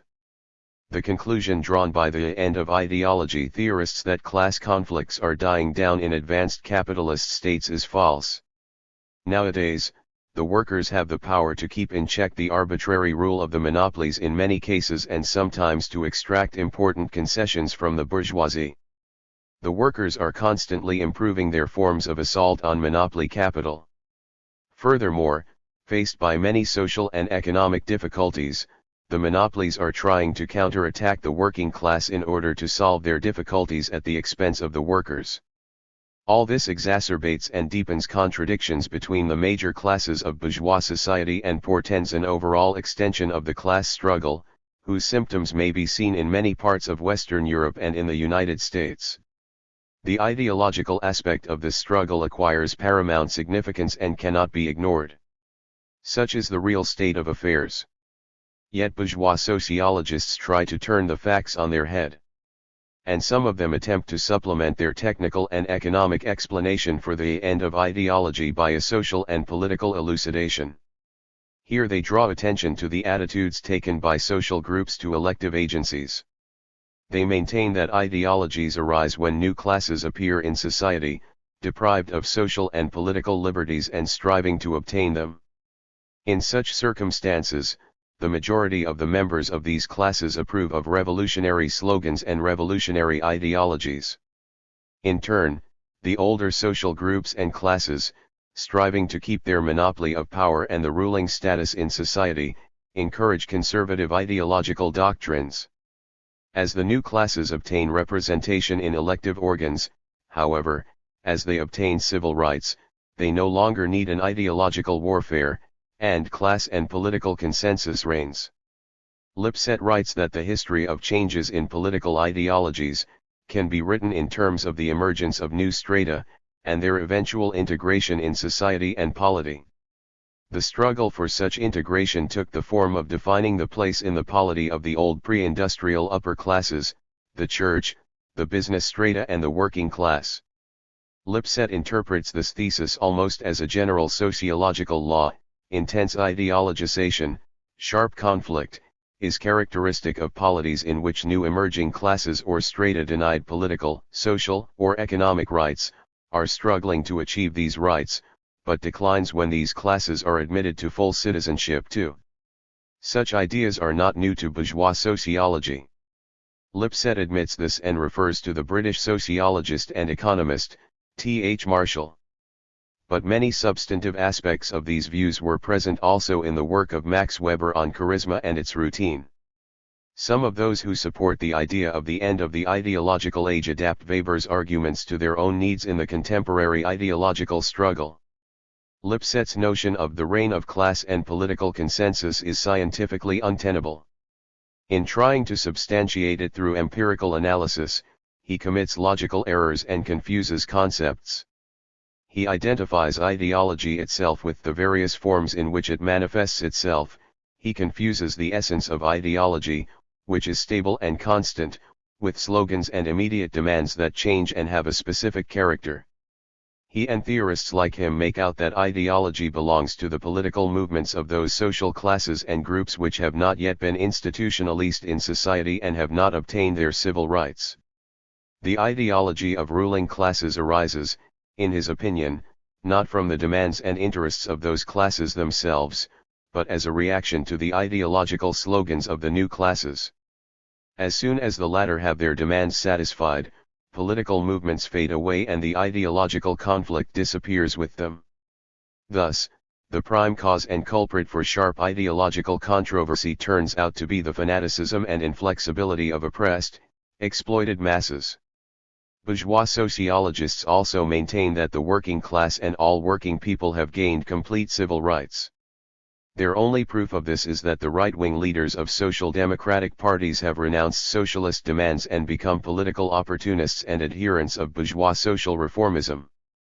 Lipset believes that this political integration of the social democratic leaders in bourgeois society is equivalent to the integration of the workers into the industrial system. This is what prompts the end of ideology theorists to make all manner of claims that the working class has attained political, economic, and other social rights in contemporary bourgeois society.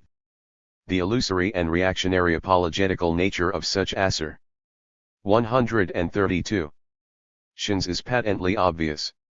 It is not a matter of establishing a scientific truth but of finding ways and means to direct the labor movement along a particular channel, according to certain ideological demands and premises. Reality, however, refutes the precepts and desires of bourgeois sociologists. The social status of social democrats in bourgeois society is profoundly contradictory.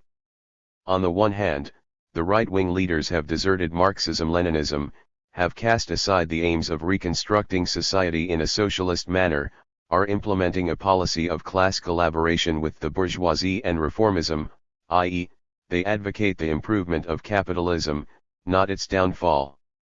Their policy is intensely hostile to the basic interests of the working class and all working people, being based on the fundamental principles of bourgeois class ideology. On the other hand, social democratic parties are constantly open to pressure from the proletariat and other working people whom they try to represent in politics. They are obliged to adapt themselves to the demands and needs of their rank and file, and sometimes they have to satisfy their members, if only partially. This duality in the position of social democrats is constantly presenting them with an alternative: either to continue a policy of betraying the vital interests of the working people and to play into the hands of big state monopoly capital, or to take revolutionary positions in relation to the existing capitalist system. As a result of their reformist policy based on their desire for class harmony, the social democratic parties are losing their influence over the working class.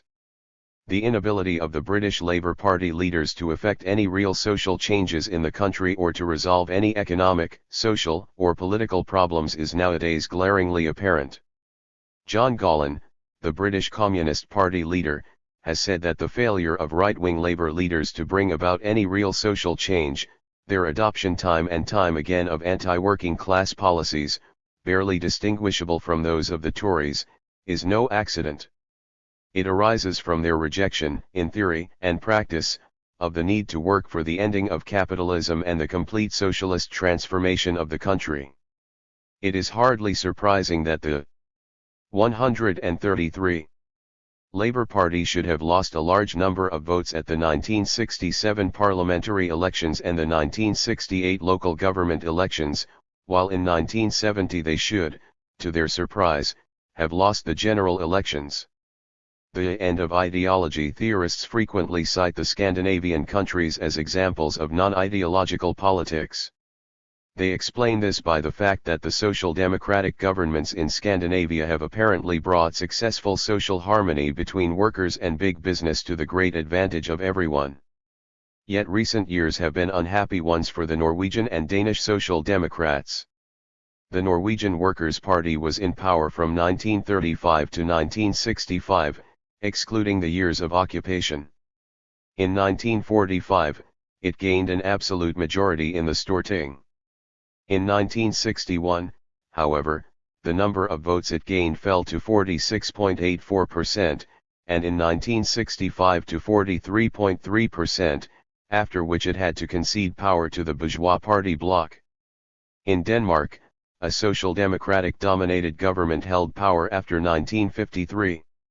After 1964, the Danish Social Democrats lost ground and ceded power in parliament at the 1968 general elections. The reasons for the failure of these parties are not hard to find. Their collaboration with the bourgeoisie has resulted in selling out the working people as the price for the steel. Norway and Denmark show roughly the same signs: price rises, high taxation, wage freezes, anti-popular economic policies, the incursions of foreign monopolies into their economies and adherence to NATO. The class collaboration policy cannot be a long-term panacea. Sooner or later it has to react upon those who pursue it. It can certainly not prove the end or twilight of ideology is upon us. Ambiguity in the position of the Social Democrats is also apparent in that they do not represent an integral whole, as Lipset, for example, tries to make out. The right-wing leaders of the Social Democratic and Socialist parties, as a rule, do not reflect the moods and aspirations of the mass of rank-and-file members of their parties who themselves are workers or work in organizations closely associated with the working class. Hence the constant conflict and friction, apparent in virtually every West European country, between the leading core of social democratic parties and the mass of their membership. 134. No unity or consensus exists in the vast majority of these parties, even among the leaders.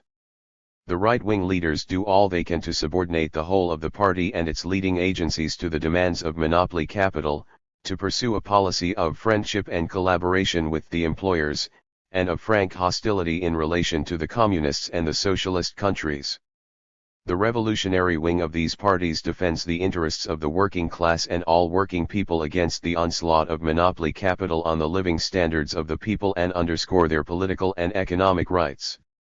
The situation within the Italian Socialist Party, which has been split 9 times in the past 50 years, is an illustrative example of that thesis of conflict. The right-wing leadership has not succeeded in subjugating those socialists who refuse to undermine the unity of the working class and serve big business. Does such a situation confirm the arguments that class and political accord exists in Western Europe and underscore that ideological conflicts are vanishing? Not in the least. It only goes to show what communists loyal to Marxist-Leninist principles have been emphasizing all along, namely, that the right-wing Social Democrats have betrayed the interests of the working people and have become advocates of bourgeois ideology and politics. Agreement has been reached on major contemporary problems between bourgeois ideologists and politicians, and the right-wing Social Democrats in certain countries. There is no serious ideological conflict between them. Bourgeois sociologists seize upon this to substantiate the false idea of class accord and the twilight of ideology. In fact, the capitalist world is experiencing no class accord or dampening of revolutionary ardor. On the contrary, we see a sharp intensification of irreconcilable contradictions and a deepening of class and social conflict. The working class and the monopoly bourgeoisie are today, as in the past, at opposite poles of bourgeois society. Faced by economic, political, and ideological difficulties, the imperialist ruling circles are trying to make themselves solvent at the expense of all the working people. They are trying to win over some sections of the middle and even petty bourgeoisie and to direct the labor movement into a channel that suits their own cause. The big bourgeoisie. 135. Wants to manipulate totally the levers and machinery in all spheres of society, completely to dominate the economy, politics, and culture. It seeks to rally under its standards allies at home and abroad, fearing the inevitable future sonics with the all-pervasive and growing anti-imperialist orcs.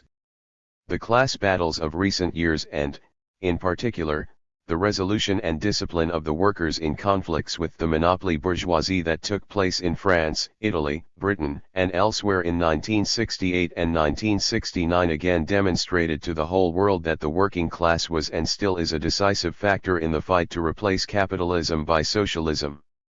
The activity of other anti-monopoly forces, the small and medium farmers, intellectuals, intermediate urban groups, the youth and, in particular, the students has noticeably increased in recent years. As the international meeting of communist and workers' parties that took place in Moscow in June 1969 stated, the convergence of interests of the working class, farmers, urban middle strata and intellectuals as well as their growing cooperation reduce the social foundations of monopoly power, sharpen its internal contradictions and promote the mobilization of broad masses of people for the struggle against monopolies and imperialism. The end of ideology theorists, in putting forward their thesis of lessening ideological conflict in Western society, argue that this is due to certain changes that have taken place in the party system in bourgeois society. What changes, then, do they have in mind? They maintain that the party political structure of West European society is increasingly resembling that of America, which always shows the way for Europeans to follow. Lipset writes that in post-war Western Europe the great national parties regard one another more as partners than as sworn enemies. Accord has taken the place of bitter ideological polemic between them. Such relations between the Republicans and Democrats have long prevailed in America. 136. But this situation is relatively new for Europe and, allegedly, has a big future. With rare exception, the Democratic and Republican parties in America basically agree on ideological issues. If they do quarrel, it is over the means, not the ends. This is typical today of many West European countries.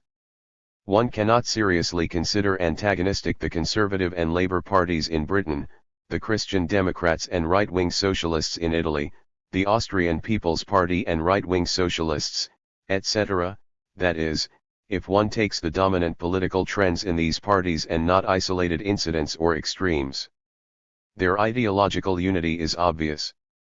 This situation has come about largely due to the fact that the presence of such non-identical twins best suits the monopoly bourgeoisie. It provides opportunities for political maneuvering, in the event of one party losing ground, or certain leaders being discredited. There is always an opposition party and its leaders ready to take over insofar as the opposition itself is against the given government or even individual members of it, and not against the existing social system. From the ideological point of view, there are also many advantages for the ruling circles. A fairly large section of party members and voters are kept under the control of the party bureaucratic machinery. This party system considerably hampers any development of class consciousness among some working people and makes it hard for them to establish a class viewpoint on important issues. This system is naturally backed both politically and financially by the monopoly bourgeoisie in many countries. We have already seen, however, that in most cases the Social Democrats are not uniform. Within the confines of a single organizational structure, they include representatives from various social groups and even classes in bourgeois society. The British Labour Party, for example, contains both lords and hereditary workers. The same situation, more or less, exists in the traditional bourgeois parties of Western Europe and North America. The party structure is increasingly becoming inadequate for the social and class structure, hence, an ideological demarcation frequently does not coincide with the party organizational demarcation. Nowadays, the ideological boundaries separating the positions of social groups or classes often pass not in between parties but through them. The parties appear to be split into various sections ranging from the extreme right to the left of the political spectrum. Some sections are, ideologically, considerably closer to similar sections in other parties than to the leadership or certain sections within their own party. Let us take, for example, the structure of the Italian Socialist Party and the Christian Democrats. It was clear during the 1960s that the old official political delineation no longer corresponded to the true alignment of political trends. It often happened that agreement on issues crossed party boundaries. The neo-autonomists in the Socialist Party were ideologically, tactically, and politically considerably closer to the Social Democrats and Dorotheans than to the left of their own party. In turn, the left were substantially closer to the Communists, on the one hand, and to the left-wing Christian Democrats on the other, than to the leaders of their own Socialist Party. A similar picture of political alignment is discernible elsewhere. It therefore follows that the ideological boundaries in bourgeois society should not always be sought between different parties, but rather inside them. We do not, of course, refer to the proletarian parties which adhere to Marxism-Leninism. The principal class antagonism of bourgeois society is that between the imperialist bourgeoisie and the working class, which is manifest in the irreconcilable ideological conflict between bourgeois and communist parties, as we shall show in greater detail below. Here, we want to emphasize the insolvency and politically reactionary nature of the arguments put forward by the end of ideology theorists, namely that Western society is increasingly witnessing a trend towards political and class consensus, or that only the communists hamper this progressive tendency. In fact, fierce ideological infighting between various groups exists within the non-communist parties. Naturally, it does not play a decisive part in the fate of capitalism, but it does go to show the extreme contradictoriness of the whole of bourgeois society. How acute this struggle is may be seen from just a few examples. The British Labour Party, when in office, found itself up against immense economic and political difficulties, and decided in early 1969 to introduce new legislation on trade union activity. According to the draft legislation, there was to be a very serious encroachment upon the rights of workers to strike. Any infringements of the impending laws were to be liable to criminal proceedings. But, As soon as the drafts became known, literally the whole of the British working class rallied in support of its trade union rights and the right to strike. Under pressure from wide sections of the working people and, especially, the working class, the vast majority of trade unions gave an unambiguous no to the anti-worker legislation. It should be added that the British trade unions are collective members of the Labour Party, and many left-wing members of Parliament and union leaders called for the resignation of Prime Minister Harold Wilson and the prime author of the draft, the Minister of Labour, Barbara Castle. In the spring of 1969, Britain went through a turbulent period unknown in its recent history. Hundreds and thousands of people took part in May Day protest demonstrations in London and other cities.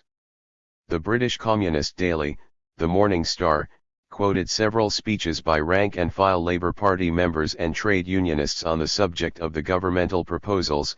As one of the speakers said, it was an irony of history that a political party created by the trade unions and working class to ensure labour representation in Parliament should now be introducing anti-union legislation. The situation did not arise out of the Premier's personal whim, but from the fact that right from the outset the Labour government had tried to solve the crisis of capitalism within the framework of capitalism.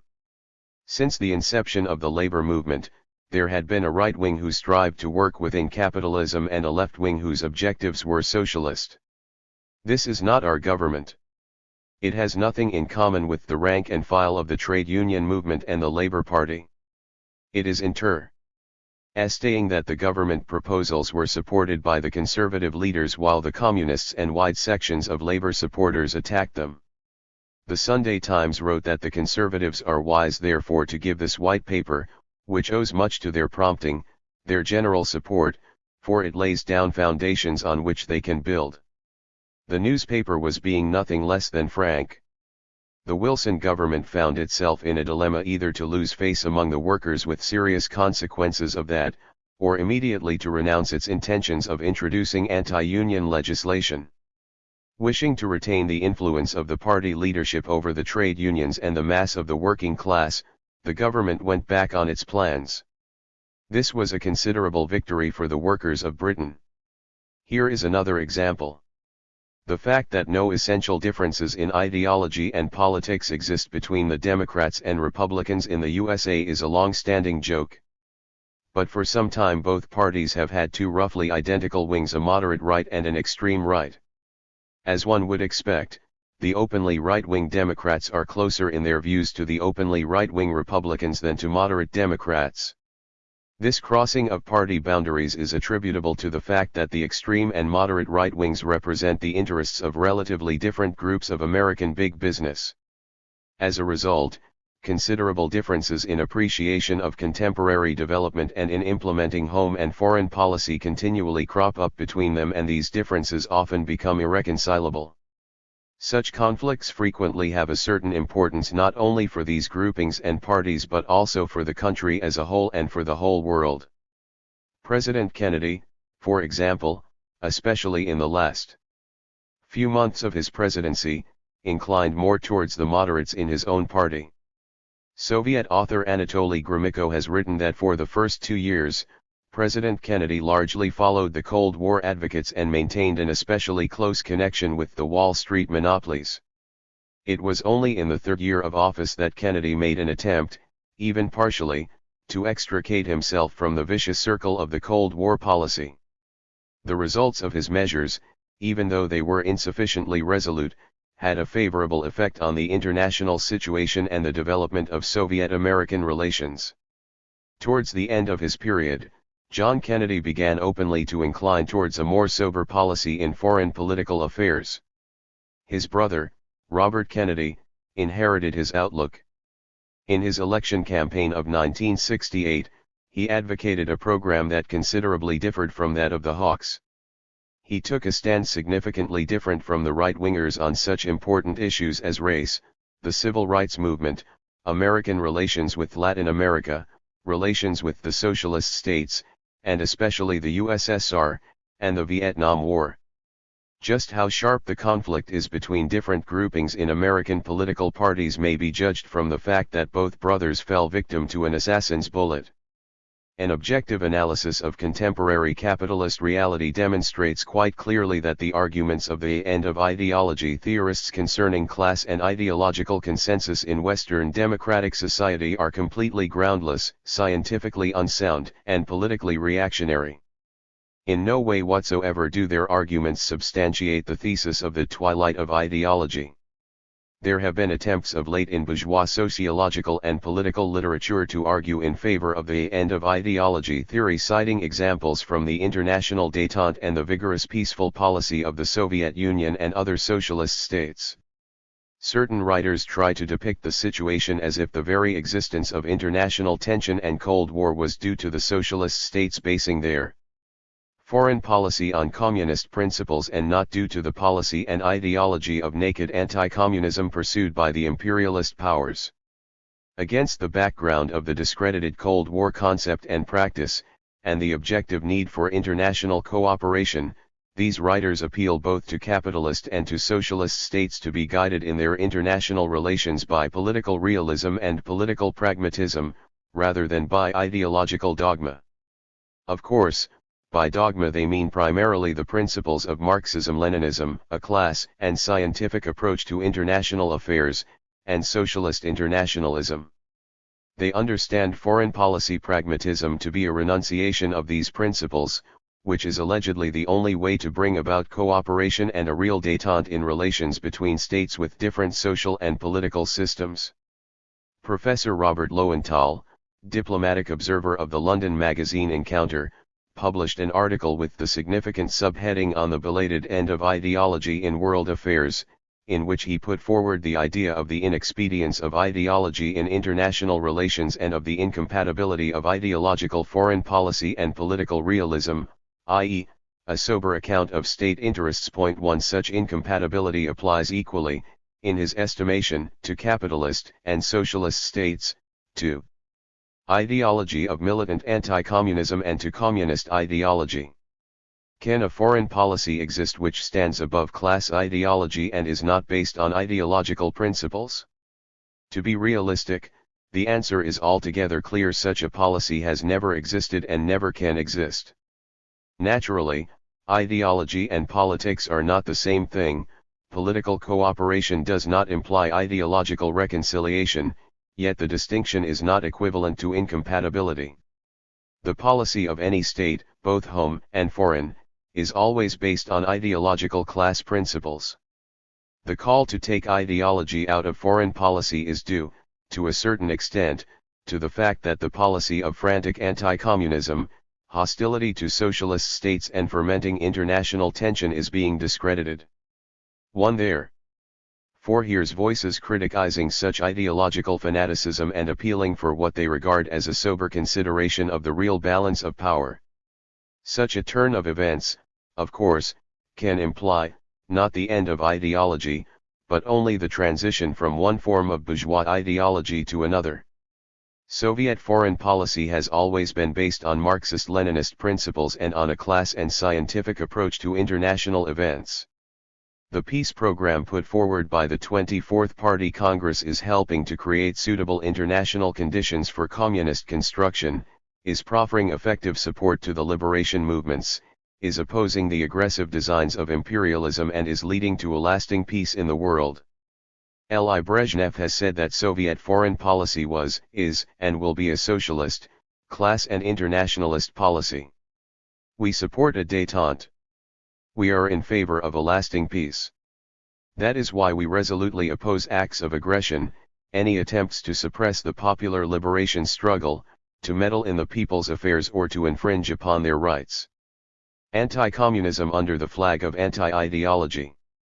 When we examine the end of ideology theory, it is not difficult to see that it is primarily directed against the Marxist-Leninist theory of social development.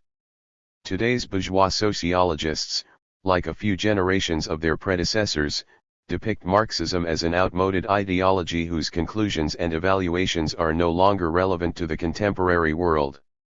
It would be wrong to expect from the end of ideology theory a program of peaceful coexistence between bourgeois and communist ideologies. The idea of peaceful coexistence of different ideological tendencies is, on the whole, inherent in it. but it refers here to ideological concepts and attitudes of a frankly bourgeois trend or which fall within the mainstream of bourgeois notions: conservative, bourgeois liberal, or right-wing socialist.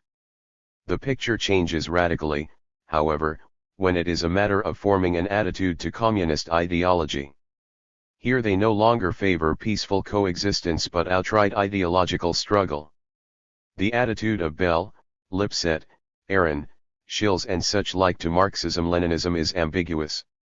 On the one hand, they seem to take for granted that the ideas of scientific communism are out of date. Superficially, they try not to display their irreconcilable attitude to Marxism-Leninism, trying to give the impression that the theory has outlived itself and there is no need to pay further attention to it. They claim that Marxism has had its day and now the problem of consolidation and unification of all non-communist and non-Marxist ideological schools is of some urgency. But this is only a superficial appearance. In fact, they recognize that communist ideology is a threatening ideological force which is gaining increasing popularity among the working people in capitalist states. Only in scientific communism do the common people find an answer to the urgent problems of social development.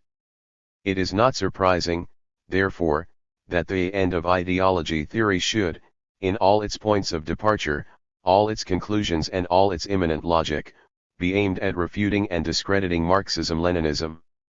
A feature of the contemporary bourgeois denigrators of scientific communism is that they above all play down or ignore the fact that Marxism-Leninism is an objective social science. They depict its revolutionary teaching only as an ideological construction, basically similar to other ideological doctrines that have existed in history. Their critique of Marxism-Leninism is founded on a distortion of the basic principles of communist ideology or on ascribing to it features and characteristics which it never has had.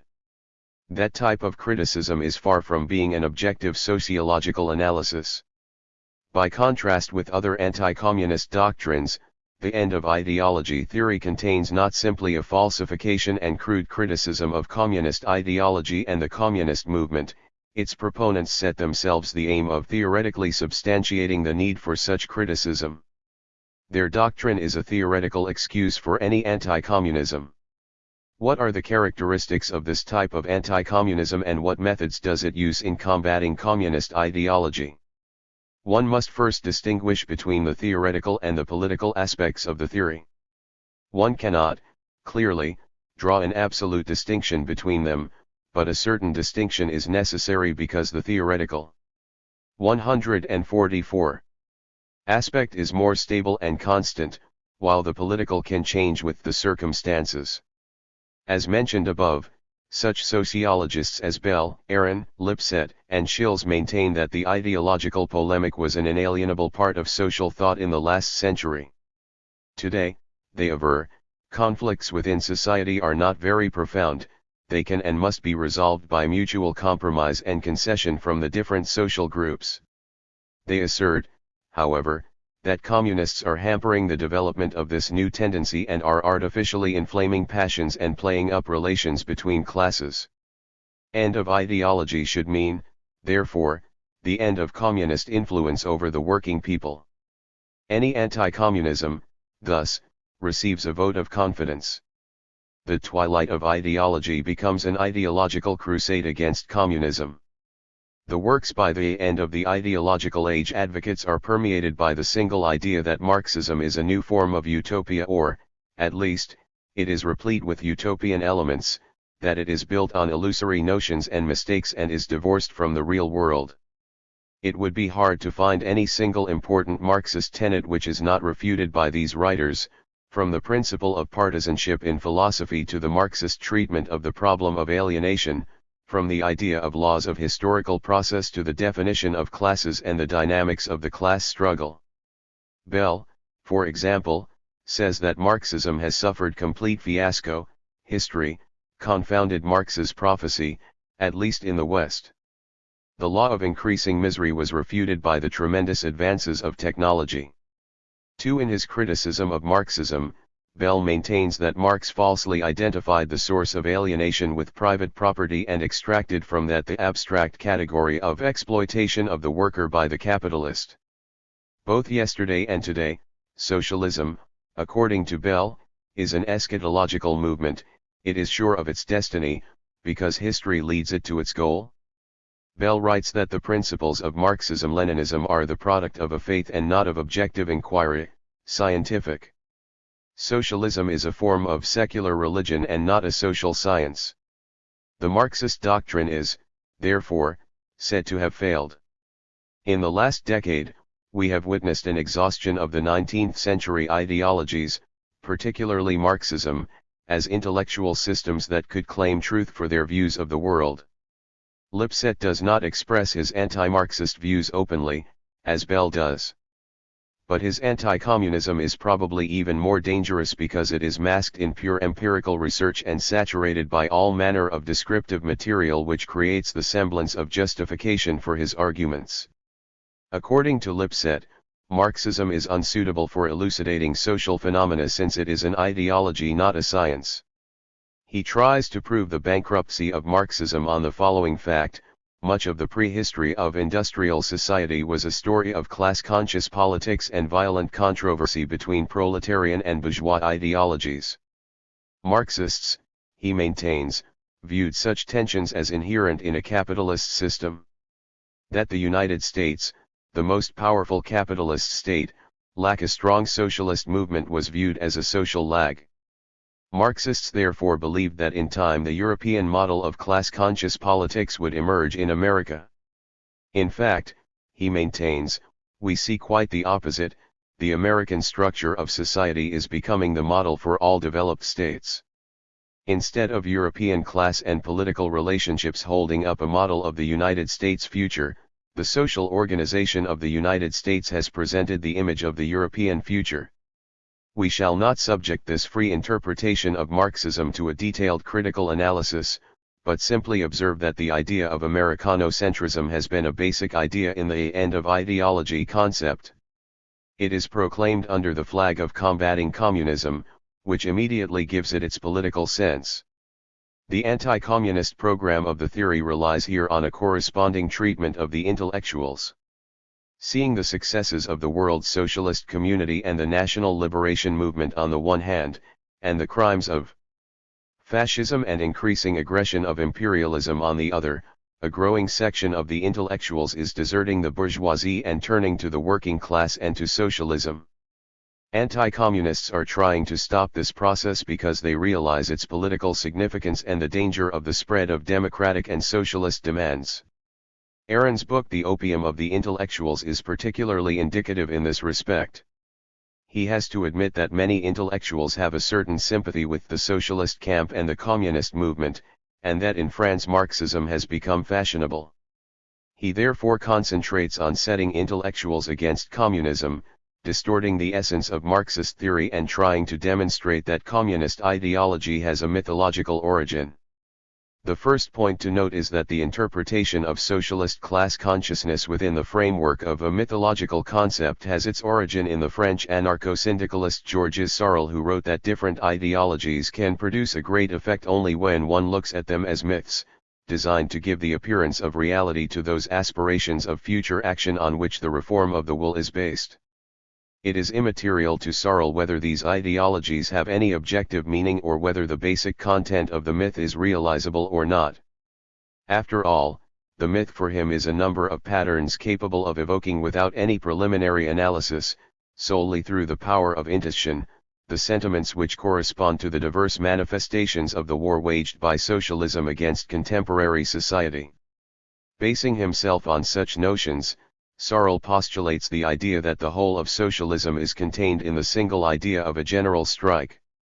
Moreover, it was completely unimportant to Sorel whether a general strike was something that could be realized or was only a figment of the popular imagination. One could regard it as a means of influencing the proletariat so as to inspire it to fight against existing society. A general strike in Sorel's view is precisely that mythological concept in which socialism in its entirety exists, a sum total of images capable of evoking those feelings that correspond to various manifestations of socialist struggle against contemporary society. Strikes have engendered in the proletariat the most noble, the most profound and the most vigorous sentiments that it possesses, the general strike groups them all in a general tableau, and, by bringing them together gives to each of them its maximum intensity, it appeals to the most passionate memories of particular conflicts and brightly illuminates all aspects of the picture confronting their minds. Thus, we intuitively gain such a complete understanding of socialism which we would not have obtained by arguments alone. Basing himself essentially on that concept, Aaron depicts communist ideology as a sum total of three myths: the myth of radicalism, the myth of revolution, and the myth of the proletariat, which exerts an influence only on the emotions of people. In so doing, he wants to refute Marxism. Such a refutation of Marxism contains only falsification and propaganda. Seeing that many intellectuals are swiftly becoming sympathetic to socialism and communism, Aaron thinks that this process can only be stopped by isolating communists, for that it is necessary to depreciate the ideas which unite communists with other progressive and democratic forces. In this, Aaron, like other end-of-ideology theorists, wages his war on Marxism under the flag of the struggle of pure social science against ideology, under the flag of liberating social consciousness from the ideological trappings of past epochs. One is inclined to ask on what basis the end-of-ideology theorists try to portray Marxism-Leninism as a sum total of ideological myths in the Sorel sense of the word. There can be no such basis. Their attempts to refute Marxism and to depreciate its life-asserting ideas only condemn their own thesis. Their attempts to conceal their own ideology behind a mask of value-free sociological analysis is nothing but a ploy which helps to reinforce in the minds of certain social groups false notions, illusions, and prejudices. Their theoretical justification for the fight against communist ideology and the workers' movement only courts applause from the extreme right-wing reactionaries. Their anti-communist program, however, is not confined merely to a general interpretation of the question, it goes much further. Attempts scientifically to refute communism are here closely associated with practical political recommendations. They make a distinction between various currents of the world revolutionary process. Depending on whether it concerns the socialist state, the communist and workers' movement in capitalist countries or, finally, the paths of development for recently liberated countries, they apply the most suitable arguments in each case for falsifying the situation and elaborating corresponding anti-communist recommendations. The theoretical constructions of bourgeois sociologists for the socialist states are only a reflection of the desires by the imperialist bourgeoisie and its spiritual representatives. They all endeavor to counterpose communist ideology to the economic and social attainments of the socialist states so as, thereby, to put about the idea that, from the technical and economic point of view, the socialist system is quite modern, yet it is backward in the spiritual sense. If world socialism were to cast aside its ideology, it would rise to the level of the West.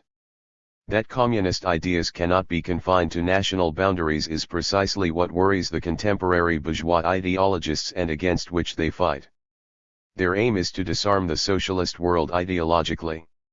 Having refuted Marxism and having demonstrated the process of de-ideologization of the socialist countries, the anti-communists try to convince the Western Philistine of the idea that, while in the USSR and other socialist states there is a discernible move away from communist ideology, in the capitalist countries there are even fewer grounds for the existence and development of Marxism. This notion unites all anti-communists and is only to the advantage of reactionary forces. All such attempts by end-of-ideology theorists to pretend they are liberals who oppose in politics both right and left-wingers, reactionaries, and revolutionaries, are completely vain. Their real position serves only political reaction. This is quite apparent when one analyses even briefly their attitude to the international communist movement. 149.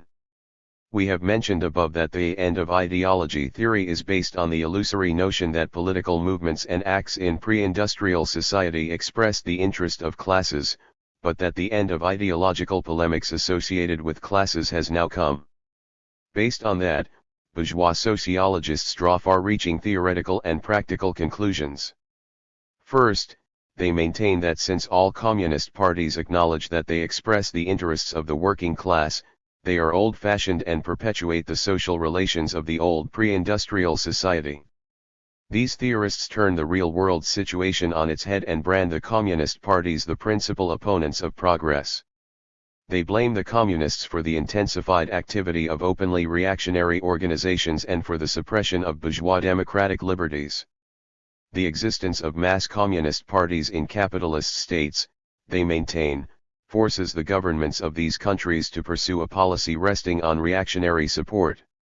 Hence their conclusion that the more influential a communist party is in a particular country, the less stable democracy and democratic institutions tend to be.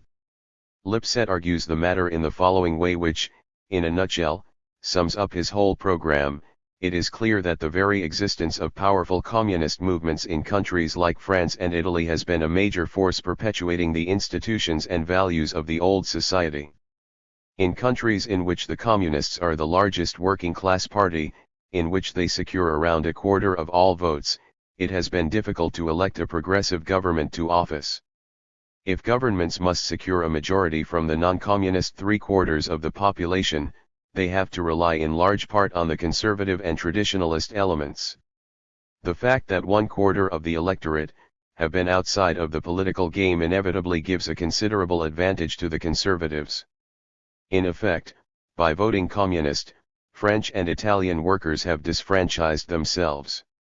Thus, not only does a mass communist party serve to fossilize the ideological orientations characteristic of a pre-industrial society among the working class, it contributes to preserving pre-modern orientations on the right. According to Lipset's logic, connivance with fascist elements is no menace to the stability of democracy. The threat to democratic institutions comes from the communists.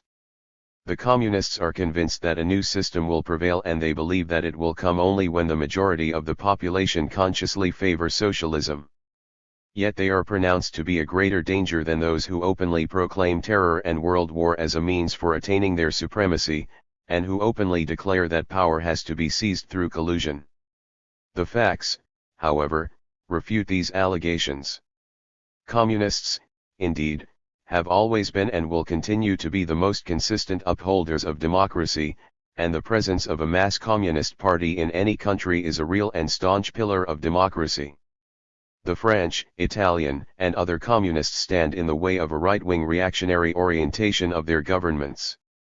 Conversely, in countries where communist parties have been driven underground, fascist, revanchist, clerical, and other extreme right-wing elements raise their evil heads. The views propounded by Lipset may serve as justification for any actions directed both against the democratic demands of the working class and against the communist parties. Let us look, finally, at one more significant aspect of the anti-communism in the end of ideology theory, which is a perverse interpretation of the national liberation movement today, an effort to exert pressure on public opinion in young developing states. The Great October Socialist Revolution drew the colonial peoples into the mainstream of the world revolutionary movement.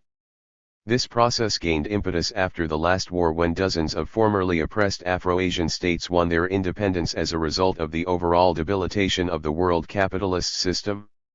All newly liberated states are faced by one and the same question: what path are they to take?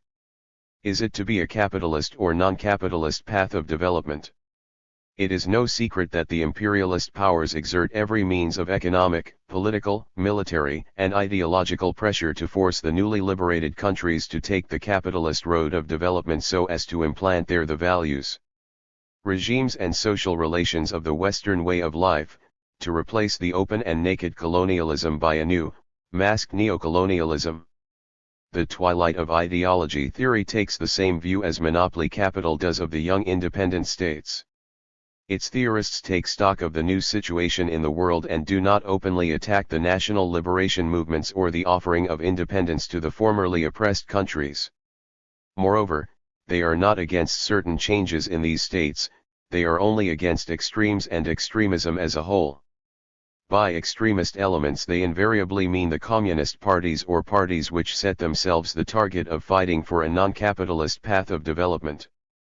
The principal aim of this global strategy is to keep the developing countries within the orbit of the world capitalist system. Western values and the Western way of life. Lipset, for example, makes no bones about his book, Political Man, not being concerned with making explicit the conditions of the democratic order. A fuller understanding of the various conditions under which democracy has existed may help men to develop it where it does not now exist. He makes the point that this democratic order does not happen by itself, it is achieved by men's wills expressed in action. Point 2. The economically backward nations of Asia, Africa, and Latin America constitute a territory on which the end of ideology theorists allow for the existence of and need for ideologies and ideological struggle. This is interpreted in two ways: first, as an ideological struggle within these countries between various social groups and classes; second, as an ideological struggle between capitalist and socialist states on the subject of the lagging states. Lipset writes, in these states there is still a need for intense political controversy and ideology. The problems of industrialization, of the place of religion, of the character of political institutions are still unsettled, and the arguments about them have become intertwined with the international struggle. Ideology and passion may no longer be necessary to sustain the class struggle within stable and affluent democracies, but they are clearly needed in the international effort to develop free economic and political institutions in the rest of the world. Such treatment of the question is not evidently in accord with the initial and fundamental premise of the bourgeois sociologists in regard to the end of ideology or ideological struggle today. Lipset is not only obliged to recognize the presence of the class ideological struggle over vast territories in Asia, Africa, and Latin America where the vast majority of mankind lives, he also has to acknowledge that the advanced capitalist states are involved in this ideological struggle and that, therefore, in Europe and North America different social groups take different and even opposite ideological attitudes in relation to the Third World. The end of ideology theory is not capable of tying up the ends. It simply contradicts itself in its content, immanent logic, ideological and political orientation. Ideological facets of the end of ideology theory. Up till now we have examined the end of ideology theory largely from the standpoint of its theoretical content, of whether its theses correspond to social reality. We have concluded that in some cases the theory utilizes certain extant facts. Meanwhile, the generalizations and conclusions the theory makes from this empirical material and all its sociological conceptions are scientifically untenable. It is insufficient, however, to confine ourselves merely to such a critical analysis of the theory. It does not belong to those academic conceptions whose social designation is wrapped up in abstract and nebulous constructions. The call to free science of ideology is frankly ideological, and it has in recent years dominated the ideological struggle between the capitalist world on the one hand, and the socialist and progressive forces, on the other. It is therefore necessary to dwell in greater detail on certain specific aspects of the theory as an ideological doctrine, on its social and class sources and ideological functions. Crisis in bourgeois ideology. The end of ideology theory cannot be regarded in isolation from the crisis in bourgeois ideology, bourgeois philosophy and socio-political thought as a whole. This crisis is 154. Obviously very far-reaching and complex and cannot be examined here in anything like the necessary detail. We shall deal merely with the extent to which it is connected with the end of ideology theory. The crisis in bourgeois ideology has deep social and class roots and is an event of world historic significance. It is a crisis in ideology of the class which has become a hindrance to mankind's progressive historical advance, which has a past but no future. The crisis condition of bourgeois social thought cannot be seen as some once and for all act that came as a bolt from the blue. The ideological crisis of the bourgeois class is a protracted process reflecting, ultimately, the evolution of the crisis, the decay and demise of the capitalist system. Bourgeois ideology as a philosophy of the ruling class developed at a time when capitalism was the dominant socio-economic formation in the world, when it held undivided sway not only in Europe and North America but over vast colonial and semi-colonial territories. This was the capitalism of free enterprise and relatively small business firms. The ideological premises in regard to the social organism, its normal functioning, private enterprise, democracy and freedom, in other words, the totality of bourgeois notions of society, were formed in that socio-historical environment. They serve even today as a guide to practical activity both for individuals and for the entire bourgeois class as a whole. The principle of the natural state of society was a cornerstone of that ideology in the era of free competition. Bourgeois ideologists used it to show that the development of capitalist relations meant the re-establishment in society of natural order free from the alien trappings of the Middle Ages. Human beings had to be free of any bonds that hampered their initiative. It was thought that the basis of productive, commercial, transport or any other business activity was relatively small firms which, freely competing with one another, received mutual benefit. The illusions were then being formed that no firm would be big enough to be able to dictate in the market its own conditions to anyone else. Classical ideology underlined that business firms are generally small and that the powers of business firms, even of the few which are big, are narrowly circumscribed by competition. Anyone could start his own business if only he had the wherewithal. It was felt that the economic development of society was conditioned by competition which tended to be spontaneous. Price formation, profit, and geographical location of production were all the products of its unseen hand. The natural state idea was applied also to politics and law. It was argued that natural human rights were inalienable by their very nature. All human beings equally had the right to live, to be free, to own property, while governments existed merely to safeguard those rights. The state itself came into being initially by voluntary accord, i.e., through a social contract, which enabled people to live in peace and prosperity.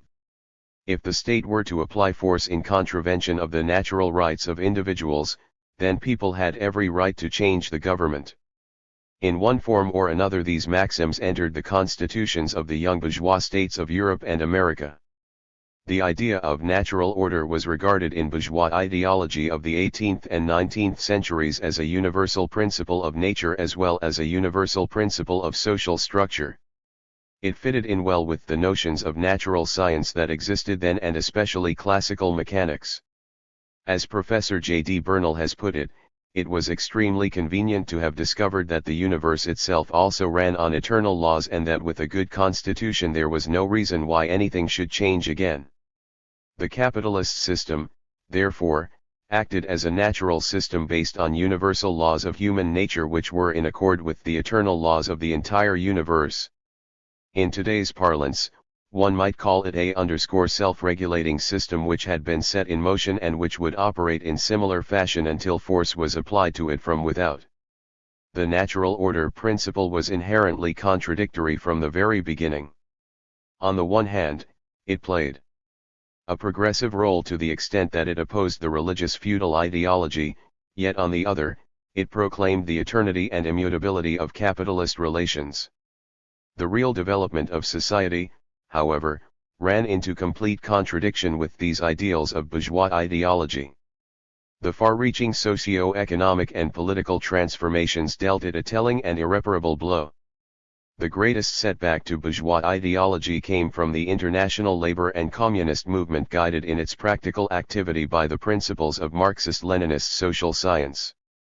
Three basic periods may be seen in the battle between proletarian and bourgeois ideology. The first period was when Marx, Engels, Lenin and other Marxists worked out the theory of scientific communism and associated it with the workers' movement. They exposed theoretically the fundamental precepts of bourgeois ideology as unscientific, reflecting merely the narrow class attitude of the bourgeoisie to society. This was the first major setback to bourgeois ideology. The second period began in 1917. The experience of building a new world showed that bourgeois principles of social order which its ideologists proclaimed as eternal, natural, and the only possible principles were in reality transitory and class-limited. They were replaced by new principles. The formation of the world's socialist system and the rapid collapse of colonialism paved the way for the third period. Both these processes led to a further narrowing of the spheres of bourgeois ideology. Marxist-Leninist social science, the basis of proletarian communist ideology, has been enriched by new principles and propositions. It has become a grand creative and transformatory force of the age and has become a guide to practical and political activity for many working people in the capitalist world. It is becoming increasingly apparent that bourgeois ideology is unable to answer the problems that today concern mankind or to pose a worthwhile alternative to Marxist-Leninist philosophy. Bourgeois doctrines and schools, as the program of the CPSU makes clear, have been and still are unable to furnish scientific answers to the questions posed by life. The bourgeoisie is no longer in a position to put forward ideas that will induce the masses to follow it. More and more people in the capitalist countries are renouncing the bourgeois world outlook. The communist versus bourgeois ideological conflict is exerting a very strong influence on bourgeois ideology, on its theoretical doctrines, on the ideological direction they take, on the ways and means of propagating them. The crisis in bourgeois ideology is also reflected in structural changes within the capitalist system. As free enterprise capitalism was becoming monopoly and state monopoly capitalism, many of the traditional ideological maxims clashed with reality, lost their meaning and became unacceptable as guiding principles for bourgeois activity. State monopoly capitalism causes a rupture with traditional bourgeois principles, a revaluation of bourgeois ideology of the laissez-faire period. Former theories of individualism, liberalism, democracy, freedom, and free enterprise lose their inviolable status. Bourgeois sociological and political literature is itself replete with arguments about the ideological vacuum in Western society and the absence of new ideals and values. The theme of disillusion, the dashing of hopes and ideals, is commonplace in Western literature and the arts. It is plain that the natural order of society, as it was understood in the 18th and 19th centuries, has had its day. The tentacular state monopoly corporations have seized undivided control over economic life. The ongoing process of concentration and centralization of capital is leading to the formation of supergiants, many of which are international cartels. The golden age of the small and medium firm is long past. The capitalist economy can no longer exist without external intervention, the intervention of the state and government administration in a great many different ways. Mounting state interference in economic life is a characteristic feature of contemporary capitalism. The state, in the form of the various government services, including the secret services, continually affects all spheres of social life, and economic regulation reaches the level of programming. The state capitalist system has minimized the area and significance of free competition in the traditional sense. The state economic sector has increased greatly in several bourgeois states. In the United States, $227,000 million were attributed to the state sector out of a total national income of $650,000 million in 1967. Nowadays, the prospective businessman is confined to conditions that considerably differ from those of free competition. The path to independent economic activity in production or in the market is effectively closed to him. He cannot any longer start up his own business. He has to join the employ of a bureaucratic control apparatus either belonging to the state or to a corporation. The crisis in traditional individualistic standards, principles, and ideals is without doubt a manifestation of the crisis in bourgeois ideology overall. The Soviet sociologist, Professor Y. A. Zamoshkin, has written that the development of the state monopoly organization of American capitalism tremendously increases the fundamental internal contradictions of bourgeois ideology, psychology, and morality.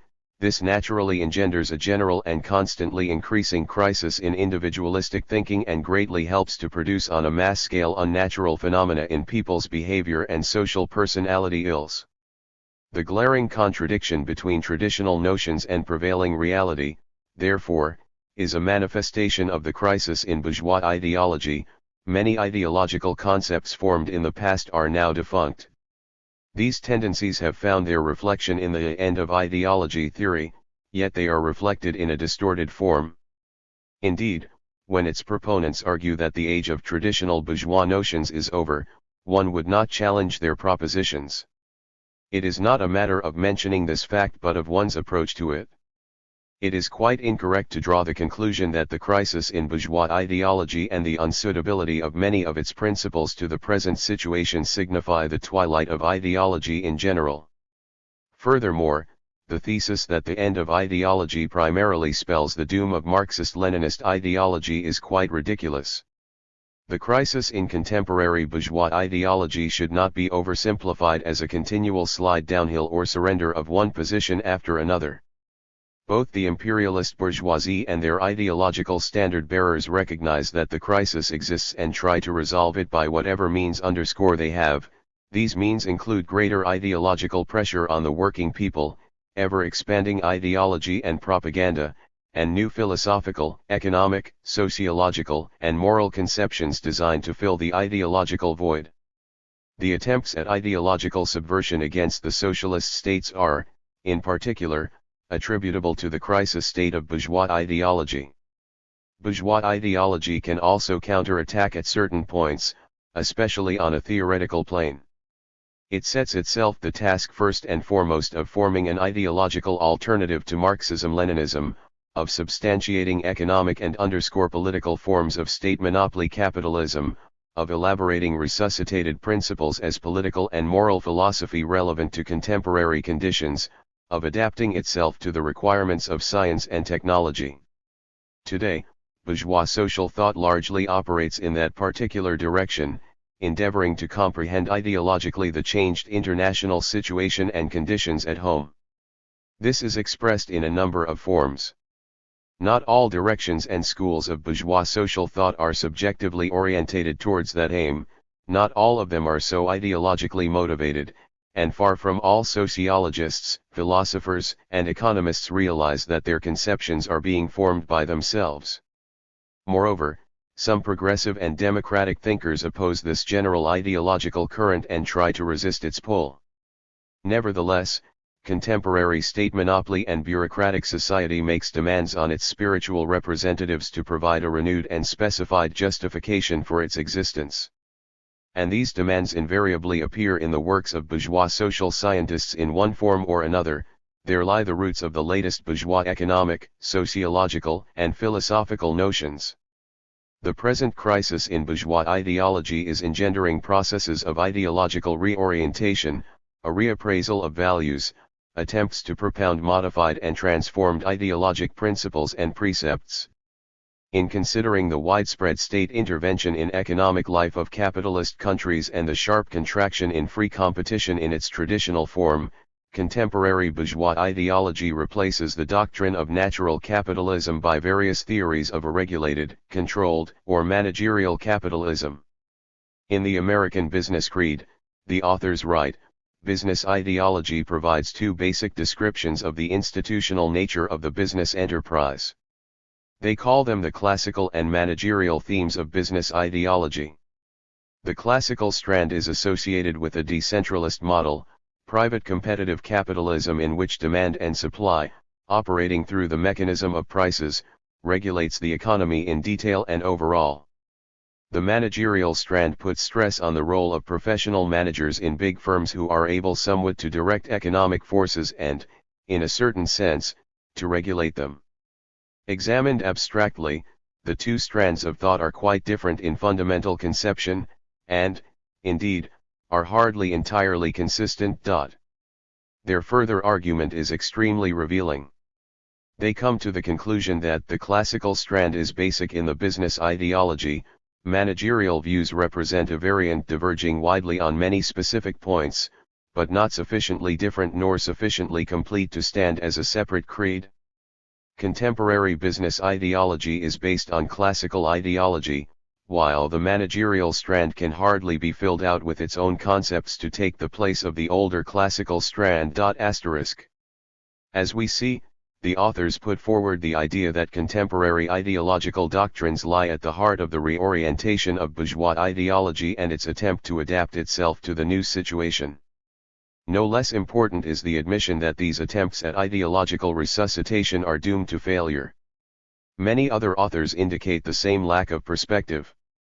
The American sociologists Joseph Benzmann and Bernard Rosenberg, for example, underline the general bureaucratization of contemporary bourgeois society. In that society, they say, the demand for competence and qualification in resolving increasingly narrow and specific issues is becoming an urgent and widespread ideological imperative. If, in contemporary society, there is any overall ideology taking over for the ideologies that have ended, it is this spoken or unspoken ideology of efficiency. They argue that the USA has a considerable literature which tries to put forward a new bureaucratic, managerial ideology based on the cult of efficiency. The point of departure for these works is the large state monopoly corporation which possesses tremendous social, political and economic power. They conclude, however, that there is no evidence to show that such attempts may interest many people in American society, or at least many managers. Intellectuals have simply been unpersuasive or insufficiently persuasive in their many attempts to formulate a new bureaucratic, managerial ideology. The inability of bourgeois social thought to produce any ideas which could attract any widespread popular support is not due merely to the personal qualities of its representatives, it has deep social and class roots. The imperialist bourgeoisie is no longer in a position to elaborate a popular ideology because it is a reactionary and parasitical class. The end of ideology theory is one of the most obvious manifestations of the crisis in bourgeois ideology and its inability to respond to the paramount issues of contemporary social development. Along with other novel bourgeois sociological and economic doctrines, it is also an attempt to update or adapt bourgeois ideology to the prevailing social situation. The social essence of the theory lies in its attempt to justify the need for some modernization of bourgeois philosophy in view of changed circumstances in the second half of the century, thereby creating a more effective ideological alternative to Marxism-Leninism, and satisfying the ideological requirements of the state monopoly bourgeoisie. One is bound to ask why a theoretical defense of state monopoly capitalism is undertaken in such a peculiar form rejection of ideology. Why does such an obvious and, apparently, clumsy contradiction exist when the blatantly ideological program is presented as a fight against ideology? We have already attempted to answer these questions in previous chapters. Undoubtedly, the obvious reasons for the situation are that bourgeois ideology is increasingly being discredited in the eyes of the working people. This continually increasing antagonism between the dominant ideology of bourgeois society and the interests of the working people forces many Western theorists to adapt themselves to the changing situation and to present their obviously bourgeois conceptions and doctrines in the guise of renouncing the class nature of their teaching, as general, humane, non-ideological doctrines. The ideological commodity, like any other commodity, has to be sold to the consumer, hence the various ploys, up to and including social demagogy.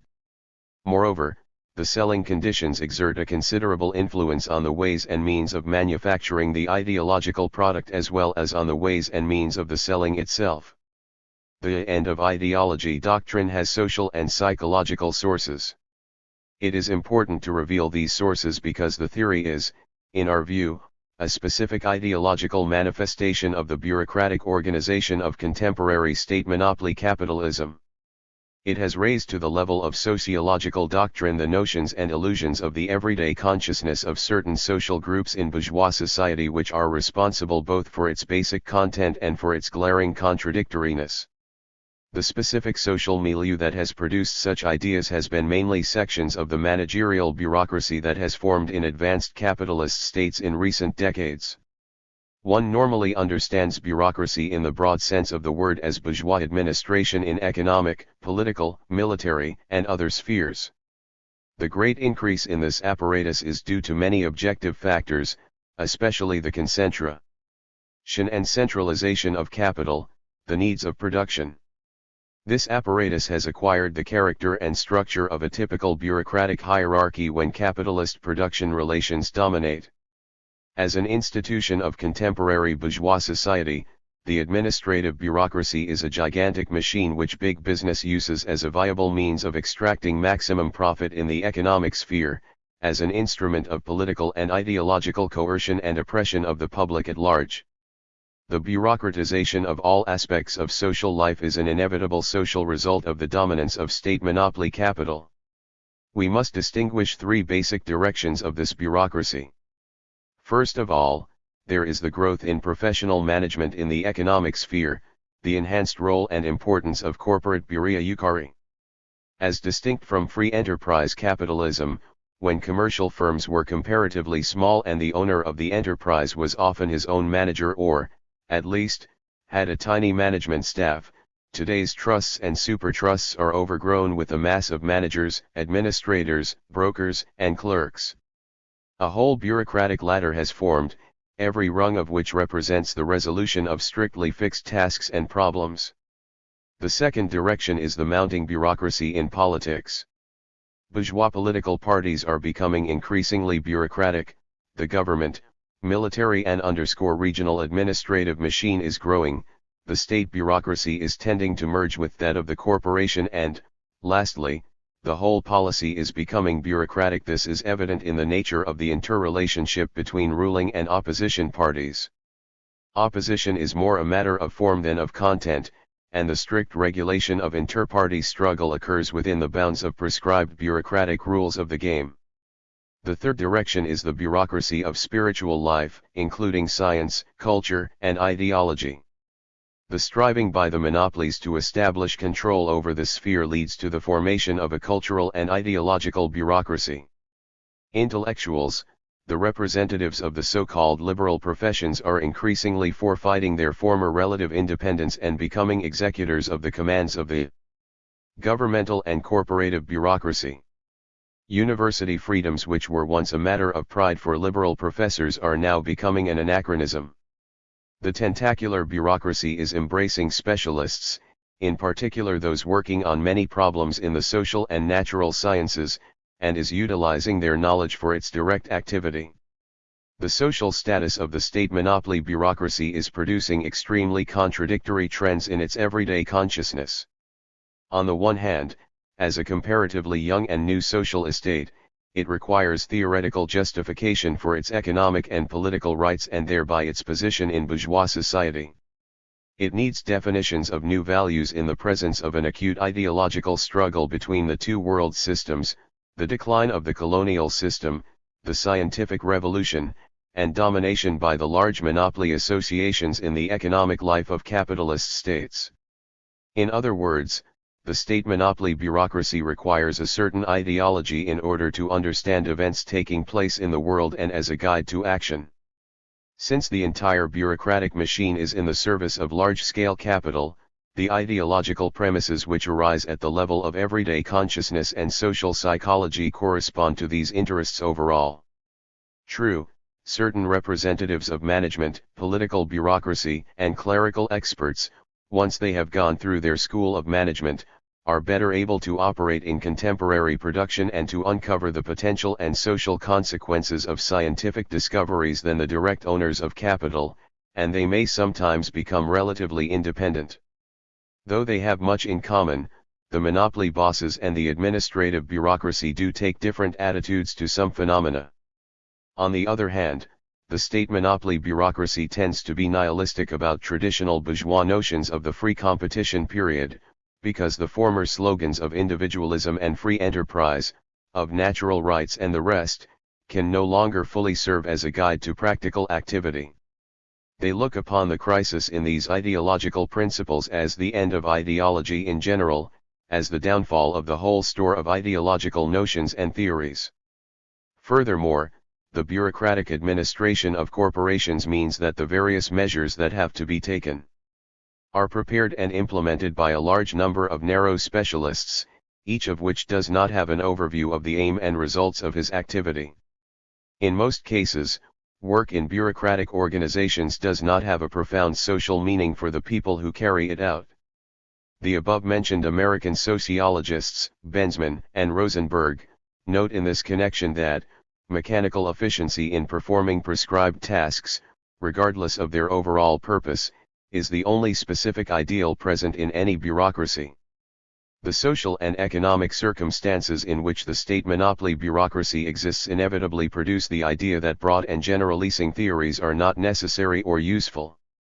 The demand for competence and qualification in resolving increasingly narrow and specific problems is the ideological imperative of the bureaucratic system. Qualification in the various forms of managerial decisions and recommendations is identified with orientation on strictly fixed regulations and prescriptions and the renunciation of any moral or ideological evaluations of actuality. Precise and verifiable knowledge is counterposed both to the diffuse formulations of former bourgeois ideological postulates of the free competition period, and to ideology in general. The contradictory ideas of the administrative bureaucracy about general ideological conceptions are patently obvious in the end of ideology theory, which tries to show that the twilight of ideology is here yet, at the same time, presents an ideological defense of contemporary bourgeois regimes. The whole argument is confined to the bounds of this contradiction. One has always to distinguish two aspects of the activity of administration, organization and technology, on the one hand, and the social and economic aspect, on the other. The former stems from the character of any social labor as a universal form of the interaction of man with nature for the purpose of gaining his living from it. The latter shows what economic foundation exists and on the basis of what ownership management occurs, by what class or classes and in whose interests, and by what methods. A correct understanding of the meaning of administrative decisions and their social significance is possible only in considering both aspects. The end of ideology theorists have no grounds for absolutizing the organizational and technological aspect. They parade as sociological doctrine the illusions of bourgeois administrative bureaucracy as if the system of administration is well run and can resolve any social problems.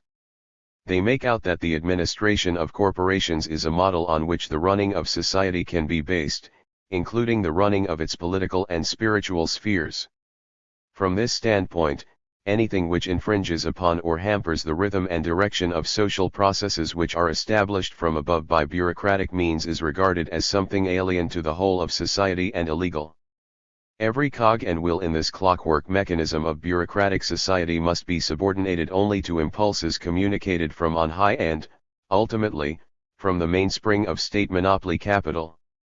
The theorists, therefore, wage an unmitigated battle against any large actions of working people and, especially against the international labor or communist movement, which threatens not only to disrupt the normal operation of a single element, but to destroy the whole mechanism. The ideas of professional managerialism, important and necessary in the direct running of contemporary production, are specifically narrow, superficial, and reactionary when applied to general social and political problems. Marx pointed out that, bureaucracy is only the formalism of a content which lies outside itself. Insofar as bureaucracy makes formal aims its content, it comes everywhere into conflict with real goals. It is therefore obliged to pass off the form for the content and the content for the form. As a consequence, the boundaries of the external world are confined to the sphere of its activity. Those problems which bureaucracy is faced with are regarded as real life problems. Everything else has only a secondary or, at any rate, a subordinate importance. The area of competence of managers, being the sphere of administration of every form of functional and technological relationships, is regarded by the bureaucrats as the most essential and socially significant. It is that is worthy of the attention of social science. The bureaucrats believe that unresolved problems of the whole society are concentrated there. This approach leads to vital social problems being labeled either as simply inconsequential or as being already resolved, while contemporary capitalist society is described as the good society that does not require any substantial alterations. Ideological functions. It was shown above that the end of ideology theory is primarily a theoretical expression of the bourgeois approach to new problems, and this expression is refracted through the prism of the interests of the state monopoly bureaucracy. One has to look at another aspect of the theory, however, to gain a fuller understanding of it. It is a clearly expressed bourgeois ideological doctrine and, as such, it is intimately connected with the social and political interests and needs of the ruling class. It is this that determines the essence of its main ideological functions. In this respect, the theory is simultaneously a disarming and mobilizing pattern of thought. Its objective social purpose is ideologically to disarm the various progressive, democratic and revolutionary forces of our time. The theory is first and foremost aimed at disorientating and disuniting all the major streams of the revolutionary process. Clearly, the attempt to have people renounce ideology is actually an attempt to demoralize from within the ideological and political unity of the classes and social groups in socialist states, and thereby to bring social thought back to the fold of Western tradition. Its aim is to divert the international working class from its revolutionary struggle with capitalism, imposing upon it ideological principles and premises of the capitalist power elite, to hinder the development and strengthening of proletarian. 168. Class consciousness. The theory plays a similar reactionary role in relation to the national liberation movement. Here its ideological function is to divert the movement from other streams of the world revolutionary process, so as to confine it to bounds acceptable to state monopoly capitalism. The Down with Ideology slogan has played a disorientating and disorganizing role in the midst of democratic movements in advanced capitalist states which objectively were pitted against the domination of the big monopolies and the bureaucracy of social life, which was especially evident, for example, at the initial stages of the New Left movement, particularly the growth of student radicalism in the early 1960s. The ideological function of the end of ideology theory, which consists in disarming ideologically all sectors of the anti-monopoly front, is patently obvious. No less obvious is another of its functions, that of mobilizing opinion, being essentially a reflection in ideas of the bureaucratic social structure of state monopoly capitalism.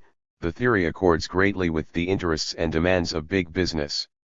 In this respect, its ideological purpose is to consolidate all the social and political forces around the monopolies and the bourgeois state as much as possible, providing them with a theoretical and ideological foundation for such consolidation. 4 basic trends may be observed. The first involves the various ways and means by which bourgeois ideology can come to grips with the contemporary social world. We earlier touched upon certain issues connected with the crisis in bourgeois ideology. The theory is not merely a manifestation of that crisis, it is also an attempt to find ways of overcoming it. As applied to advanced capitalist states, the end of ideology thesis was never intended to mean the elimination or disappearance of bourgeois ideology in general. On the contrary, Bell, Lipset and Aaron all stress that ideology remains. The agreement on fundamentals, Lipset writes, the political consensus of Western society, now increasingly has come to include a position on matters which once sharply separated the left from the right. And this ideological agreement, which might best be described as conservative socialism, has become the ideology of the major parties in the developed states of Europe and America. So it is not a matter of a twilight of bourgeois ideology. Only the ideological precepts and principles which are out of date have become defunct. This thesis is a useful form of reorientation of bourgeois ideology, a criticism and an extraction from it of certain moribund propositions that no longer correspond to the new social circumstances. In other words, it removes anything which is harmful or contradicts the interests of business. And here the ideologists set themselves and their supporters practical tasks which embrace various spheres of intellectual activity, from elaborating methods of scientific social science to concrete political recommendations for corporations and the state bureaucracy. These tasks have both a negative and a positive character. The first priority for bourgeois sociologists is the need to criticize and to demolish the old ideologies, to encourage the process of eliminating ideology at taproot and where the situation demands it. The fight against communist ideology, meanwhile, is the main direction, but not the only one. This ideological adaptation demands also a critical attitude to traditional bourgeois principles. The most important thing here, Schills maintains, is that there are great tasks to be undertaken amidst the ruins of the ideologies. Old theories and ideals have to be reconstructed with account for the changes which have taken place in the contemporary world. A new understanding of society has to begin, past human history has to be reviewed, and a forecast for future society has to be made. Schills continues, we must reconstruct our beliefs without yielding to the temptation which can never die out completely among intellectuals to construct new ideologies. The belief that our traditional ideals have now been exhausted because of their complete fulfillment must be avoided as much as the conviction that our virtue consists in our rejection of whatever exists. We must rediscover the permanently valid element in our historical ideals. In our rejection of the ideologies we 170. Must study what can be salvaged from them, and what in them should be kept alive. The second trend in the theory is to substantiate the narrowly selfish bourgeois practicality. As a philosophy for certain practical activity, this practicality is reinforced theoretically by references to an alleged unsuitability of obvious ideological, political, and moral evaluations made in the process of this activity. Only actions that bring immediate benefit to those who hold power and wealth are regarded as correct and genuine in any situation. It is becoming increasingly popular among the ruling circles of capitalist countries to reduce social issues and problems to purely technical questions, just as they attempt to remove any ideology or politics from them. This tendency had existed before the birth of the theory, but the theory provides a new stimulus. The theme is extremely wide in both content and meaning and requires a detailed examination which goes beyond the brief of the present work. We shall therefore confine ourselves merely to showing this general tendency and to explaining it with the help of a few examples. The deliberate attempts to extract ideology and underscore politics from problems of social life are becoming typical of a bourgeois narrow utilitarian and narrow pragmatic approach and a palliative resolution of these problems.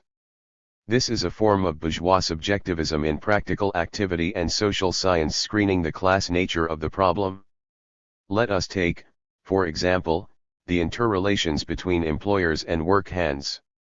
In contemporary Western sociology, which in this matter expresses the viewpoint of the ruling class, one can discern in most cases attempts to examine this interrelation as a sum total of technical or psychological relations, not as openly political and ideological problems. As a result, class conflicts are depicted as a series of partial technical or administrative discrepancies or misunderstandings. The American sociologist, J. Knox, for example, has listed the means of reducing friction between management and workers and writes that the most effective measures are as follows. To transfer or sack any members of the administrative personnel who are not able to maintain flexible tactics in relation to the workforce. To develop this ability among administrative personnel. Not to insult the workers' feelings of personal dignity when dealing with the workers. To have at all times something up one's sleeve in negotiations with the workers and to bring it into play as soon as the situation becomes tense. Not to remind the workers of unpleasant situations that have occurred in the past. And to give workers an opportunity of making their claims heard. Let us cite examples from another field. The assassination of leading statesmen and politicians in the USA exposed the blatantly political nature of these crimes.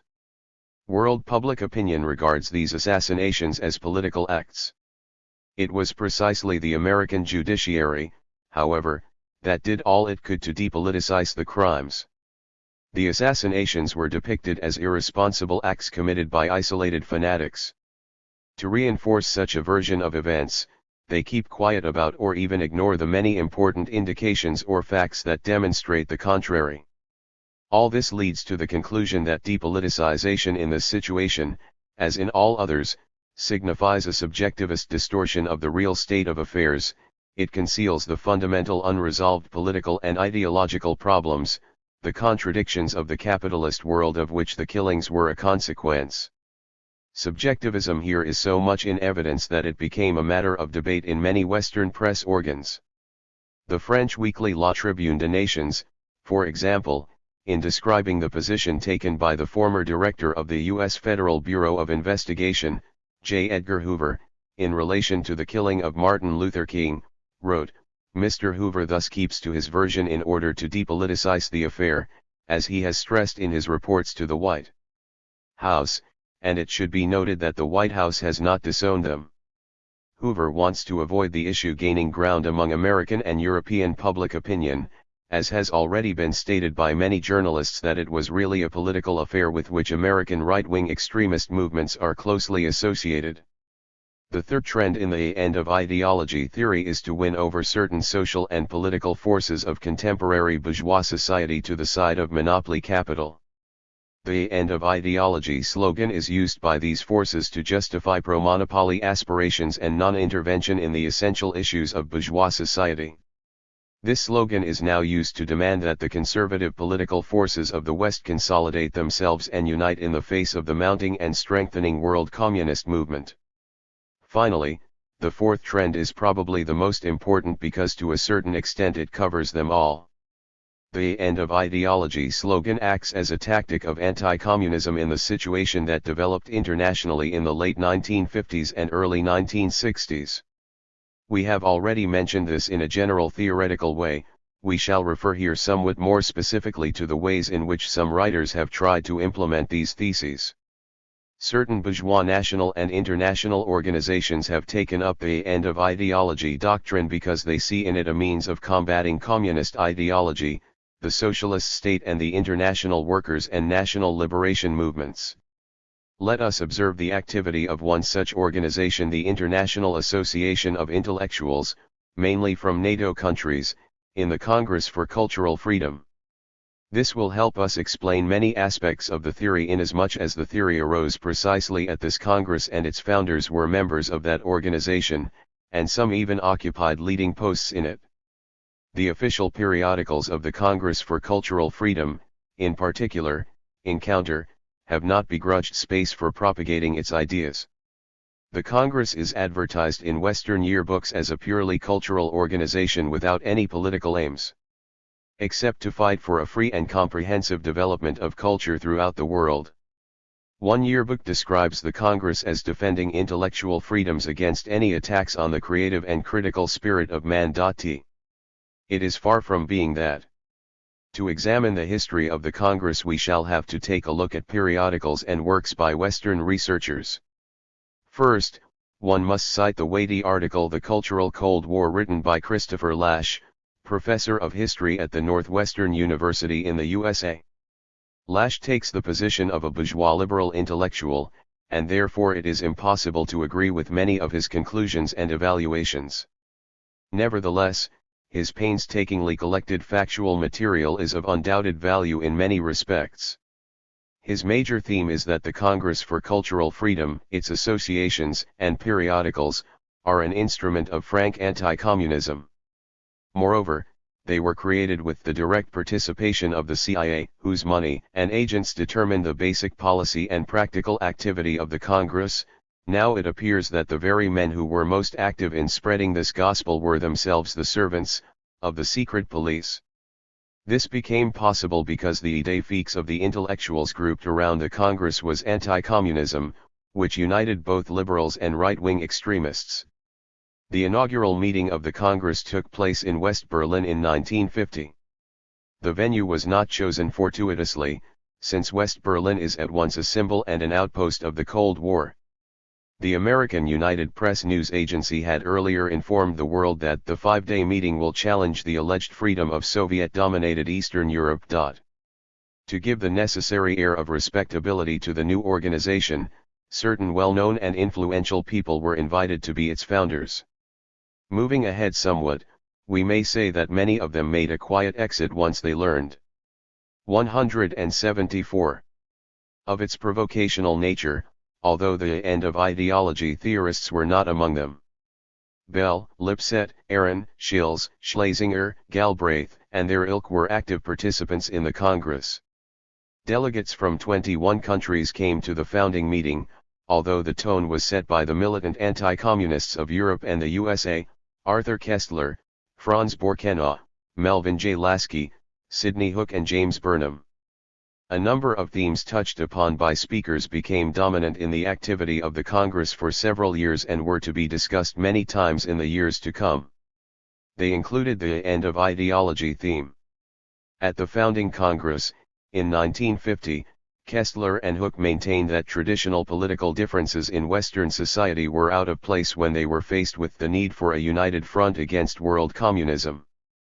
Franz Borkenau developed the idea in greater detail. We are living, he said, in the last phase of an ebbing revolutionary epoch in which the absurdity of the belief in perfect and logical social constructions had been exposed for all to see. For more than a century, utopian extremes, visions of total freedom competing with visions of total security, had increasingly turned the history of the Occident into a tragic bedlam. But, reasonable men had at last learned the importance of a more modest and pragmatic view of politics. These pragmatists who gathered in West Berlin maintained that in the present crisis a moral man could not remain aloof from the struggle of competing ideologies. Robert Montgomery, the American film actor, declared that no artist who has the right to bear that title can be neutral in the battles of our time. 2. Although a name for the new tactics of anti-communism had not yet been invented, the basic political ideas of the end of ideology doctrine were already fairly clear-cut at the inaugural meeting. Under the standard of the fight for cultural freedom, the Congress actively associated itself with the Cold War, the baiting of communists and genuine Democrats, and appealed to all who subscribed to its aims. The official mouthpiece of the Congress, the magazine Encounter, was started up in 1953 with a permanent editorial office in London. Its aims and tasks went far beyond the bounds of cultural themes. It has always accorded political affairs prime importance. The magazine is intended to counter anti-American feelings in Europe, and particularly in Britain, and to depict the USA and its foreign policy in an attractive and favorable light and, simultaneously, to blacken every foreign policy act of the Soviet Union and other socialist states. Encounter launched a rabid propagandist and underscore political campaign against the Soviet Union when the imperialist-backed counter-revolution in Hungary failed to overthrow popular power there. It raised no less a clamor when the first socialist revolution took place on the American continent in Cuba. In articles published at the very beginning of the 1960s, it established a theoretical basis for future American intervention against Cuba. At the same time, the magazine turned a blind eye to American intervention in Guatemala, the CIA-sponsored coup in Iran, and American aid to the despotic Dominican regime of Trujillo. The authors of Encounter invented a myth of racialism in the USSR, yet kept a stubborn silence on real racialism in South Africa and in the United States itself. Only in 1963, when the civil rights movement in the USA became such an obvious fact of life that the question could no longer be ignored, did the magazine find space for an essay on the Negro crisis, whose general tone was completely in accord with the official line then pursued by President Kennedy. The new style of the youthful U.S. president directly affected the style of the Congress for Cultural Freedom. From the outset it was thought the Congress would have national committees everywhere. In fact, only one committee was formed, and that in the United States. The American Committee for Cultural Freedom was set up in 1951. Like the Congress itself, the American Committee was formed during the Cold War period when official anti-communism essentially did not differ from the anti-communism of right-wing extremists. The Kennedy Administration 176 brought certain changes to the style of government. It defended the Alliance for Progress, stressed that military aid should be given for developing, refrained from direct attacks on neutrality policies, and depicted itself as the standard-bearer of democratic revolution in the developing countries. One practical result of these changes was some desire for a dialogue with the socialist states, on the one hand, and a more aggressive policy in the rest of the world, to which the intervention in Cuba and the Dominican Republic, the military aggression in Vietnam, all testified. Anti-communism in the 1960s had to change its tactics and adapt itself to the new world balance of power. The defenders of cultural freedom who had heralded their independence from any governmental or other bureaucratic agencies, in fact blindly followed the slightest bend or twist in American policy. In effect, the intellectuals of the ACCF defined cultural freedom as whatever best served the interests of the United States government. Their evaluation of political events changed in direct relation to changes in government offices. The whole practical activity of the American Committee confirmed this. Professor Lash cites a typical example in his article. In 1954, eminent scientists, journalists and other cultural figures, including Albert Einstein, Corliss Lamont, and J.F. Stone, appealed to American intellectuals not to cooperate with any McCarthyite witch-hunting organizations. The executive director of the ACCF, Solstein, immediately attacked this appeal. He announced that the ACCF opposed any exploitation of academic freedom and civil liberties by persons who are at this late date still sympathetic to the cause of the Soviet Union. Following its usual practice, the ACCF proceeded to lay down a standard to which any sincere criticism of American life, even of McCarthyism, had to conform. The standard meant that one had above all to oppose any threat to freedom wherever it should arise in the world. From the point of view of the ACCF leaders, the announcement by the Emergency Civil Liberties Committee had not met that test. The committee's policy was, therefore, aimed at whipping up clamorous, propagandist campaigns against the socialist states and at the same time muting criticism of the United States. It was on these grounds that the ACCF a few years later condemned Charlie Chaplin because he tended to be pro-Soviet and anti-American in his political attitudes too. The entire activity of these defenders of cultural freedom has been typified by this sort of action. They based their positions on grounds that had nothing to do with cultural freedom. In all of this, the Cold War intellectuals revealed themselves as the servants of bureaucratic power, and it was not altogether surprising, years later, to find that the relation of intellectuals to power was even closer than it had seemed at the time. The Congress for Cultural Freedom, its American section, the magazine Encounter and other such organizations and periodicals were far from being as guiltless as they made out. Behind noble-sounding names lurked the organized forces of an anti-communist front. 16 years after the Congress was founded, its previously secret connection with the CIA was uncovered. The whole atmosphere of anti-communism that reigned in the Congress and the logic of its activity inevitably made it an instrument of the American Secret Service. In 1966, clandestine connections between the CIA and the trade unions and other organizations in the USA were uncovered.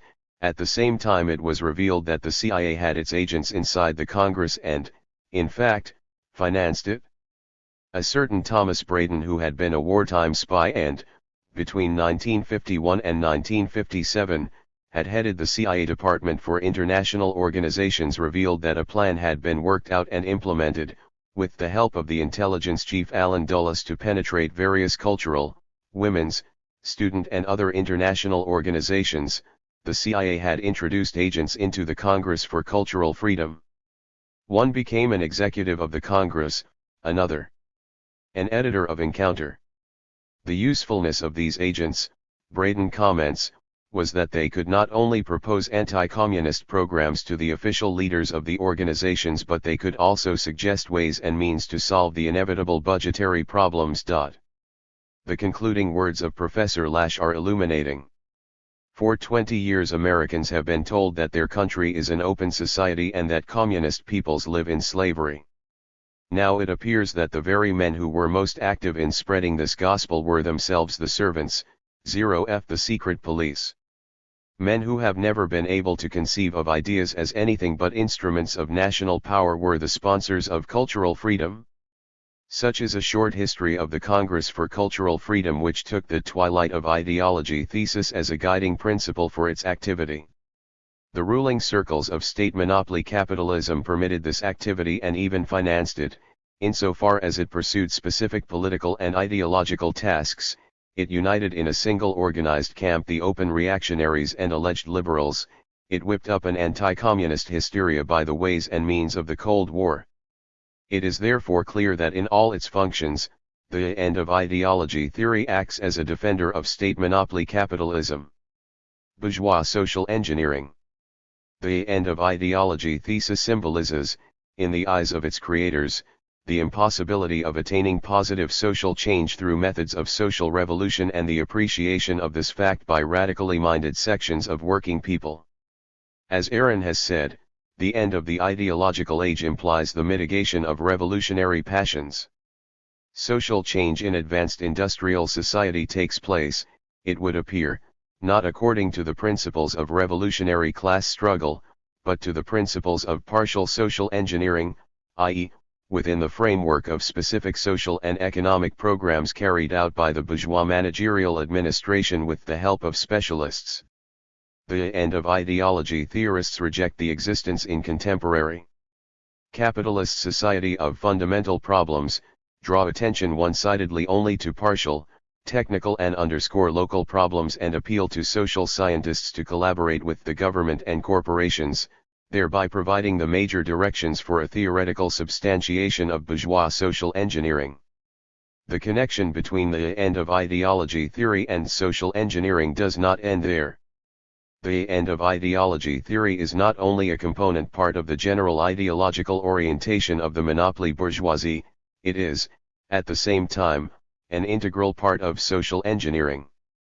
Its theorists do not simply defend and propagate the viewpoint protecting the capitalist status quo, they regard ideology, mass movement of working people and ideological conflicts as a threat to the existing regime, and they vigorously search for means of counteracting and neutralizing all the facts. Bourgeois sociologists propose specific practical and political recommendations aimed at consolidating the status quo. Proponents of the theory argue that sharp ideological conflicts are avoided as countries increase their national income and their production of consumer goods. As we have already said, the scientific meaning of their proposition is non-existent, for the ideological life of society is not something directly derived from production or economic factors. It is not only, however, a matter of the sophistry by which bourgeois sociologists try to convince their readers that the capitalist states are welfare states. Their theses are more normative prescriptive than descriptive. The prescriptive recommendation implies that through certain economic, legal, and propagandist measures affecting certain concessions to the working people's standard of living, it is possible somewhat to avert the spreading of class battles and to keep the populace to the rules of the game that are acceptable to the ruling class, to lead them astray by Philistine slogans of personal affluence and personal material sufficiency. This thesis contains a whole program for the state and corporative bureaucracy, for the propagandist machine, a program that indicates how, in contemporary conditions, it is necessary to neutralize mass actions of working people in defense of the workers' interests, how to prevent their growing into a really revolutionary movement. This deeply practical aspect of the end of ideology theory is even more apparent in its advice on how consensus is to be established in capitalist states on the major problems of the present day among the various political parties. This consensus is said to make ideology redundant. When bourgeois sociologists make such assertions, they try to find means of neutralizing the political and ideological activity of the working people. Lipset, for example, makes no bones about it when he talks of the tasks and aims of political sociology. He laments that Western sociology to a considerable degree has so far paid attention to the sources and conditions of conflicts in the social system, while the sources and conditions of social consensus have been left in the shade. The prime concern of political sociology is, in his opinion, the stability of a specific institutional structure or political regime. Further, he tried to expose the social conditions of democracy. He regards as an essential condition for such stability the maintenance of a certain structure of political parties and their interrelation despite all the unexpected turns in elections to different political bodies. A stable democracy, he writes, may rest on the general belief that the outcome of an election will not make too great a difference in society. Lipset asserts that this problem may be resolved by party leaders adeptly maneuvering the mass of voters. Earlier, such phenomena as a worker supporting a conservative party, or a socialist relying in his activity on the middle class were regarded only as examples of deviation from the modal pattern or deviation from class patterns. One should, he writes, radically change such views. Researchers should switch their attention to studying conditions that would help to preserve these deviations, since this is functionally important for supporting the existing social system. Lipset considers it extremely undesirable and even dangerous to fix boundaries between class forces and to exacerbate class contradictions in contemporary capitalist society. He describes it as an indicator of low consensus. A stable democracy requires a situation in which all major political parties include supporters from many segments of the population. The efforts of bourgeois political sociology, which he represents, are aimed at eroding the class composition of Western political parties with the help of certain Prepland measures. They try thereby to create the impression that these parties are not class but universal. He writes that if conditions facilitate the growth of leftist opinion, the socialists should gain votes among the well-to-do and among the workers, although they remain relatively weaker in the upper strata. And conservatives should grow among the poorer groups during a period of right-wing ascendancy. In such circumstances, he believes, the maximum degree of social consensus will be attained in society, which will secure the stability of the whole system. Left and right-wing criticism. It is not altogether surprising that for many reasons mentioned above, the end of ideology theory should come to the fore in the contemporary ideological struggle. It is hardly necessary to state that Marxists are the most consistent and sharpest critics of the theory. Yet, heated arguments have also arisen over the theory among intellectuals who do not belong to the Marxist camp. One may say that the theory is defended by sociologists, economists, philosophers, and writers who believe and try to prove that modern state monopoly capitalism is a good society capable of self-improvement and development. But the theory also comes under sharp criticism from both left and right. There are a number of authors who take a right-wing ideological stand for whom the theory is nothing more than irresponsible intellectual gobbledygook which leads to the West being disarmed ideologically in the face of world communism. Henry Aiken, professor of philosophy at Harvard, evaluates the theory from this point of view. In talking of the danger to the free world or advocating ideology-free and politics-free literature, Aiken writes that these assertions are simply wrong. The opposite is surely the case, that politics and ideology have extensively penetrated into all spheres of social life. And for serious men, does there remain any significant form of activity that is politically indifferent? Aiken asks. After all, politics provide the primary themes of our literature. Our most exigent moral perplexities are overwhelmingly political. Political ideology, in Aiken's view, includes such guiding principles, basic attitudes, and guides by which politically organized society should be governed.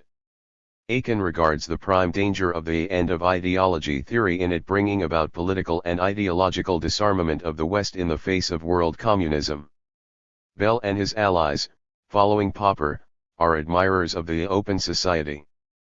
But of course a completely open society, if such ever existed, would be not a society, but a chaos. Were there political and social attitudes generally to prevail in the West, the result would be a pessimistic carpe diem philosophy which would render us helpless in the world's struggle against the ideology of communism. A more substantial and consistent criticism of the twilight of ideology theory, however, has come from progressive and sober-minded Western thinkers who see the evils of capitalism and who advocate radical changes in their countries. Many of the propositions put forward by them are, naturally, illusory, naive and even sometimes prejudiced. One cannot agree with them in everything. But the main thing is that they well appreciate that the end of ideology presents a threat both to mass democratic movements in capitalist states and to a scientific critical investigation of bourgeois society. The well-known American sociologist, the late C. Wright Mills, was one of the first vigorously to oppose the theory. Having perceived its political meaning, Mills made the point that socialist ideology is the only ideology which, in the eyes of Bell, Lipset, and the others has had its day. It is precisely such ideology that they oppose, believing that they themselves are free of ideological deficiencies. Underneath this style of observation and comment there is the assumption that in the West there are no more real issues or even problems of great seriousness. The mixed economy plus the welfare state plus prosperity, that is the formula. They conclude that U.S. capitalism will continue to be workable, the welfare state will continue along the road to ever greater justice. Mills shows that their posture is one of false consciousness. First and above all, this posture rests upon a simple provincialism. If the phrase "the end of ideology" has any meaning at all, it pertains to self-selected circles of intellectuals in the richer countries. It is in fact merely their own self-image. The total population of these countries is a fraction of mankind. To speak in such terms of much of Latin America, Africa, Asia, the Soviet bloc is merely ludicrous. End of ideology is a slogan of complacency, circulating among the prematurely middle-aged.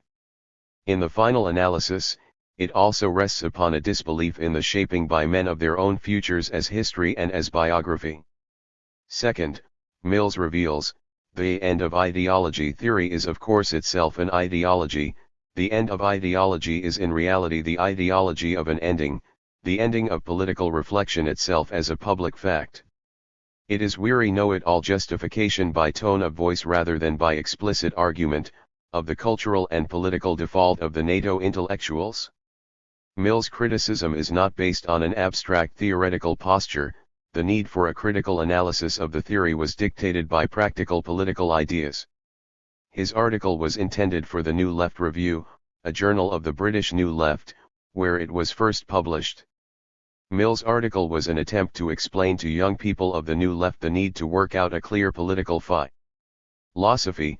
To have a working political philosophy means to have a philosophy that enables you to work. On these arguments, Mills criticized the end of ideology theory from 4 points of view. First, he said, it was a kindergarten fact that any political reflection of possible public significance was ideological. In this respect, the end of ideology stands, negatively, for the attempt to withdraw oneself and one's work from political relevance. Positively, it is an ideology of political complacency which seems the only way now open for many writers to acquiesce in or to justify the status quo. 2. So far as orienting theories of society and of history are concerned, the end of ideology stands for a fetishism of empiricism, where political bias masquerades as epistemological excellence. So far as the historic agency of change is concerned, the end of ideology rests upon the identification of such agencies with going institutions, perhaps upon their piecemeal reform, but never upon the search for agencies that might be used for a structural change of society. For furthermore, the problem of agency is never posed. Instead, there is endless talk of the need to be pragmatic, flexible, open. Finally, so far as political and human ideals are concerned, the end of ideology stands for a denial of their relevance. Merely to hold such ideals seriously is in this view utopian. 6. Mills argues that the New Left should work out its own ideology primarily in the 4 above-mentioned directions, since the end of ideology theory had nothing to give and could not serve as an ideology of modern radicalism which demanded serious changes in social structure. The New York office of the Oxford University Press published in 1964 a collection under the title The New Sociology devoted to Wright Mills. Its editor, I. L. Horowitz, and the authors of many contributions to it, are well-known sociologists. The American Marxist, Herbert Aptheker, wrote that, these essays rejected the non-normative approach. They affirmed the basic interest in social change as central to classical sociology and vital to its present useful functioning. They emphasized the need to study the significant and not to fear generalization. They insisted upon the ennoblement of human life as science's fundamental purpose and assistance in this as the scholar's central duty. The New Sociology took to task the proponents of end of ideology. In American Politics and the End of Ideology, Stephen Rouse and James Farganese argue that the main posture taken by end of ideology theorists is social reformism. They reject the need for a structural reorganization of society. But the problems which they come up against, the authors write, are not, nor can be, purely technical. They have to be investigated. If it turns out that our transitional tools are found to be inadequate, then what will be needed is a drastic re-evaluation of our institutional framework and the value premises upon which it is based. Point 2. Without conceding this, the end of ideology theorists become wild defenders of the establishment. The theory, argue Rouse and Farganese, is an ideology of the status quo, for it turns out that the good society has already been attained and there no longer is a need to criticize social structure. If it is true, as Bell argues, that the New Left in Britain has passion but little definition of the future, it is also true that in the liberalism of the United States even the passion has been leached out. Liberalism in this country is dead and the end of ideology is its legacy. Here is how J. La Palambara, sociology professor at Yale, evaluates the end of ideology theory. He draws attention to the inconsistency of the thesis that ideology is in decline when society reaches the level of social and economic modernization. Generalizations such as more modernization, less ideology involve secular trends that span centuries. He writes, "My own impression about such long-range trends is that, despite some interesting changes in the symbology of ideology, we are far from seeing the end." Such writers, Palambara states further, are far too sophisticated to suggest that there is a simple correlation between increases in economic productivity or distribution and decline of ideology. They claim that moral imperatives, differences of opinion regarding the good life, and opposing formulations regarding public policy must necessarily give way before the avalanche of popular education, the mass media and greater numbers of washing machines, automobiles, and television sets. How else judge the assertion as clearly debatable as it is subjective and ideological that ideology is in decline because the fundamental problems of the Industrial Revolution have been solved? There are certainly thousands of European intellectuals, as well as tens of millions of other Europeans, who would react to the last quoted statement sardonically, or in sheer disbelief.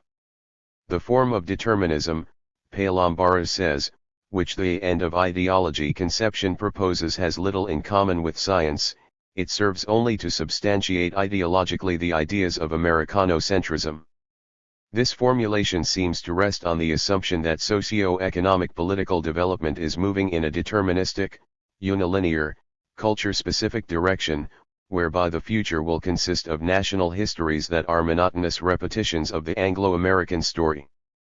In short, the decline of ideology writers seem to believe that they are becoming more and more like us. For such arguments reinforce the idea that most of this writing is not social science but, ironically, simply more ideology.